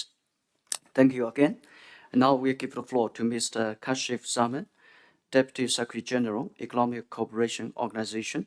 So, Mr. Zaman, you have the floor. Thank you, the Chair.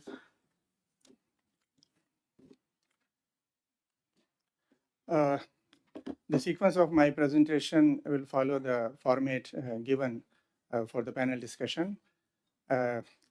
About some discussion about the ECO framework for technique connectivity, and then we will discuss something about the progress and achievements which we have made, best practices which we have adopted, and some of the challenges and how to overcome those challenges. I wish I could explain this map better for the participants, but I will because I don't have the laser pointer, it's not working here. So I will try to explain it as far as possible, because this is the most important slide for the understanding of the participants and to make them understand which connectivity projects have successfully been completed and which of the projects are in the pipeline and which needs more investments and more input from the donor agencies. As you can see from the map, the ECO comprises 10 member states. And from the top, from the Kazakhstan, then Uzbekistan, Turkmenistan, and on the right, we have Kyrgyzstan, and below that, Tajikistan, Afghanistan, Pakistan, Iran, and Turkey. So these 10 countries comprise the ECO region, and it represents 500 million population and with an area of around 8 million square kilometers. And out of these 10 countries, 7 countries are landlocked countries. So the basic framework for connectivity or the ECO is the Transport Transit Framework Agreement that was developed in 1996, but came into 1998 and came into force in 2006. And it deals with all the modalities regarding the connectivity between the different member states. And under this framework, a number of corridor projects have successfully been completed over the years. I will briefly explain a few of the corridors. One of them is the Kazakhstan, Turkmenistan, and Iran corridor. Basically, it is around 926 kilometers, and it is a rail corridor. Another important corridor is from Islamabad, Tehran, and Istanbul. It is 6,500 kilometers, and it is operationalized since 2009. And two other important railway corridors which are fully functional are Almaty, Bandar Abbas, Almaty in the Kazakhstan, up to Tehran, Iran, Bandar Abbas port. This is around 3,710 kilometers. And another railway corridor is from Almaty, Tehran, and Istanbul. And this is 5,626 kilometers. These four corridors are fully functional and catering the needs of the transit connectivity. And there are two important corridors which are in the planning stage. One is from Kyrgyzstan, Uzbekistan, Turkmenistan, Iran, and Turkey. This is a road corridor. And the other one is from Tajikistan, Uzbekistan, Turkmenistan, Iran, and Turkey. And this will be a multi-modal corridor. And these two projects are in a very initial phase of their implementation. Substantial discussions have been held, and now the technical and financial feasibilities will be held. Now, so these are the corridors which I have briefly explained. Apart from the corridor development, the other areas are also being addressed, which includes the harmonization of standards and procedures, transit procedures, and with the coordination of the member states. And luckily, almost all the member states, they have joined the important rail and road international agreements and conventions, including the TIR. So this is the one of the corridor. This is the Islamabad, Tehran, Istanbul corridor that starts from Islamabad, passes through Tehran, and ends in Istanbul. This is both rail and road corridor, and this is 6,500 kilometers. It is fully operational. And this is the Almaty, Tehran, Istanbul rail corridor, which I have explained. Apart from the road, the other sectors of transportation are equally important.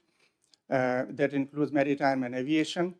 So in maritime, I mean, the ECO countries have important strategic ports from Pakistan, Iran, and Turkey.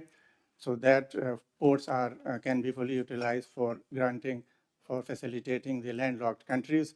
And much of the work has been already been done in this. And this issue has been addressed by the Reference Maritime Organization of ECO. And initially, the ECO Secretariat has launched an initiative, and it is called ECO Gate, with the help of the Islamic Development Bank. Basically, this initiative envisages for establishing ECO zones in order to further enhance the connectivity and reduce the cost of doing business. And similar initiative has been introduced in the air aviation as well, and which is called Air Hub. And it is still in an initial phase. In the ICT field, I mean, one of the major achievement of ECO has been the establishment of a geographic information system. And it is a web-based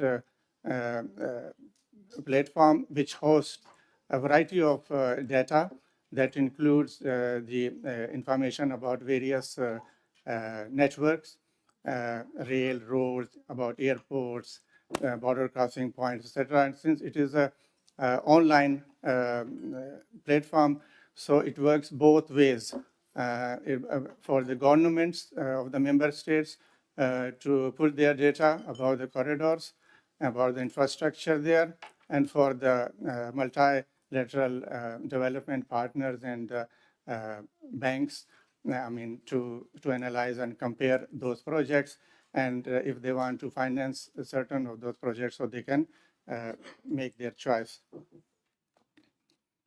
Challenges, most of the challenges we have already discussed during the morning session, so I will just briefly go through them.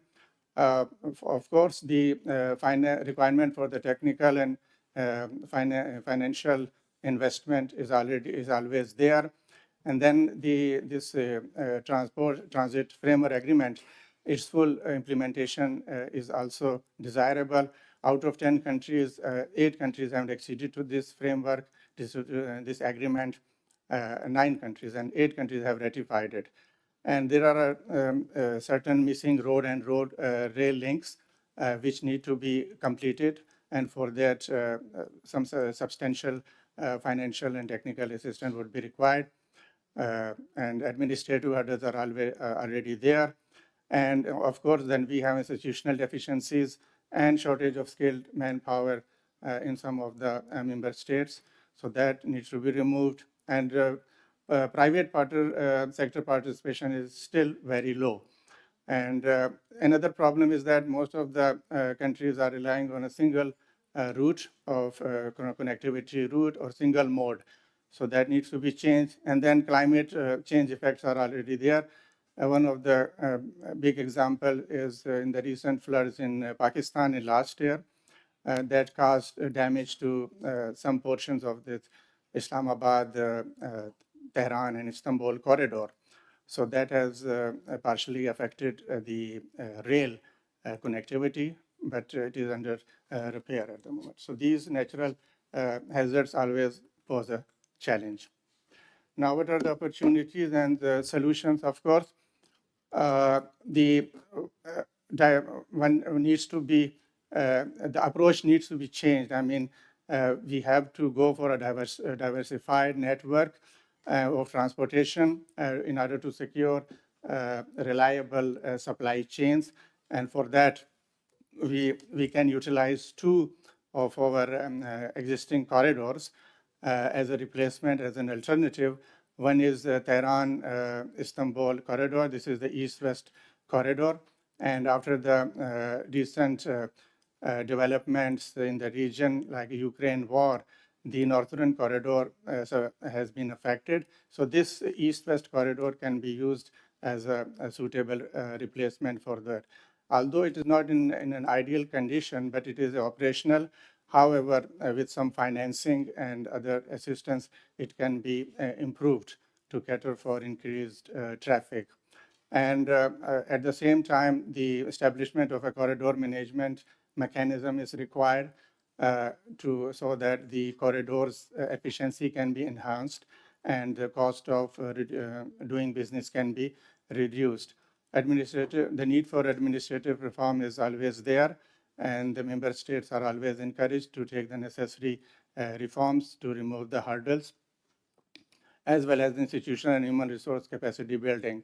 Now, the crucial part is, of course, the financial and technical assistance from our erstwhile development partners and banks that needs to be enhanced. And in that regard, ECO is always ready to join hands to materialize some of the proposed projects. And enhanced private role of private sector, yes, that can be increased.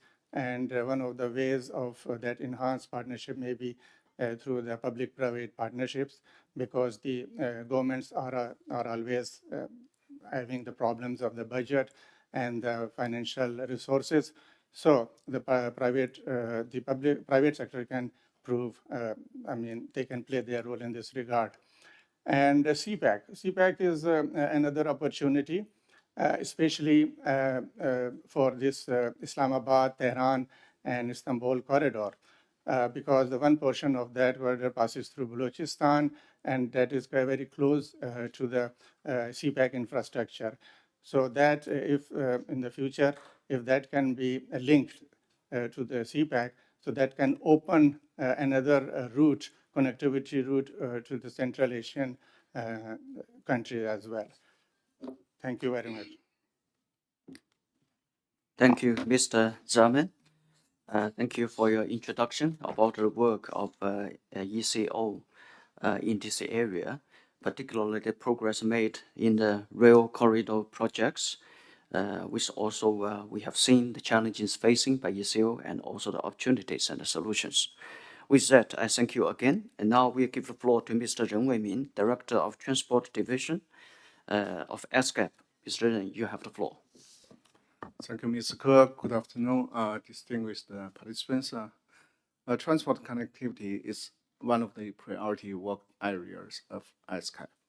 So over the past decades, ESCAP has been working closely with its member states and development partners on improving transport connectivity in the Asia-Pacific region, and made noticeable progress in both infrastructure and operational connectivity.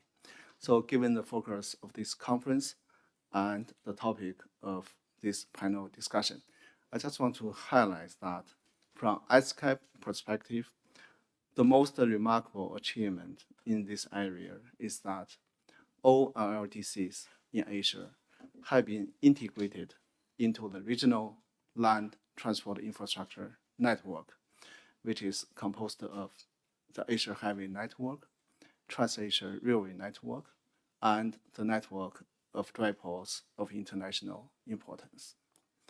These networks, as you can see on the screen, are established on the respective intergovernmental agreements developed and implemented under the auspices of ESCAP, forming the backbone of the regional transport connectivity and providing LLDCs in the region with the opportunities of access to major markets in the region, the seaports, and the global markets beyond the region. So up to now, all 12 LLDCs have become parties to the agreement on the Asia Highway Network. 6 LLDCs also joined the agreement on Trans-Asia Railway Network, and 8 LLDCs are the parties to the agreement on dry ports. So all capital cities of the parties and many of their major economic hubs have been connected by these networks, which currently have 145,000 kilometers roads, 134,000 kilometers railway, and 286 dry ports.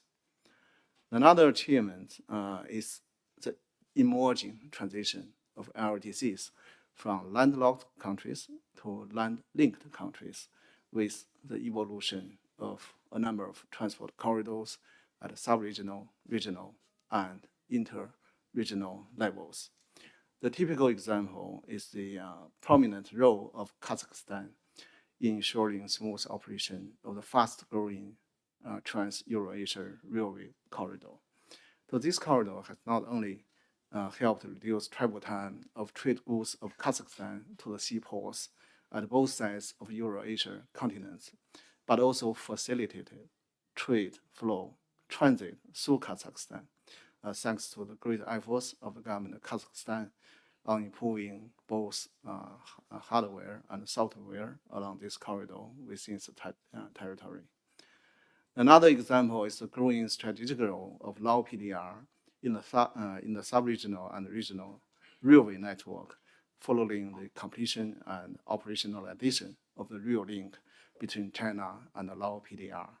So this railway link has been running smoothly since its operation and has enormous potential to connect Southeast Asia with the rest of the region, thus providing Lao PDR with great opportunities of transition to a land-linked country and enhancing the country's strategic position in transport connectivity and supply chains at both sub-regional and regional levels.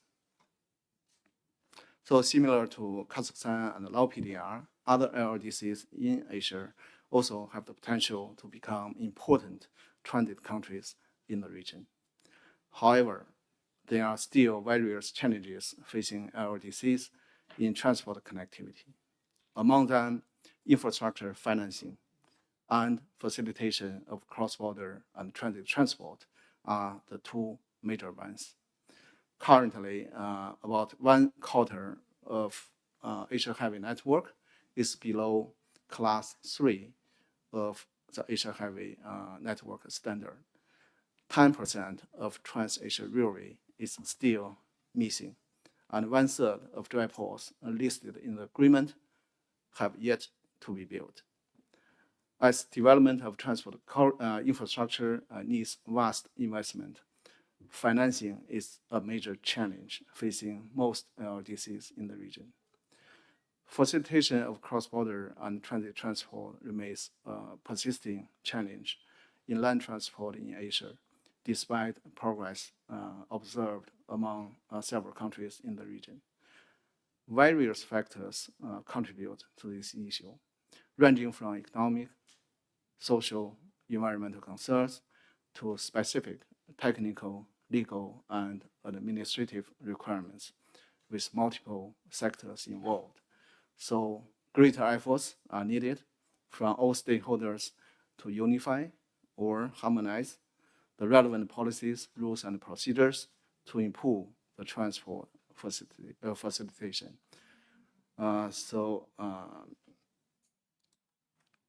Mr. Ke, given the time constraint, I just stop here. I'll be very happy to answer questions. Thank you. Thank you, Mr. Ren Weiming. Thank you for your brief introduction.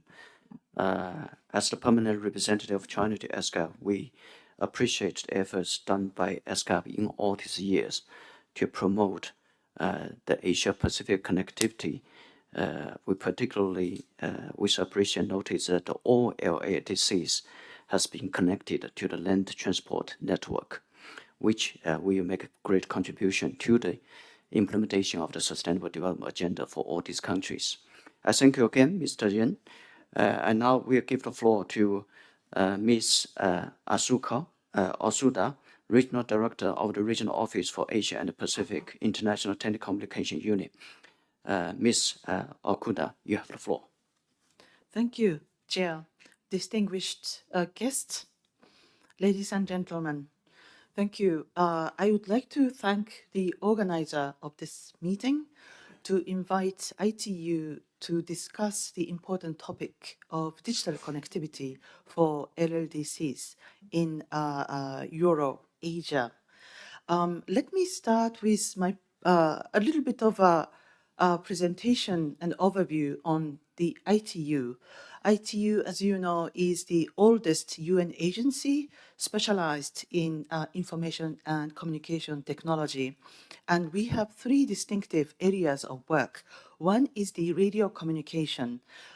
We coordinate the radio frequency spectrum and assignment of orbital slots for satellites.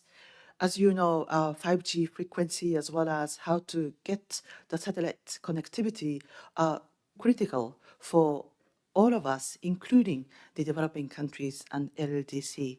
And two, there is a bureau specialized in standardization, and this bureau works exclusively on key technologies, including AI, IoT, quantum computing, and so forth. And lastly, there is a bureau specialized in development. And our regional office belongs to the development to assist member countries to bridge the digital divide and connect the unconnected. What is very unique about ITU is that we have 193 member countries plus about 900 industry and academia as our membership. And they are the ones participating in managing the spectrum work, standardization, and development. So our ecosystem is very inclusive. Now, to answer the questions posed to this session, I would like to focus on two key aspects. One is data, and the other tools, which help us understand what are the challenges and opportunities faced by LLDCs, and how can we involve private sector to encourage them invest more in the development of digital connectivity. So this is the one of the slides that highlights where Asia and the Pacific in general is in connecting the unconnected. As you see, the internet used by region, we tend to believe that Asia and the Pacific, of course, is a wide and large and diverse region, and we do quite well with the digital technologies, but in fact, we are slightly above the global average. So we are there, but other regions do better perhaps than Asia and the Pacific. And we also analyze, based on the data that we have, the different aspects of digital divide, which includes the gender. We have a very pronounced gender digital divide. We also have urban-rural disparities. It's very pronounced. And we also have generational disparities. We have a very connected, active, younger internet users versus other age groups. We also have affordability challenge. This is particularly relevant to LLDCs because of the geographical predicaments that tend to increase the price and the cost to connect. And in total, based on our latest estimates, 2.7 billion people are still unconnected. And we believe that this is a significant challenge for all of us. Now, this slide shows the particular trends and aspects of internet use in LLDCs. As you see, LLDCs and LDCs can do better. I think we are on the way to connect the unconnected, in particular, the gender digital divide, as well as enhancing and improving the affordability. Now, as I said, ITU is the custodian of ICT data, ranging from the broadband connectivity, mobile connectivity, subscribers, what is the speed, what is affordability, capacity, and so forth. And on the left-hand side, this is a global target that applies to all of us. Some of them are set by Broadband Commission. So in terms of the affordability, for example, 2% GNI per capita is the affordability benchmark. So any countries which have the broadband that costs less than 2% GNI per capita is considered affordable. And similarly, we have school connectivity benchmarks of 20 Mbps and so forth. And on the right-hand side, as I said, ITU collects data every year from member countries, and this is a figure of Mongolia. And as you see, 84% of the individuals are using the internet, which is above the Asian Pacific average. But in terms of the fixed broadband subscriptions, 11 per 100 could be further improved with the investments, especially in remote and rural areas. And we also monitor the coverage of 2G, 3G, 4G, and 5G increasingly across Asia and the Pacific and globally. Now, I would like to maybe take a step back and explain what is the digital connectivity, because I believe that this slide is very important to understand where could be the challenges and opportunities. As you see on the slides, there are 3 layers of digital connectivities. One on the left-hand side is a bigger connectivity, like submarine cables or satellite connectivities that connect your country to the rest of the world. And in the middle, there is a backhaul middleware, the middle mile connectivity. In Thailand, for example, the submarine cables, some of them land in a place called Rayon. You may not know this, but there are certain points where submarine cables can land. And someone has to bring it to Bangkok. And then in Bangkok, they have to bring it to your mobile phone, right? So there are different segments of digital connectivities. In some countries, they don't have submarine cables. So that could be a major challenge. Some countries, this link between Lyon and Bangkok may be missing. In other countries, the last mile connectivity is a challenge. It's just too expensive, and there could be a geographical predicament. So for us to understand where are the challenges is key. And one thing which I would like to highlight for this meeting is the fact that increasingly there are space options that are becoming available to all of us. And as you see in the middle, there is a satellite backbone as well as backhaul options. I know that earlier in the meeting, we said that the LLDCs are land-linked. Perhaps with the availability of space solutions, could that be space-linked? Because those difficult geographies in the mountains, in the desert, and faraway communities could be connected faster with the satellite communications, and the price is going down very rapidly because of the competition and because of the companies coming into the market. So perhaps this slide is presenting some of the newer options and solutions to all of us.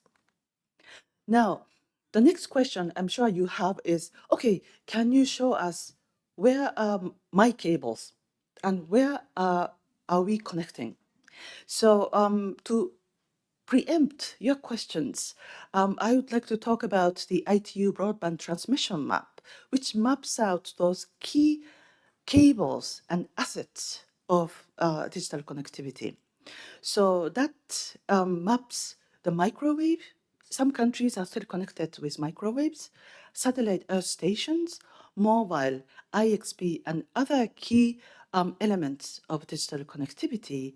And this is the current map that I did a screenshot yesterday. So on the left-hand side, this is what Asian Pacific could look like. It shows the submarine cables as well. Normally, the biggest traffic comes between the US to Asia that lands in Japan, Korea, and China. And then that will continue hopping on to other parts of Asia and the Pacific. And then it becomes blue, as you see on the screen, on the map. That is a cable connecting the landing to big cities and to your home. And on the right-hand side, it is actually a map of Nepal. And if you click one of the links, that will explain who has the cable and when it was installed and what is the length. And as you see on the right-hand side, there is a green on the map, right? This is a microwave. This shows that in Nepal, the predominant way to connect communities are microwaves. And the line between, for example, Vladivostok to other parts of Russia, blue and yellow, this is the cable under construction. So this map, which is available on the website, as you see on the screen, there is a URL, is constantly updated when you lay the cables or you install IXP and all those dots that you see on the map.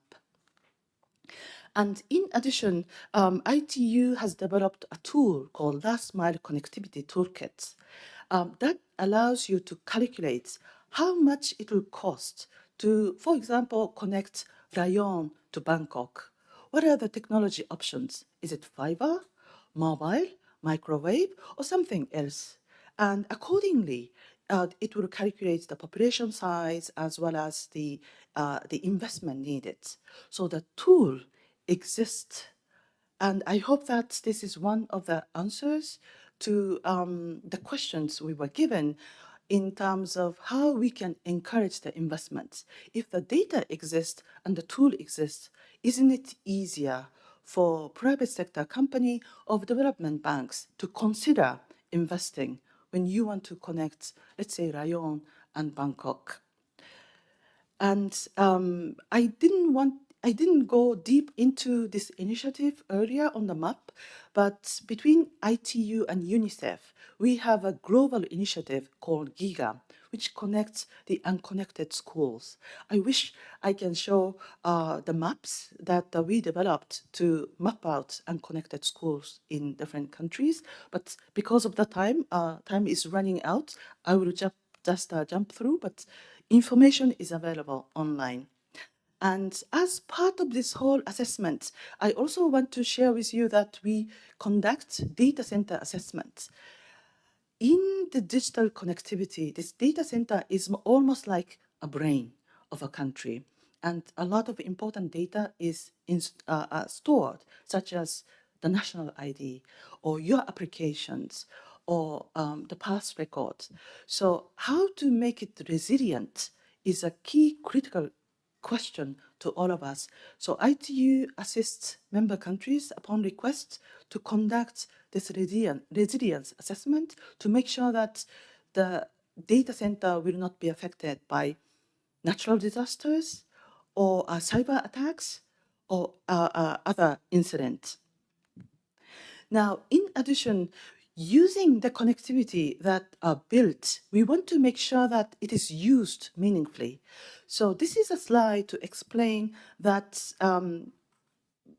transition, how the SDG digitally benefit the people. So from the left-hand side, SDG is translated digitally. In the middle, a whole of government digital applications like e-health, e-learning, and e-agriculture, because our colleague Aziz from FAO is there. We are working very closely on promoting e-agriculture. And that is delivered through our initiatives such as smart cities and smart village and smart islands to the end beneficiaries. And we believe that this is also a very important layer to make sure that digital connectivity is meaningful and support the achievement of SDGs. Now, very quickly, as I said, the management of spectrum is critical. As you hear on the news that the auction of spectrum gets billions of dollars simply because it's rare and there's a huge demand for spectrum all across. And this is a resource used for your mobile phone as well as satellites. And ITU support member countries to help manage the spectrum in an effective and efficient way. And this is the last slide. I explained all of the above, and normally we package it into an information session, capacity development training, and technical assistance. And in September this year, we are working with ITT LLDC to conduct a special seminar for LLDCs to go deeper into these topics, such as the spectrum management and interference management between across borders, digital transformation, and infrastructure sharing for affordable connectivity and so forth. So I hope that this presentation encouraged you to participate in ITU activities, including the seminar in September. And I thank our partner, ITT LLDC, to work with us to make it a possibility. So thank you very much for your patience, and I hope that presentation was useful for your decision making. Thank you. Thank you, Ms. Akuta, for your introduction and your presentation about the work what ITU is doing. And also we look forward for the cooperation from ITU in the Asia Pacific and with ESCAP to promote ICT connectivity in Asia Pacific. Saying that, we are come to the end of our panel discussion, but still I know that some members want to speak. And now we open the floor for interventions. Now I will give the floor to the representative from UNDRR. You have the floor now. Thank you very much, Mr. Moderator. Thank you very much to all the panelists. This was really extremely enlightening. I just want to add a very quick reflections from my office. We heard a lot about infrastructure and the importance of it to allow for connectivity. Just the last presentation, I think, drove home this point very well about all the equipment needed and the infrastructure in place for digital connectivity to be a reality. Hard and soft infrastructure is very often severely impacted by disasters. And we have heard a few examples, but I'll give just another. Just last month in Ulaanbaatar, Mongolia, floods damaged more than 700 bridges, schools, dams, power lines, really bringing down the systems and hampering connectivity. And in fact, during 2015 to 2022, LLDCs reported on average over 36,000 units destroyed or damaged by disasters. So it is very clear that to achieve seamless and sustainable connectivity in the LLDCs, it is essential to risk-proof infrastructure systems, ensuring that they can withstand and adapt to changing conditions, particularly with what we're seeing, the increase in climate change and climate-related disasters. So since one of the questions was about tools, I just want to add the information for all delegates about two tools that UNDRR offers. One of these resources are the Principles for Resilient Infrastructure and an accompanying handbook that UNDRR launched last year. And we really stand ready to support LLDCs to achieve quality, reliable, and resilient infrastructure through application of these principles. And the second resource available I want to mention here is the Coalition for Disaster Resilient Infrastructure, known as CDRI, which is a multi-stakeholder global partnership that provides technical guidance, capacity support, and resources. And 6 LLDCs are already members, including Bhutan, Mongolia, Nepal, and Tajikistan from the regions covered in this meeting. And we really encourage all LLDCs and also the transit countries to join. So that is this from my side. Thank you so much. Thank you for your intervention. I will open the floor. Any other speakers? Rwanda, you have the floor, please. Thank you very much. I just want to join to thank the panelists for their informative and IT just painted a picture which I think is lingering in the mind of everyone. The role of technology and the meaningful connectivity to everyone. And the numbers you put up, the 2-point-something billion people who are unconnected, and how that translates to the landlocked countries, the people themselves, the need for development of both hardware infrastructure and software infrastructure is of critical importance. I think going forward, in terms of the data you have, is going to be helping us probably to shape and to think of what need to be coined around the needed investments and available options for a meaningful plan of action, and that it can be invested, but which will also be meaningful in terms of investment to the private sector. Now that we're speaking about the private and public investment appetite, how do we create the appetite around it? But the map you provided and the data, I think, would be very, very extremely useful to even suggest somehow probably we, like you mentioned, the satellite, the new innovation, if the sea cables are very expensive, maybe another would be very useful. I mean, for the numbers for the African continent, it's very staggering, as you can see, and the impact of that to development in all spheres speaks for itself. So I really wanted to take the floor to thank and thank everyone for that contribution. Thank you. Thank you, the distinguished representative from Rwanda, for your comments. Now I give the floor to China. You have the floor. Thank you, moderator. Connectivity through transport, ICT, and other infrastructures is the bedrock for economic and social development. China fully participates in international connectivity cooperation and makes the Belt and Road Initiative as a significant platform to increase the connection of Euro-Asian LLDCs with outside world. China has incorporated all the domestic segments of the Asian highway network into its national highway network, forming multiple international highway corridors between China and the Northeast Asia, Central Asia, South Asia, and ASEAN.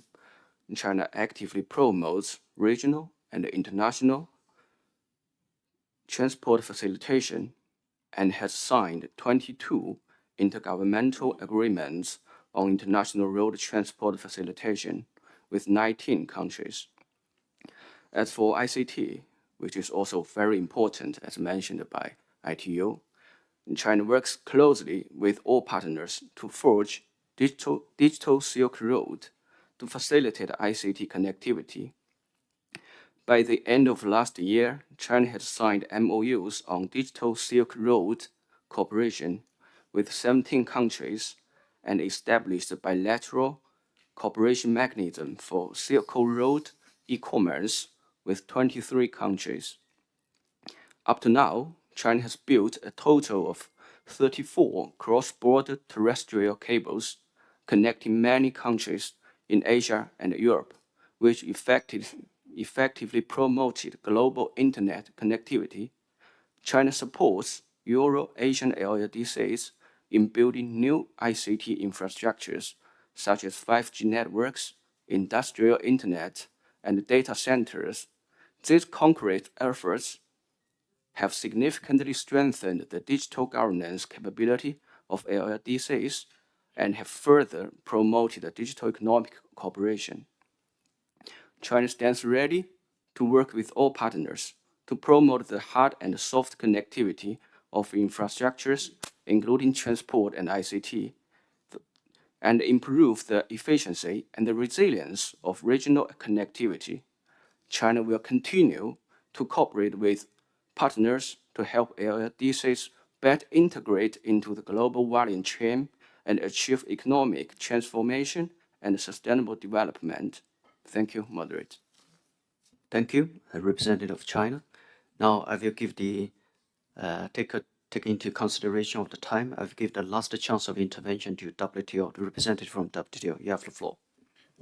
Thank you very much, Mr. Moderator. First, I have a question to the colleague from ECO, and it's in terms of what are the institutional framework that is being developed to support the corridors that you mentioned, whether they will be treaty-based, whether they will have management authorities, etc., so that the performance of these corridors can be looked at and measured. And then my other point of the intervention is just to make a comment on two plurilateral initiatives that we have in the WTO that are quite important in supporting, first of all, infrastructure development, and then also the issue of connectivity and e-commerce. And one, of course, is the Joint Statement Initiative on e-commerce, where a group of WTO members are trying to develop rules to better manage the issue of e-commerce, and also in terms of helping countries plug the digital gap as well. And I think that here the news for the region are quite good in terms that many of the countries in the region are participating in the Joint Statement Initiative on e-commerce.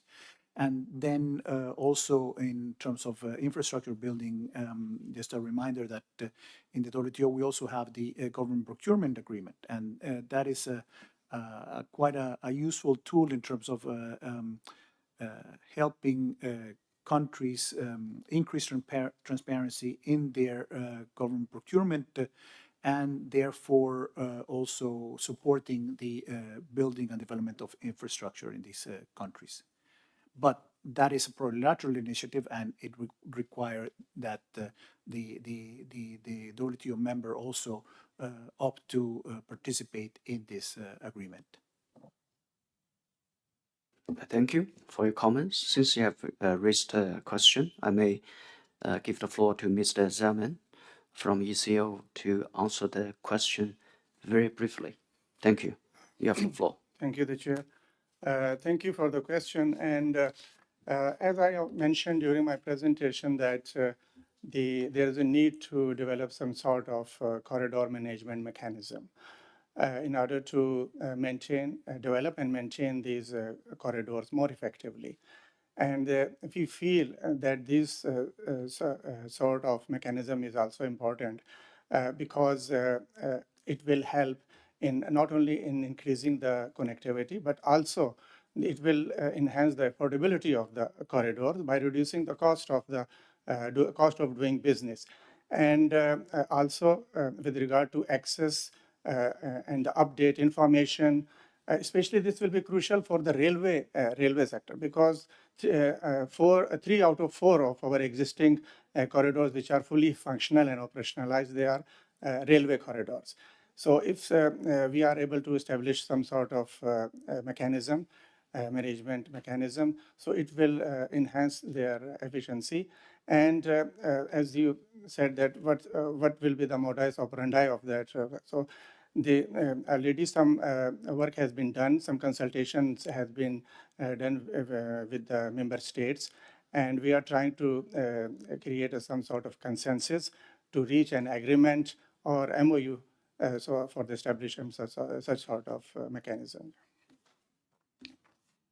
I hope this answers the question. Thank you, Mr. Zeman. Thank you for your answering the questions.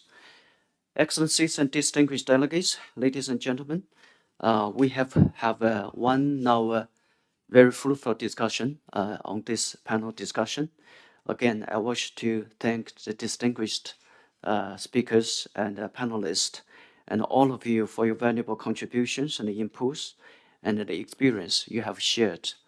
In concluding this meeting, let me highlight some of the key points that have been raised in this discussion.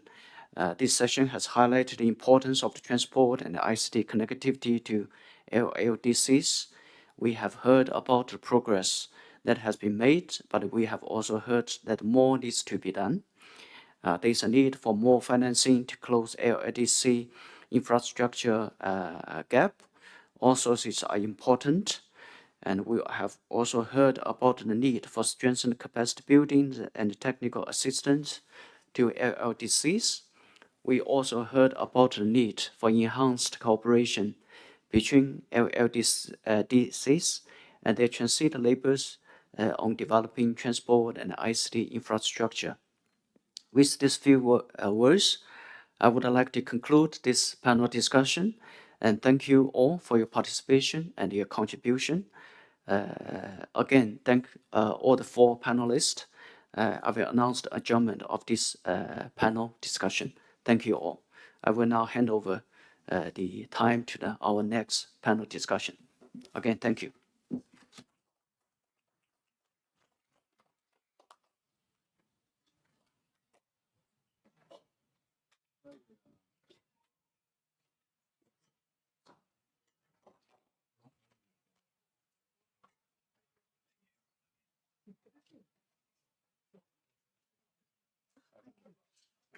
Always, likewise.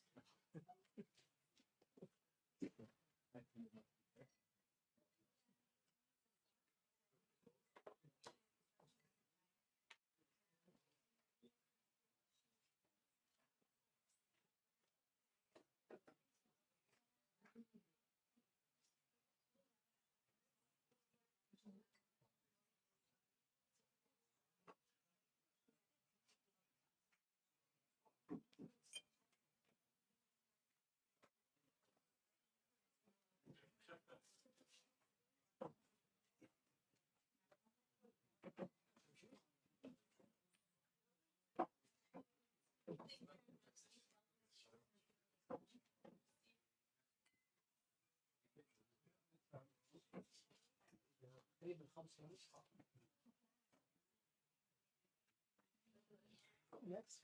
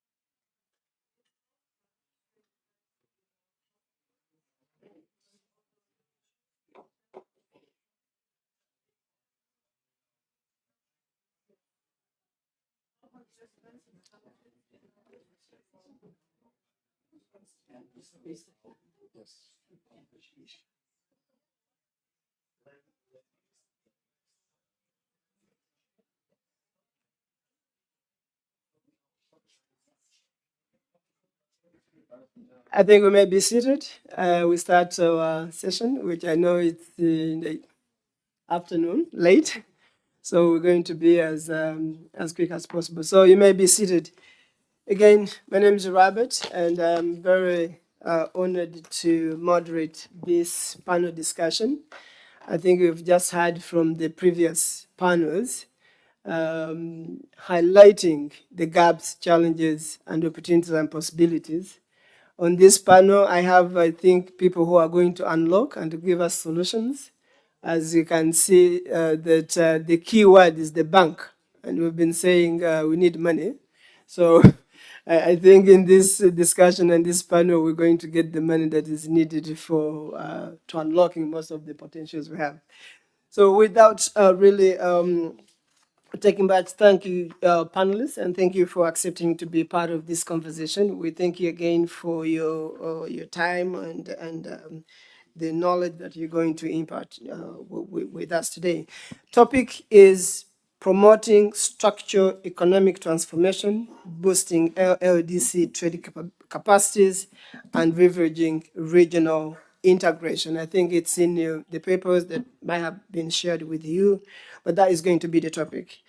To give a perspective, I'm going to give a bit of numbers. As you may have heard today in the reports and the studies, the manufacturing in LLDCs remains low, extremely very low.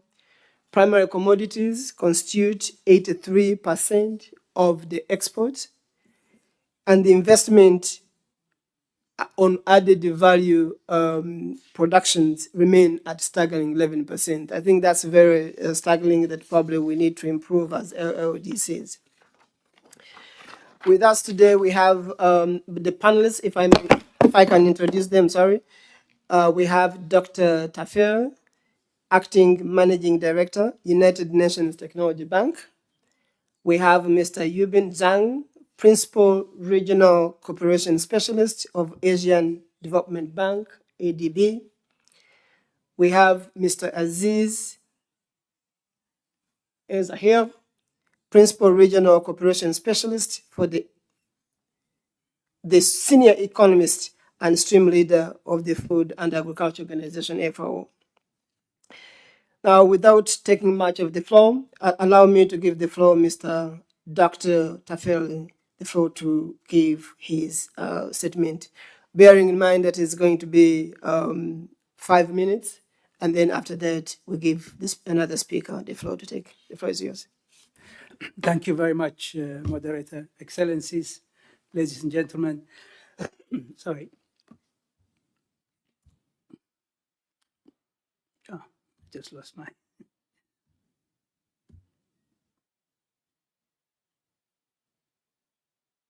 That's it.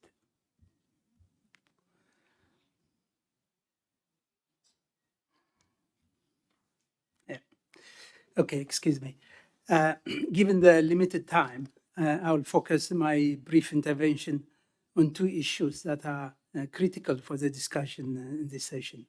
The first is the structural economic transformation, why it continues to be important for least developed landlocked developing countries. And my second point is on the role of e-commerce in structural economic transformation, and why LLDC should give priority to e-commerce as part of their digital transformation agenda and their vision to enhance integration into global trading system. It's evident that not all types of production and export have the same impact on growth and structural transformation. No, we know that. Production and exports of high value and high technology goods and services generate more income and have positive implications for productivity improvements, skill formation, and technological learning than, for example, exports of commodities or low-value manufactured goods. This means what a country produces and exports matters significantly, as some goods are associated with higher income, higher productivity, and offer more opportunities for market diversification, technological upgrading, innovation, and access to global value chains. It also matters because some products are relatively easier to deliver to markets than goods that are bulky and require heavy investment in physical infrastructure. The implications for LLDCs are clear. Given their structural and geographical disadvantages, they need to pay greater attention to designing their trade strategy. They need to plan strategically and systematically in deciding what goods and services to produce and export. One would expect, for example, that as a landlocked country develops, that country will begin to engage in the production and exporting of goods and services that are easier to transport and easier to get to market. This will involve shifting resources to production of high value and low volume niche products, especially products that can easily be transported or, even better, that can be delivered online. For example, the supply of e-service such as business processing, outsourcing, trade in tasks such as financial services, accounting services, and other similar services. In fact, as we have seen in recent years, there are a range of services that landlocked countries can identify, depending, of course, on their specific national strategy and level of development, and develop the capabilities needed to produce and export. Now, this brings me to my second point, which is the role of e-commerce as a driver of cross-border trade and structural economic transformation. As you know, the demand for e-commerce during the COVID-19 lockdowns increased massively. For LLDCs, where data is available, the average share of people who shopped online rose from 6% in 2018 to 12% in 2021. This trend is here to stay. Indeed, there is a huge potential for small, medium-sized enterprises, and especially for women entrepreneurs, to reach global markets that were close to them previously. However, currently and unfortunately, cross-border e-commerce remains just a potential for many LLDCs. There are big differences among LLDCs in their capacities to seize opportunities from digitalization. Now, effective application of e-commerce will require governments implementing the right policies and preparing the skills required to operate an effective e-commerce system. Let me share with you briefly some of the constraints to developing e-commerce capacities in LLDCs that a recent study by UNCTAD has identified. In fact, these constraints point to the type of measures that need to be taken to accelerate the application of e-commerce and promoting LLDC's integration to global value chains. Surprisingly, limited awareness of the relevance of benefits of e-commerce is one of the findings of the recent study. Another challenge is poor ICT infrastructure, as already highlighted, limited access to internet, and where access is possible, the cost of access is high, which means that most LLDCs are far from achieving the goal of universal and affordable access to internet specified in the 2030 agenda. Another constraint is weak legal and regulatory frameworks, including protection of consumer online. Other constraints identified include limited digital and business development skills, lack of proper address system in these countries, lack of policies and strategies to promote e-commerce. There are many, but I just selected some of them. In concluding, it's evident from these findings that the next program action, the next program action for LLDCs should give priority to digital transformation, especially the policy and regulatory environments necessary to encourage the development and application of e-commerce. A good starting point will be for LLDCs to give urgent attention to digital skills development among the youth, which consists on average up to 60% of the population in LLDCs, to empower them with the skills of the future. Indeed, for landlocked LDCs, the UN Technology Bank for LDCs has initiated an innovative digital skills training program named Technology Makers Lab, based on a Turkish DENAYAP model and aimed at children from the age of 8 to 18. The program focuses on development of skills in digital and other frontier technologies. The uniqueness of this program is its focus on how to use the new technologies to find solutions to persistent development challenges. The training courses offered include design and production, robotics, cybersecurity, the application of artificial intelligence, mobile application development, coding, and other frontier technology skills relevant to specific countries' needs and development strategies. Skills in these areas will enable the use in LLDCs and LDCs, which consist, as I said, up to 60 to 65% of the population, to develop knowledge and skills essential for critical thinking, teamwork, and entrepreneurship.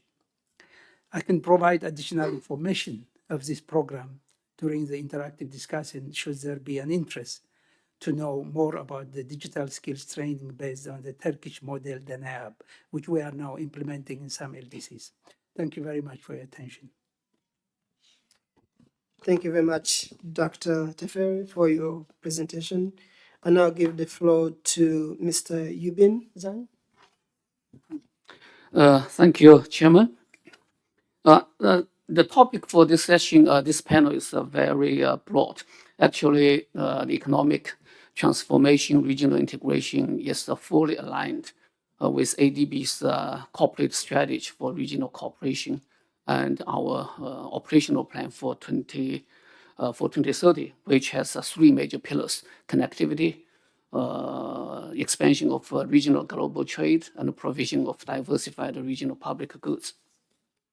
Given the time limit, I will focus on the three issues. The first issue, what are the key policy and actions needed at the regional level? ADB always regards ourselves as a regional cooperation bank, so I like to focus on the regional issues. LLDCs, given its landlocked status, have special difficulties in accessing regional and global markets. So it is all the more important for them to strengthen regional cooperation and integration. Actually, the ADB, particularly in the aftermath of the COVID-19 pandemic, advocates what we call wider, deeper, and more open regional cooperation and integration. This is particularly relevant to our LLDC members. Wider RCI meaning we need to explore new areas for cooperation in addition to the traditional sectors like transport, energy, and trade. For example, we need to strengthen cooperation in new areas like sustainable tourism, which is very hardly hit by the pandemic, which is also so important for LLDC's development prospects. So sustainable tourism is one of the areas we are now looking into. And of course, regional health security. We don't need for more explanation of its importance. And also, we are exploring new areas like economic migration or cross-border labor cooperation. I think that this is also very important for landlocked countries. If we can create a better policy environment so that migrant workers of one country can work across borders in neighboring countries or in other countries. So this is what we mean by wider. Deeper cooperation means we need to diversify within the existing sectors or thematic areas. For example, using ADB as one example, ADB's transport operations have always been focused on the road, relatively less for railway and even less for civil aviation. But we really need to diversify our transport operations into those new subsectors. And also within trade in the area, the ADB has done quite a lot in trade facilitation, particularly customs cooperation, of course, together with our other development partners like WTO, WCO.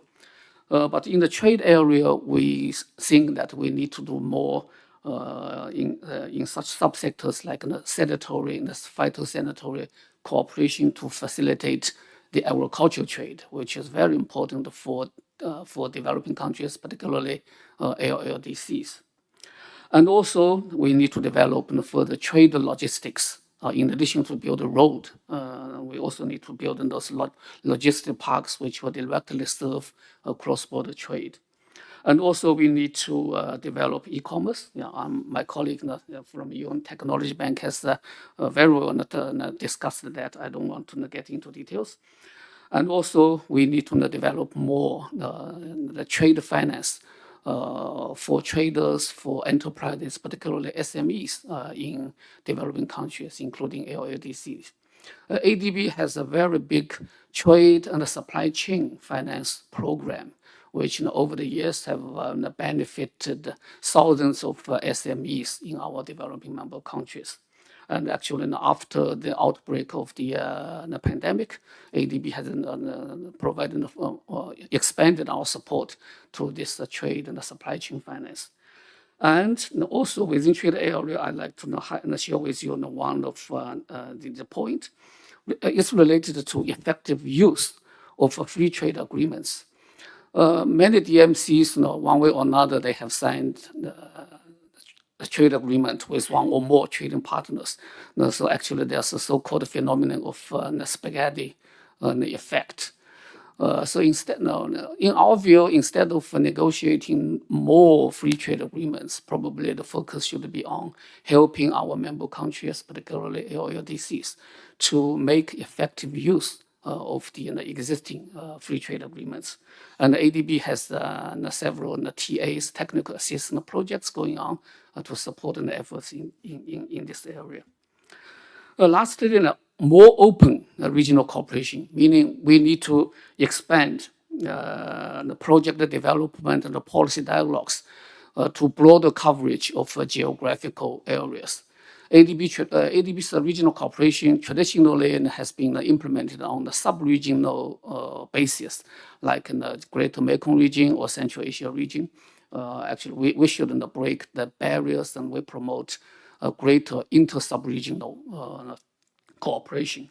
And also, more open RCI also means we need to expand the partnerships to involve more development partners, including UN agencies and MDBs, or even private sector. And also, we believe that this wider, deeper, and more open RCI will also help our developing member countries, particularly LLDCs, to cushion off the negative impacts or the uncertainties, the rising uncertainties in the regional and the global context. By the way, I just want to share with you some of the key numbers of ADB's RCI operations. Over the years, our RCI portfolio, on average, we have about 35 to 40 RCI projects. And every year we provide about $4 billion to $5 billion US dollars in various sectors, of which about 40% goes to our 12 landlocked countries, landlocked member countries. A second issue I'd like to focus on is how to help our LLDCs to participate in the global and regional value chain. This topic is very, very broad. I like only to focus on one aspect, which is greater support to private sector, particularly the SMEs. And I think that there are three things LLDCs supported by development partners can work together or can do together. First is to improve the business environment, especially in terms of improving transparency, certainty, and predictability of the business laws and regulations. This is very important for investors, particularly investors from outside. The competition for FDI is very fierce. The investors will not only look for low labor cost or low land cost, they are paying more and more attention to the business environment, particularly the transparent and the predictable legal environment. A second thing we should jointly do is to improve the SMEs' access to finance. As we all understand, SMEs have difficulties in accessing banking financing, given their small size, given their lack of information, and also given their lack of physical assets, which can serve as the collaterals to the banks. So we should come up with some innovative approaches to help SMEs. Of course, for ADB, we are quite a big bank. It's quite difficult for us to directly investing in SMEs themselves. So in practice, we work with local banks in our member countries to provide what we call the financial intermediation loans. We provide the loans to selected banks in the country, and then those banks can on-lend the ADB financing to SMEs. Of course, we will describe what are the selection key criteria. And one of the financial intermediation loan I personally processed is to work with the local bank in one country. I don't want to mention the name. And we specify that those financial should go to those SMEs that are engaged in cross-border economic activities, including tourism, manufacturing, export, blah, blah, yeah. The third thing we should do in terms of supporting SME is to improve the business development service to SMEs in terms of improving the business information for SMEs, and also to help our member countries to develop business incubators and business accelerators. And also to help the SMEs to network with their counterparts in neighboring countries or in further foreign markets. Yeah. In this area, I can give you one example. ADB did several technical assistance and studies to help SMEs in South Asia to work with SMEs in Mekong region, including the enterprises in Thailand. And some of the recommendations that have come up and are very well received by our member countries. The third topic I want to focus on is how we can help the LLDCs to develop their competitive industries. This is again a very big topic, and I only want to offer one suggestion based on ADB's experience. That is, we should pay more attention to economic corridor development.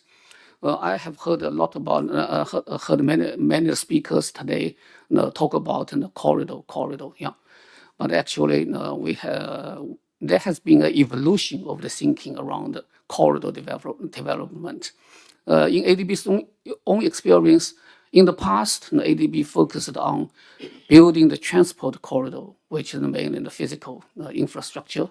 Gradually, we moved to a logistics corridor to facilitate the movement of goods along a particular transport corridor. But in the recent years, we decided that we should innovate. We should expand the scope of economic corridor by adopting a so-called spatial approach. So in addition to building physical transport corridors, we should involve private sector's business entities so that we can generate more economic activities, including trade, investment, tourism, or whatever, in the space which are supported by a network of transport corridors.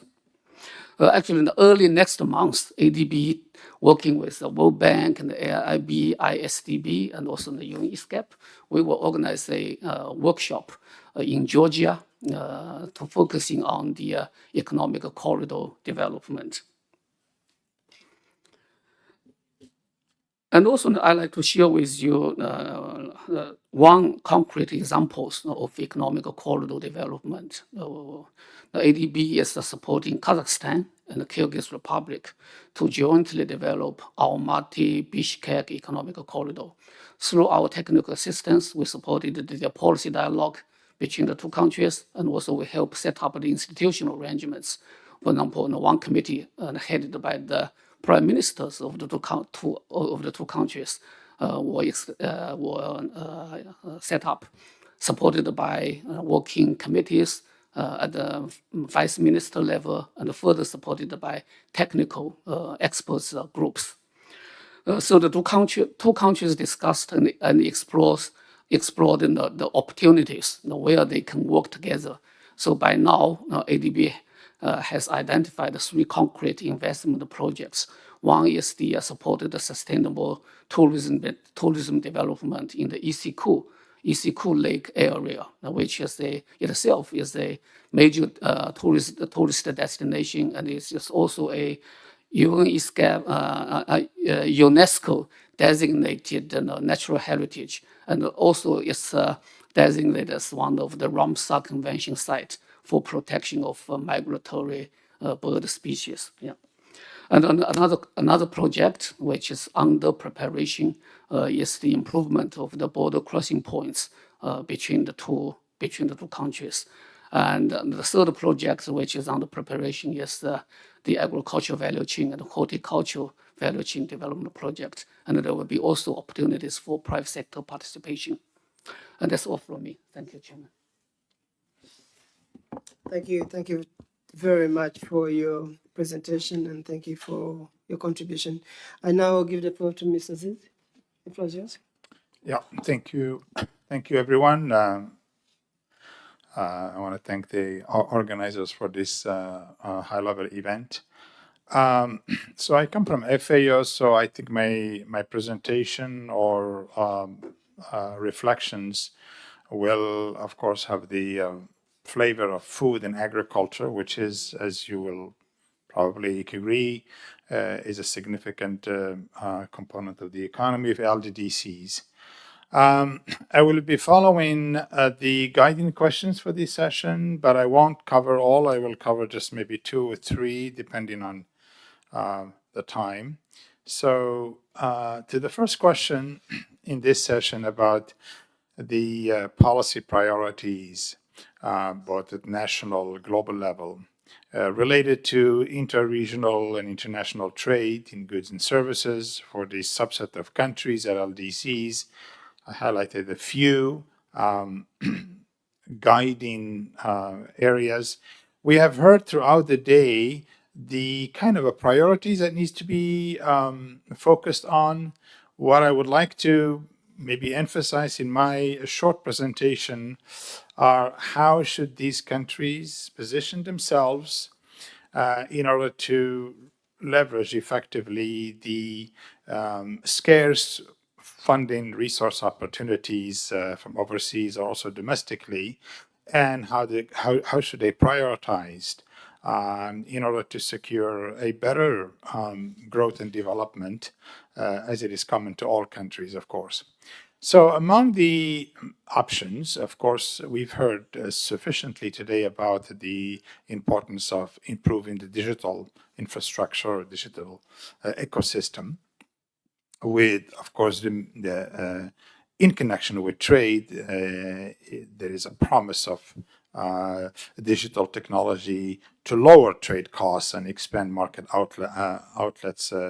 ESCAP earlier gave a presentation on that.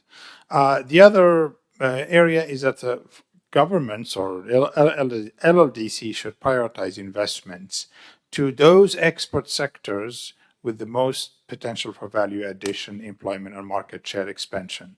So while we heard a lot about diversification today, there's also another imperative, which is specialization in those areas for which the countries can develop a growth and then build the internal capacity to expand horizontally to other sectors. Leveraging private-public partnerships in infrastructure investments, targeting high-value added products, both cross-border between contiguous countries, but also within regional trade, like ASEAN, for example. And then emphasize the regional economic complementarities. Different countries have a different comparative advantage, subsectors or areas or input production in terms of labor, in terms of land, or in terms of investment capacity or technology stages. Think, for example, South Asia, between India and the neighboring countries, there is a complementarity that could be developed even further. So building regional economic complementaries could help the LLDCs fasten their growth compared to the performance that has been more or less lackluster in the last 10 years, as some of us have analyzed, for example, the companion program, not the Vienna program, but the Istanbul program for LDCs. And, the growth and the economic development of these countries has not been on par with the expectations. Then to the next question about global value chains, how they can be enhanced. I will skip that and go to the third point about e-commerce. It was mentioned earlier, but I will reframe it again perhaps in the context of food and agriculture, and also the linkage between rural and urban with respect to e-commerce, and also in connection with the boost given to e-commerce from the pandemic, especially in the region in Asia, where we saw a bursting of online activities and online marketing, both within agriculture and food, but also in transport and other sectors. On the question of drivers, obviously the first driver is the presence of an enabling landscape or infrastructure, as reflected by high level of mobile use by consumers. Obviously, that varies from region to region. In Asia, this is a quite advanced and well established. Not so, perhaps, in other regions. A good infrastructure to allow cost-effective product transportation and deliveries. This is a critical supplement to the digital platforms in order to enable the e-commerce.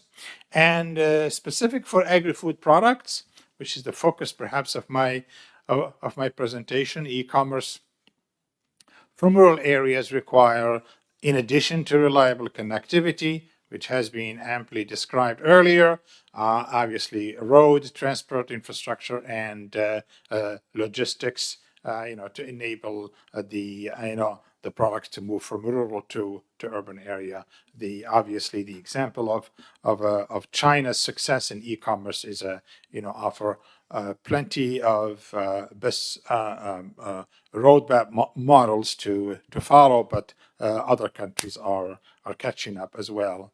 In terms of enabling policies for e-commerce, obviously I mentioned just 3 points. One is investment in connectivity, transport, and logistics, tied to priority sectors. So we have to prioritize the sectors and also the regions, because obviously we always deal with limited financial resources and competition between different investment needs. So that has to be a key enabling policy condition. Second, prioritize supply chains for developments and investment to build national capacity. Prioritization is key, as opposed to to the traditional commodities that have perhaps have less of a potential for growth.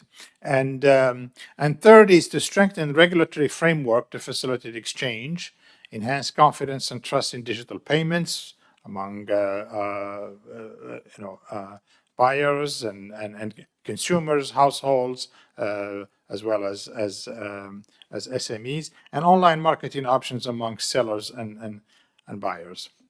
The third point, which I was asked to emphasize, the third area, is of course the point that was also highlighted and elaborated on by my colleague from ADB, is a question of how can LLDC create and sustain competitive industries and encourage value addition. To that, 3 points to share. One is to, again, prioritize sectors with strong competitive advantage for those LLDC countries, or those with growth potential from both the demand side but also the supply potential within the country. Second, invest in digital innovations and complementary both soft and hard infrastructure. By soft, mean including digital literacy skills, human capital, but also hard infrastructure in terms of the connectivity that my colleague from ITU elaborated on earlier, in order to enhance the productivity and for selected or high priority value chains. And the third is to integrate investment strategies, both soft, hard infrastructure, human capital, enabling regulations, on the basis of well-defined structural transformation in line with one, high growth potential, the country's high growth potential, and where's the potential for growth. Second, the universal imperative of transition into a climate and green economy, including circular economy, etc., and also the SDG goals. Second question about what kind of support do they need from the development partners. Here we distinguish between partners within your region. The LLDC country has regional partners to deal with, and there the need has to be linked with the regional economic integration, regional connectivity projects, but also develop synergies among countries and complementarities in terms of input assets and demand and supply in translated through trade and investment. And the second is a more global need for partners in relation to investment, in relation to technical support.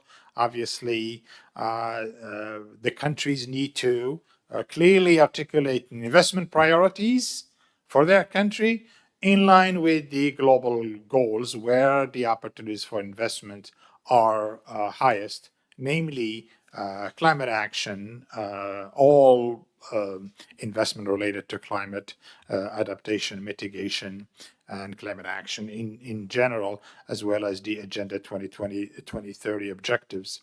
And finally, the final point, how can the role of private sector be enhanced in order to achieve structural economic transformation?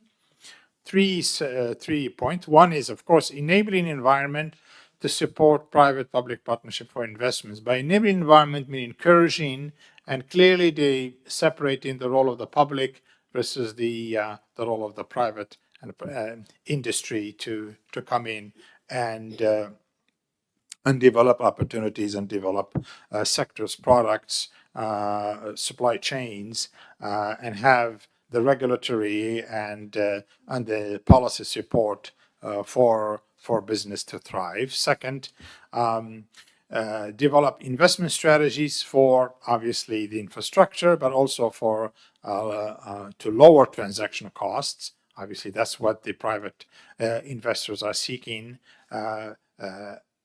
Lower infrastructure and investments by the public sector or by the development sources in order to lower the transaction cost for the private sector to come in, as not only lowering transaction costs but also lowering business risks.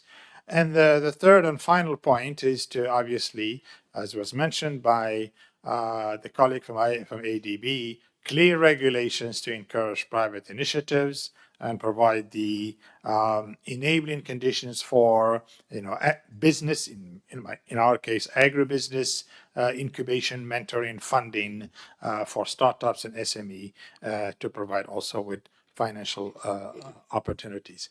With this, I'll stop. Thank you very much. Thank you very much, Dr. Aziz, for your contribution. I think we've come to the last panelist giving their contributions to the conversation. We have about 2 minutes so probably 1 or 2 comments from the floor. So we'll open the floor for anyone that would wish to ask a question or contribute to the conversation to this topic.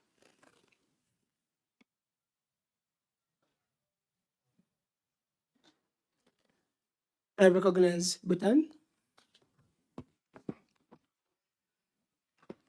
Thank you very much for the wonderful discussions. What I was thinking is about FO here, Your Excellency, you talked about the need to segregate the the things that can be taken up by the state and the things that can be outsourced to the private sector. So in Bhutan, the successive governments have been focusing on the private sector development. However, private sector is still at a nascent state of the development. But the question behind has been what things that can be outsourced or what things that can be taken on the public-private partnership model.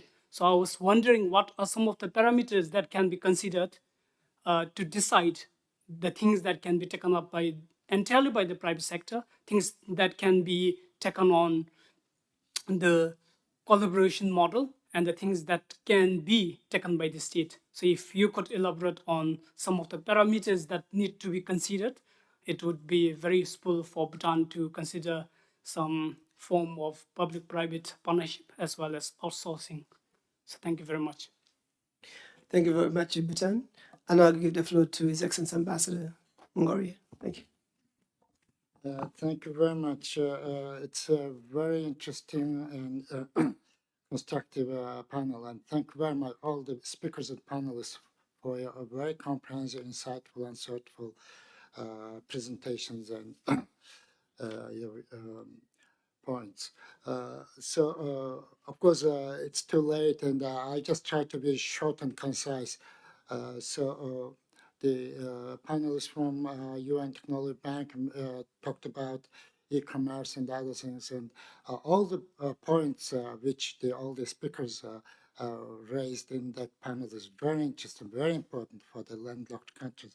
And senior economist FAO just mentioned many important things, but I just picked up one thing. You just said that for the LLDCs, it is important to prioritize the investment in the connectivity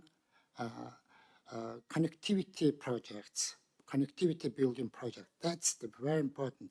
And of course, for the LLDCs, hard infrastructure and soft infrastructure, both of them are very important.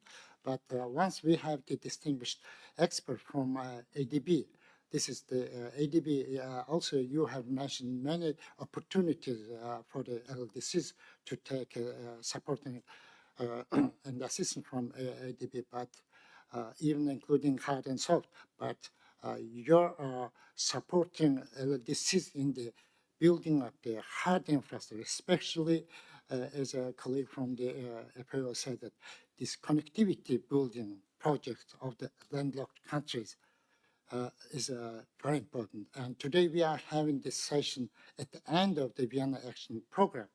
This decade is over, and now we are very close to start a new decade since next June.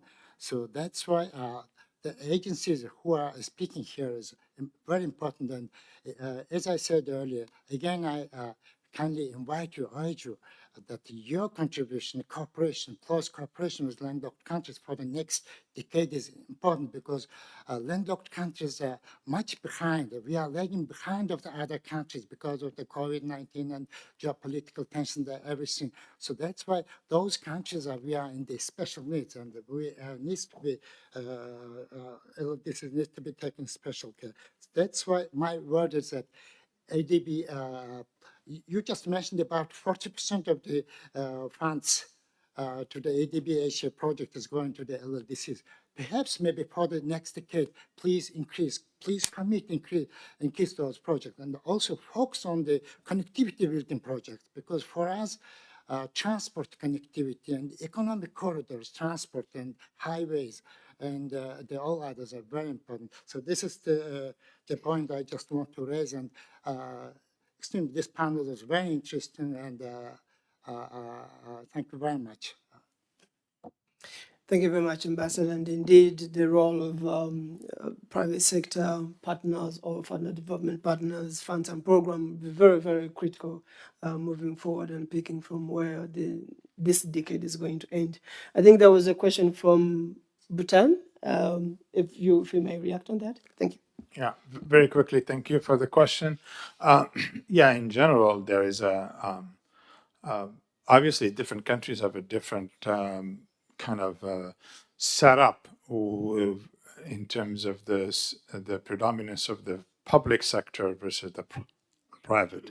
But as an economist, in general, The public sector comes in to provide the basic infrastructure, to do the necessary investment to lower the risks, and to pave the way for the private sector to come and do the second part, which is to develop business opportunities and then produce goods and services for to meet demand.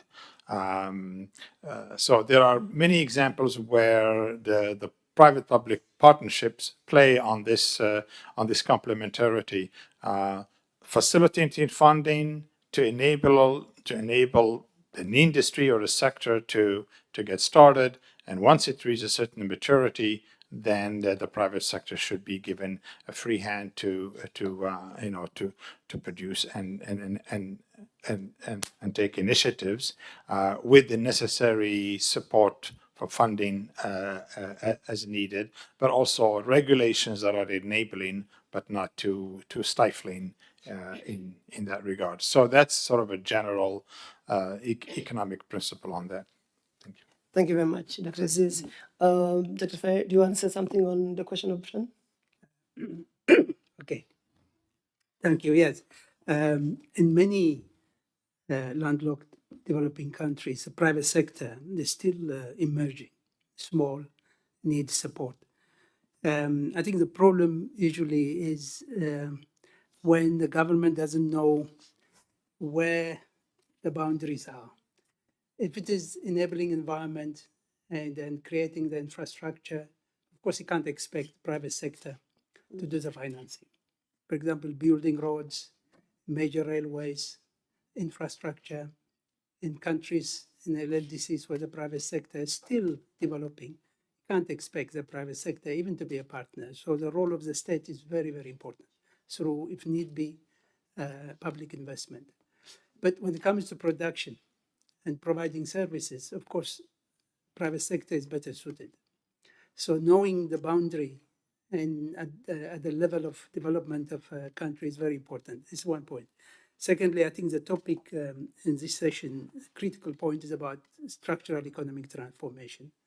If we say, what is it? It's about moving in the technology, value, and productivity ladder from one sector to another, from one activity to another, improving. That's all about movement in terms of value addition. That is where the role of the private sector is very critical. But the problem is if the state does not create, as we all keep saying, the enabling environment, be it from infrastructure, policy, regulatory mechanism, that's where the problem the private sector feels. So I think the roles have to be clearly defined. Each country has its own specificity, of course, in terms of national strategy, level of development of the private sector. That's where the problem lies, when you don't know where the boundaries are, where the state stops, and where the role of private sector is critical. Thank you very much. Indeed, the neighboring environment to create trust for business is very needed. I think if you may react, so you've been to what His Excellency Ambassador mentioned. Wasn't it a question, but just a comment? Yeah. Just a quick feedback to the Mongolian delegate. Your point of increasing support to LLDCs is very well taken. Within ADB, in our department has a special mandate to promote regional cooperation. So within ADB, actually, sometimes we have a tough fight with some departments, particularly the department responsible for budget allocation, so that we can make sure enough resources is allocated for regional cooperation and integration. And also related to in the special case of Mongolia, ADB actually provide a lot of support to Mongolia in terms of building the transport corridors. On the CARIC program, there are 3 corridors in Mongolia: CARIC 4A in Western Mongolia, CARIC 4B corridor starting from Zamut through Ulaanbaatar all the way to Altan Block, the Mongolian-Russia border, and also the CARIC corridor 4C, linking the Eastern Mongolia with PRC. And in addition to helping Mongolia build those roads to improve the physical connectivity, the ADB has also supported the Mongolians' custom modernization I myself was the project and task manager for the Mongolian custom modernization project. So that project helped Mongolia set up the automated, what we call the KAIS, custom automated information system, which has laid the foundation for next stage of national single window development. And also we have been supporting multimodal logistics development in Zamut, which is Mongolia's major gateway for international trade. And then several projects are also going on.